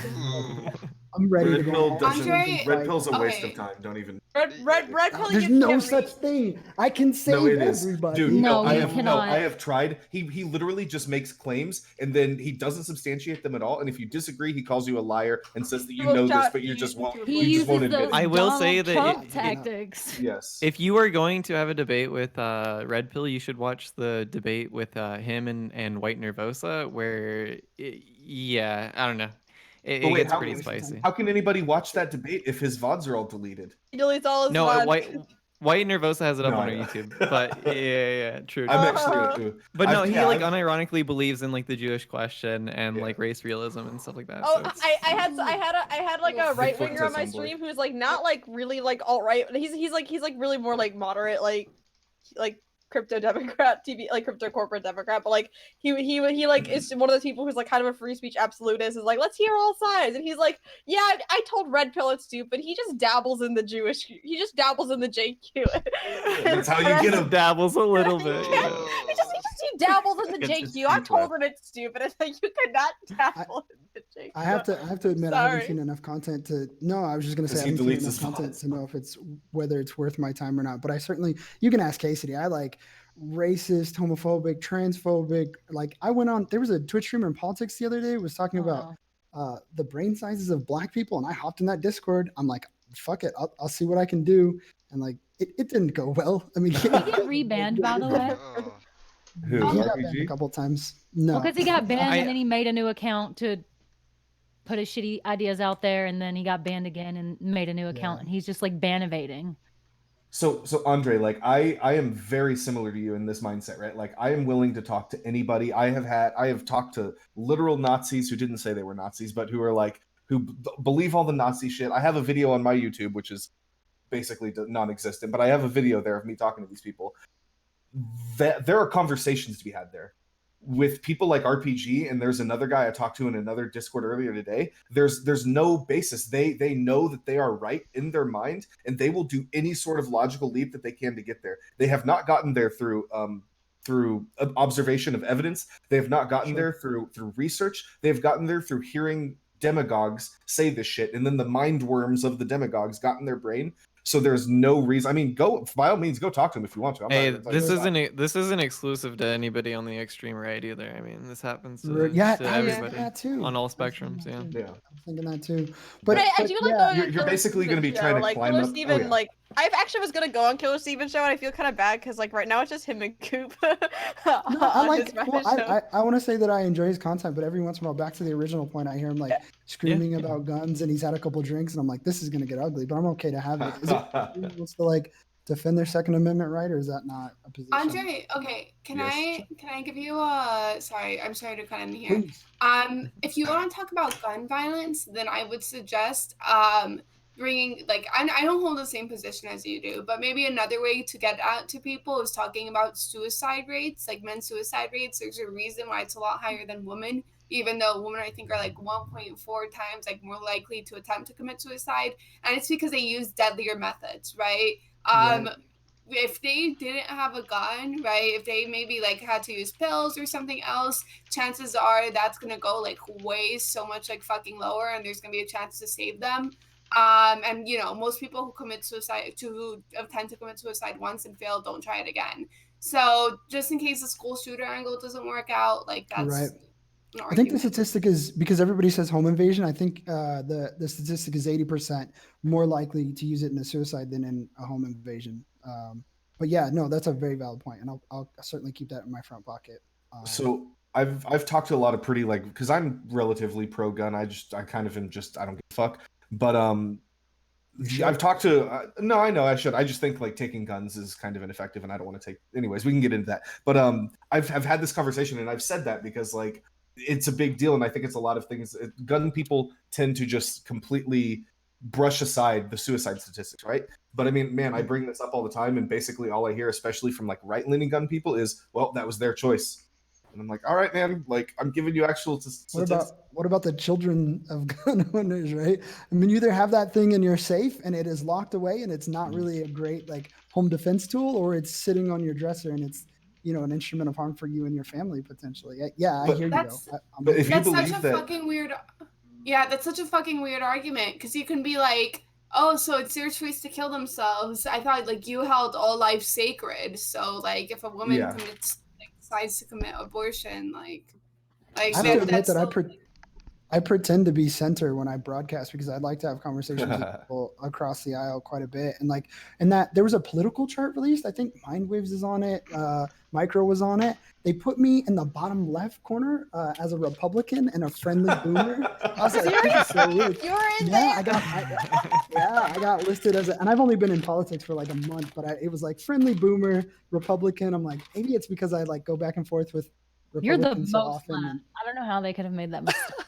yeah. Well, so I mean, like, I really like Andrew Yang's proposition of like not left, not right, but forward, bipartisan appeal. I like the idea of like, I'll entertain any ideas, even like, so like abortion is one that I'm so far left on and women's choice, but like, if we engage the right and if we say that we want fewer abortions and, you know, talk about providing services to expecting mothers without removing choice, I think a lot of issues we can find common ground on it. I like, as a broadcaster, I think it appeals to allow everyone in your stream, as long as they're not, you know, ruining the environment for others. So I would just implore you to like do your best to like put up with that shit. But again, it's your broadcast, it's your world. If this shit is offending you, obviously ban. Don't try to rescue. I tell Cassidy all the time, you know, if we have a trans member or someone who's offended, you know, there's homophobia going on, I shut it down if it's offensive at all. But if it's just me, I'll get in the trenches. I don't really mind. You know, I'll do my best to hear perspectives from I think it's really good to have people on the left like going into, you know, not just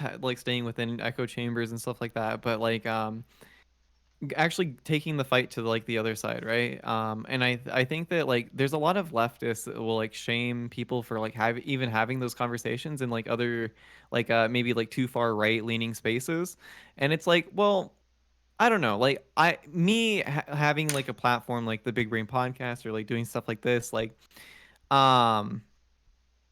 like it's one thing to bring them on my platform, it's another thing to go onto their platform, right? True. I think you have a lot more responsibility to like do it responsibly when you're bringing them on your platform, because I think that gives more of the optics of you like giving credibility to the person you're bringing on, than as opposed to like going into like their spaces and like you know, debating with them there. I think that's Sure. because then That's a you're very bringing the valid point. message to a whole new audience, right? And I think that's good.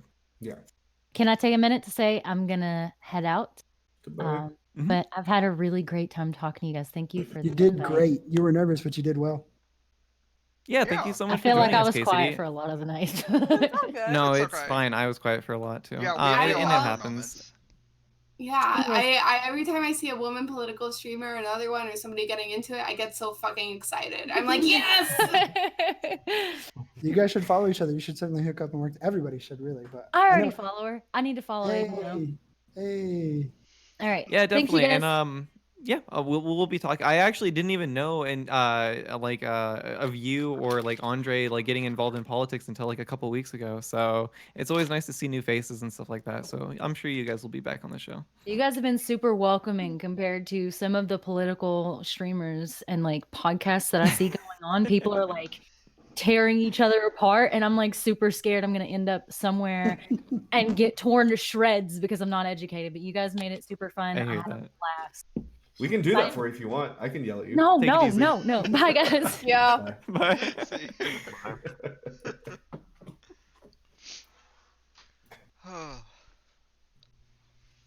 Yeah, so I guess- I have notes. Sorry. I was gonna say I felt like we touched on all the discussion topics, so I was gonna hop out. But just as my closing statement, I want to say support content creators. I know Scuff Lefty is networking. I know Pixie's networking. There's 50 people lurking in my stream, and I'll certainly toss the host over. But like, if anybody's paying attention, go follow these streams. And if you can afford to, please pay $4.99. I mean, I know you have Netflix and Hulu and Disney Plus and all this other shit, but like this free stuff is really hard for us to maintain. It takes a lot of effort. So if you're watching one of these streams and you have a Twitch Prime, if you have a little bit of revenue, if you have take it from someone who's been doing it for 5 years with a full-time job. This shit is exhausting and it's hard work. So if you enjoy the content at all, please contribute. Please sub. It means the world to us. I'm sure everyone would agree.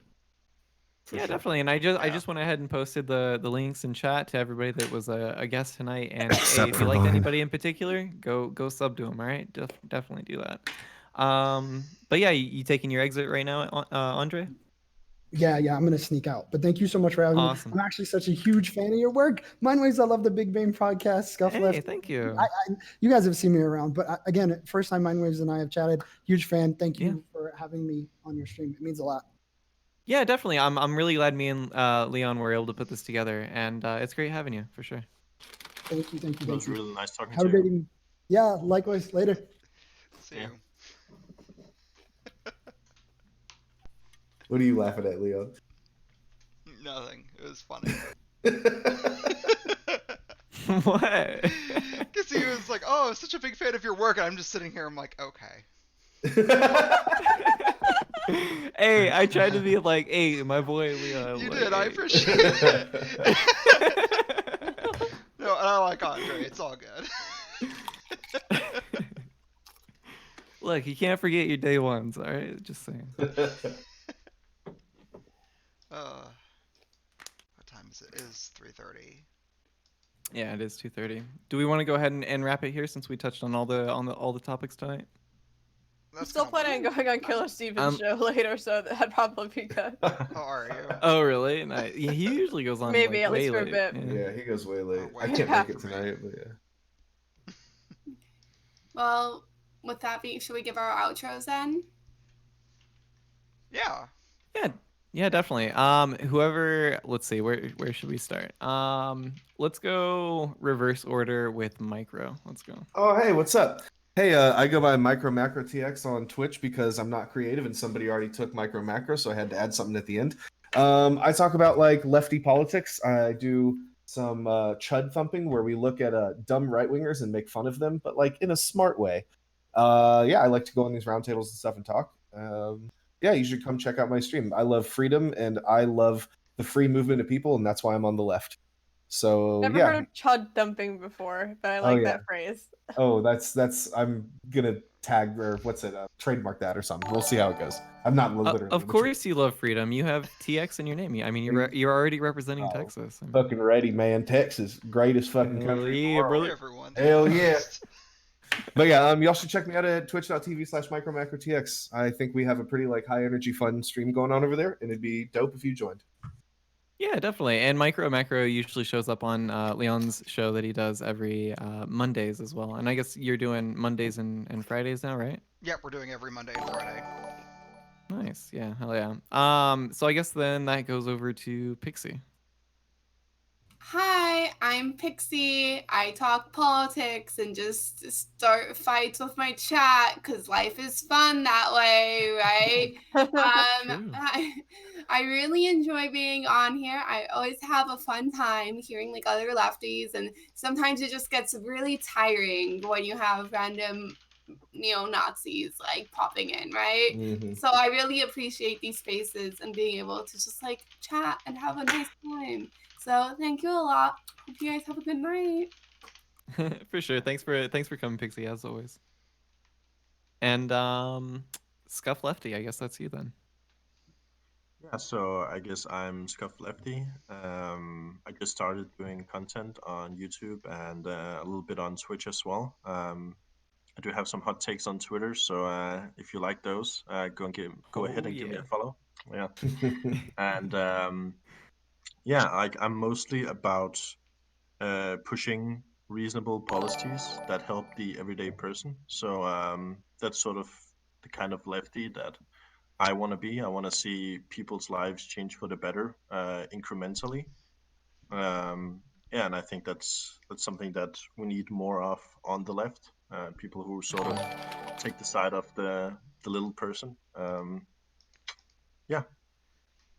And Nice, yeah, hell yeah. I run a show Enjoy on your YouTube Weasley currently emote. called Diversity of Tactics, which Next I time had someone's being a Weasley little Pxie liar, on. you show 'em. And sort of the point of the show is to find even people who disagree with each other on like some fundamental stuff, find out where they sort of agree in terms of like policy and where they can work together to further those policies that help people in the long run. So yeah. I was gonna say I've been seeing your thumbnails in my YouTube suggestions actually, so that's cool. Yeah. I need to check out those interviews though. You did one with Pxie. You also did one with a couple other people, didn't you? Yeah, I did one with Bastier, with Irrelevant, and with Touring News, which is I think going up soon.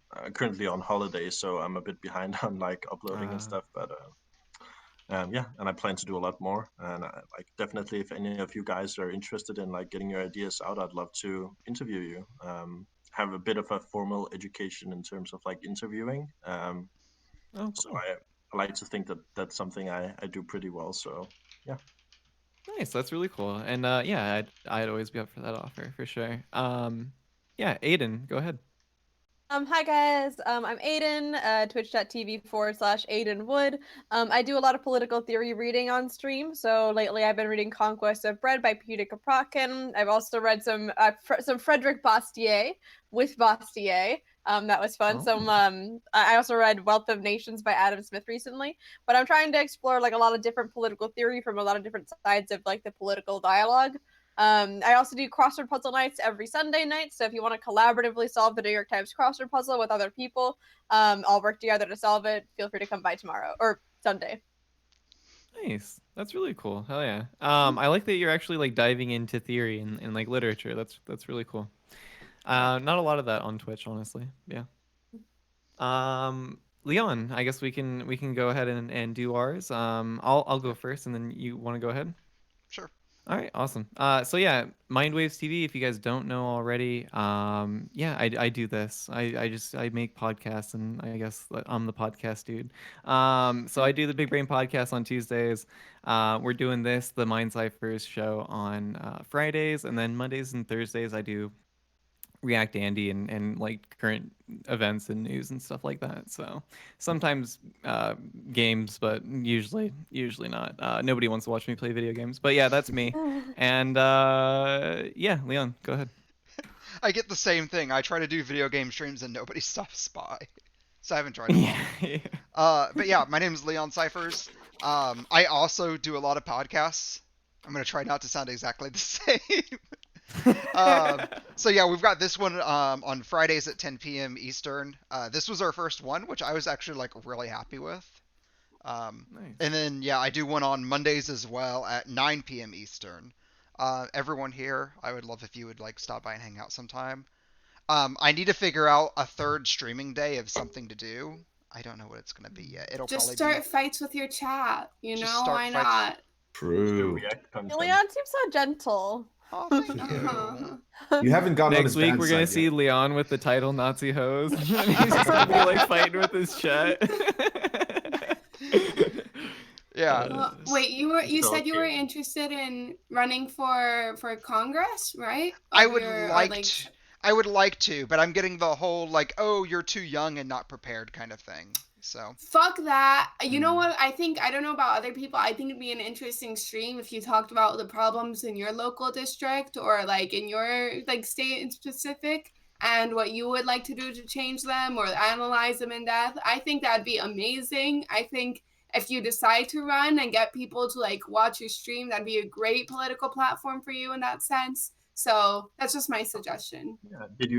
Have you seen the guy Joshua 2020, the truck driver, 25-year-old socialist guy running for Congress? I think he's doing pretty well. I mean, currently he's the front runner in his district, and he's only 25. So oh, that sounds really cool. perhaps check that out. Yeah. He's got Twitter clout though.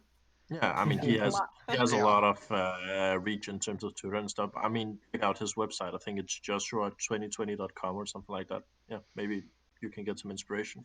Yeah, I had like a meeting with some like state Democrats about like running, and I networked a bit, and I have a few guys that are also like running and trying to get some name recognition. So I mentioned I might have them on a podcast or something. So Oh, that's really cool. yeah, So- we'll see about that. We've got another like young Democrat that wants to run in Indiana, which the odds are very against him, and I feel that. So yeah, I think that's about it for me though. If you enjoyed, Nice. please consider following. I'm going to spam all the streamers again in chat so you can find them easily. Same. Do it. Hey, you should Yeah, add and- my name to that one too, Mindwaves. Oh yeah, true. Huh? Here, I'll just give you a shout out, You're good, no worries. Macro. Give me a shout out too. Oh, Yeah. true. Yeah. And thanks everyone who came and followed tonight. I usually just like Yeah, shout for out sure. followers, but I kind of felt bad about doing it here, so I didn't. Oh shit! I Understandable. spelled your name wrong. God damn it! It's always that I always want to spell it. Yeah. Yeah. All good. All right. All good. Well, with that being with that being said, yeah, I appreciate all the guests that came on tonight. It was actually like a really fun, chill show. So yeah, I it was enjoyed one of the it most personally. respectful podcasts that I've been on. Good. I want that means a lot, yeah, honestly. So with that being said, I'm gonna go ahead and dip out now. Are any of you streaming into the night or? I'm Pxie? streaming longer, yeah. Okay, I'm gonna go ahead and end my stream here soon, so I'll go ahead and raid into you. But I'm gonna go ahead and leave and address my chat. So thank you so much for coming on, guys. Appreciate it. Yeah, thanks for having us. Yeah, Thank you. see you guys It was later. really nice. All right. Well, with that, I'm gonna go fight my chat. Okay, have Be fun. nice Good to your luck. Good chat. talking to you. Yeah, don't yell so Some much. right wingers probably. Actually, I'll probably just go in and say hi and then dip out because I'm too tired. Ooh. If there's arguing with right wingers, I need to be there. It's literally just Steven, Coop, and then one other dude whose name I forget. Yeah, we gotta go through some shit. What do you think about Steven and like Coop and stuff? Because I talked to them like the last few times. I think they're actually all right. I don't know. I like mean, 'em. Not Oh, all yeah, right, but like they're alt-rights. no, they're all right. I mean, they're okay. They're all right. don't Yeah, I think they're that they're like. bad. I think that they're like good people. Like I think that they just like believe in like speech, like free speech absolutism and shit like Yeah. that. That I think is destructive to dialogue overall. Ironically, but I mean like, I think that they're reasonable people and like most people on that podcast like form their opinions issue by issue. And they don't just have a prepackaged set of political beliefs, which I appreciate. Yeah. That's pretty good. So yeah. Yeah, I don't know. I like him. I enjoy talking to him. I disagree with him politically pretty heavily, but they're also not douchebags and they're cool to me, so I like them. No, that sounds All quite right. good. There are also some insanely fucking super Nazi people that come on the podcast sometimes. There are Oh also yeah, not. for sure. Oh yeah. Nazis. Wait. Those are the people that I like talking to. Those are the easy targets. True. All right, well, All it right. was super nice talking to I'm you. gonna head out. I'm gonna see ya. Yeah. All right. See y'all. Thank you so I'm much, heading Leon, out, too. for the support. No problem. I had fun. Yeah, thanks for having me on, Leon. Appreciate it. See ya. Take it easy.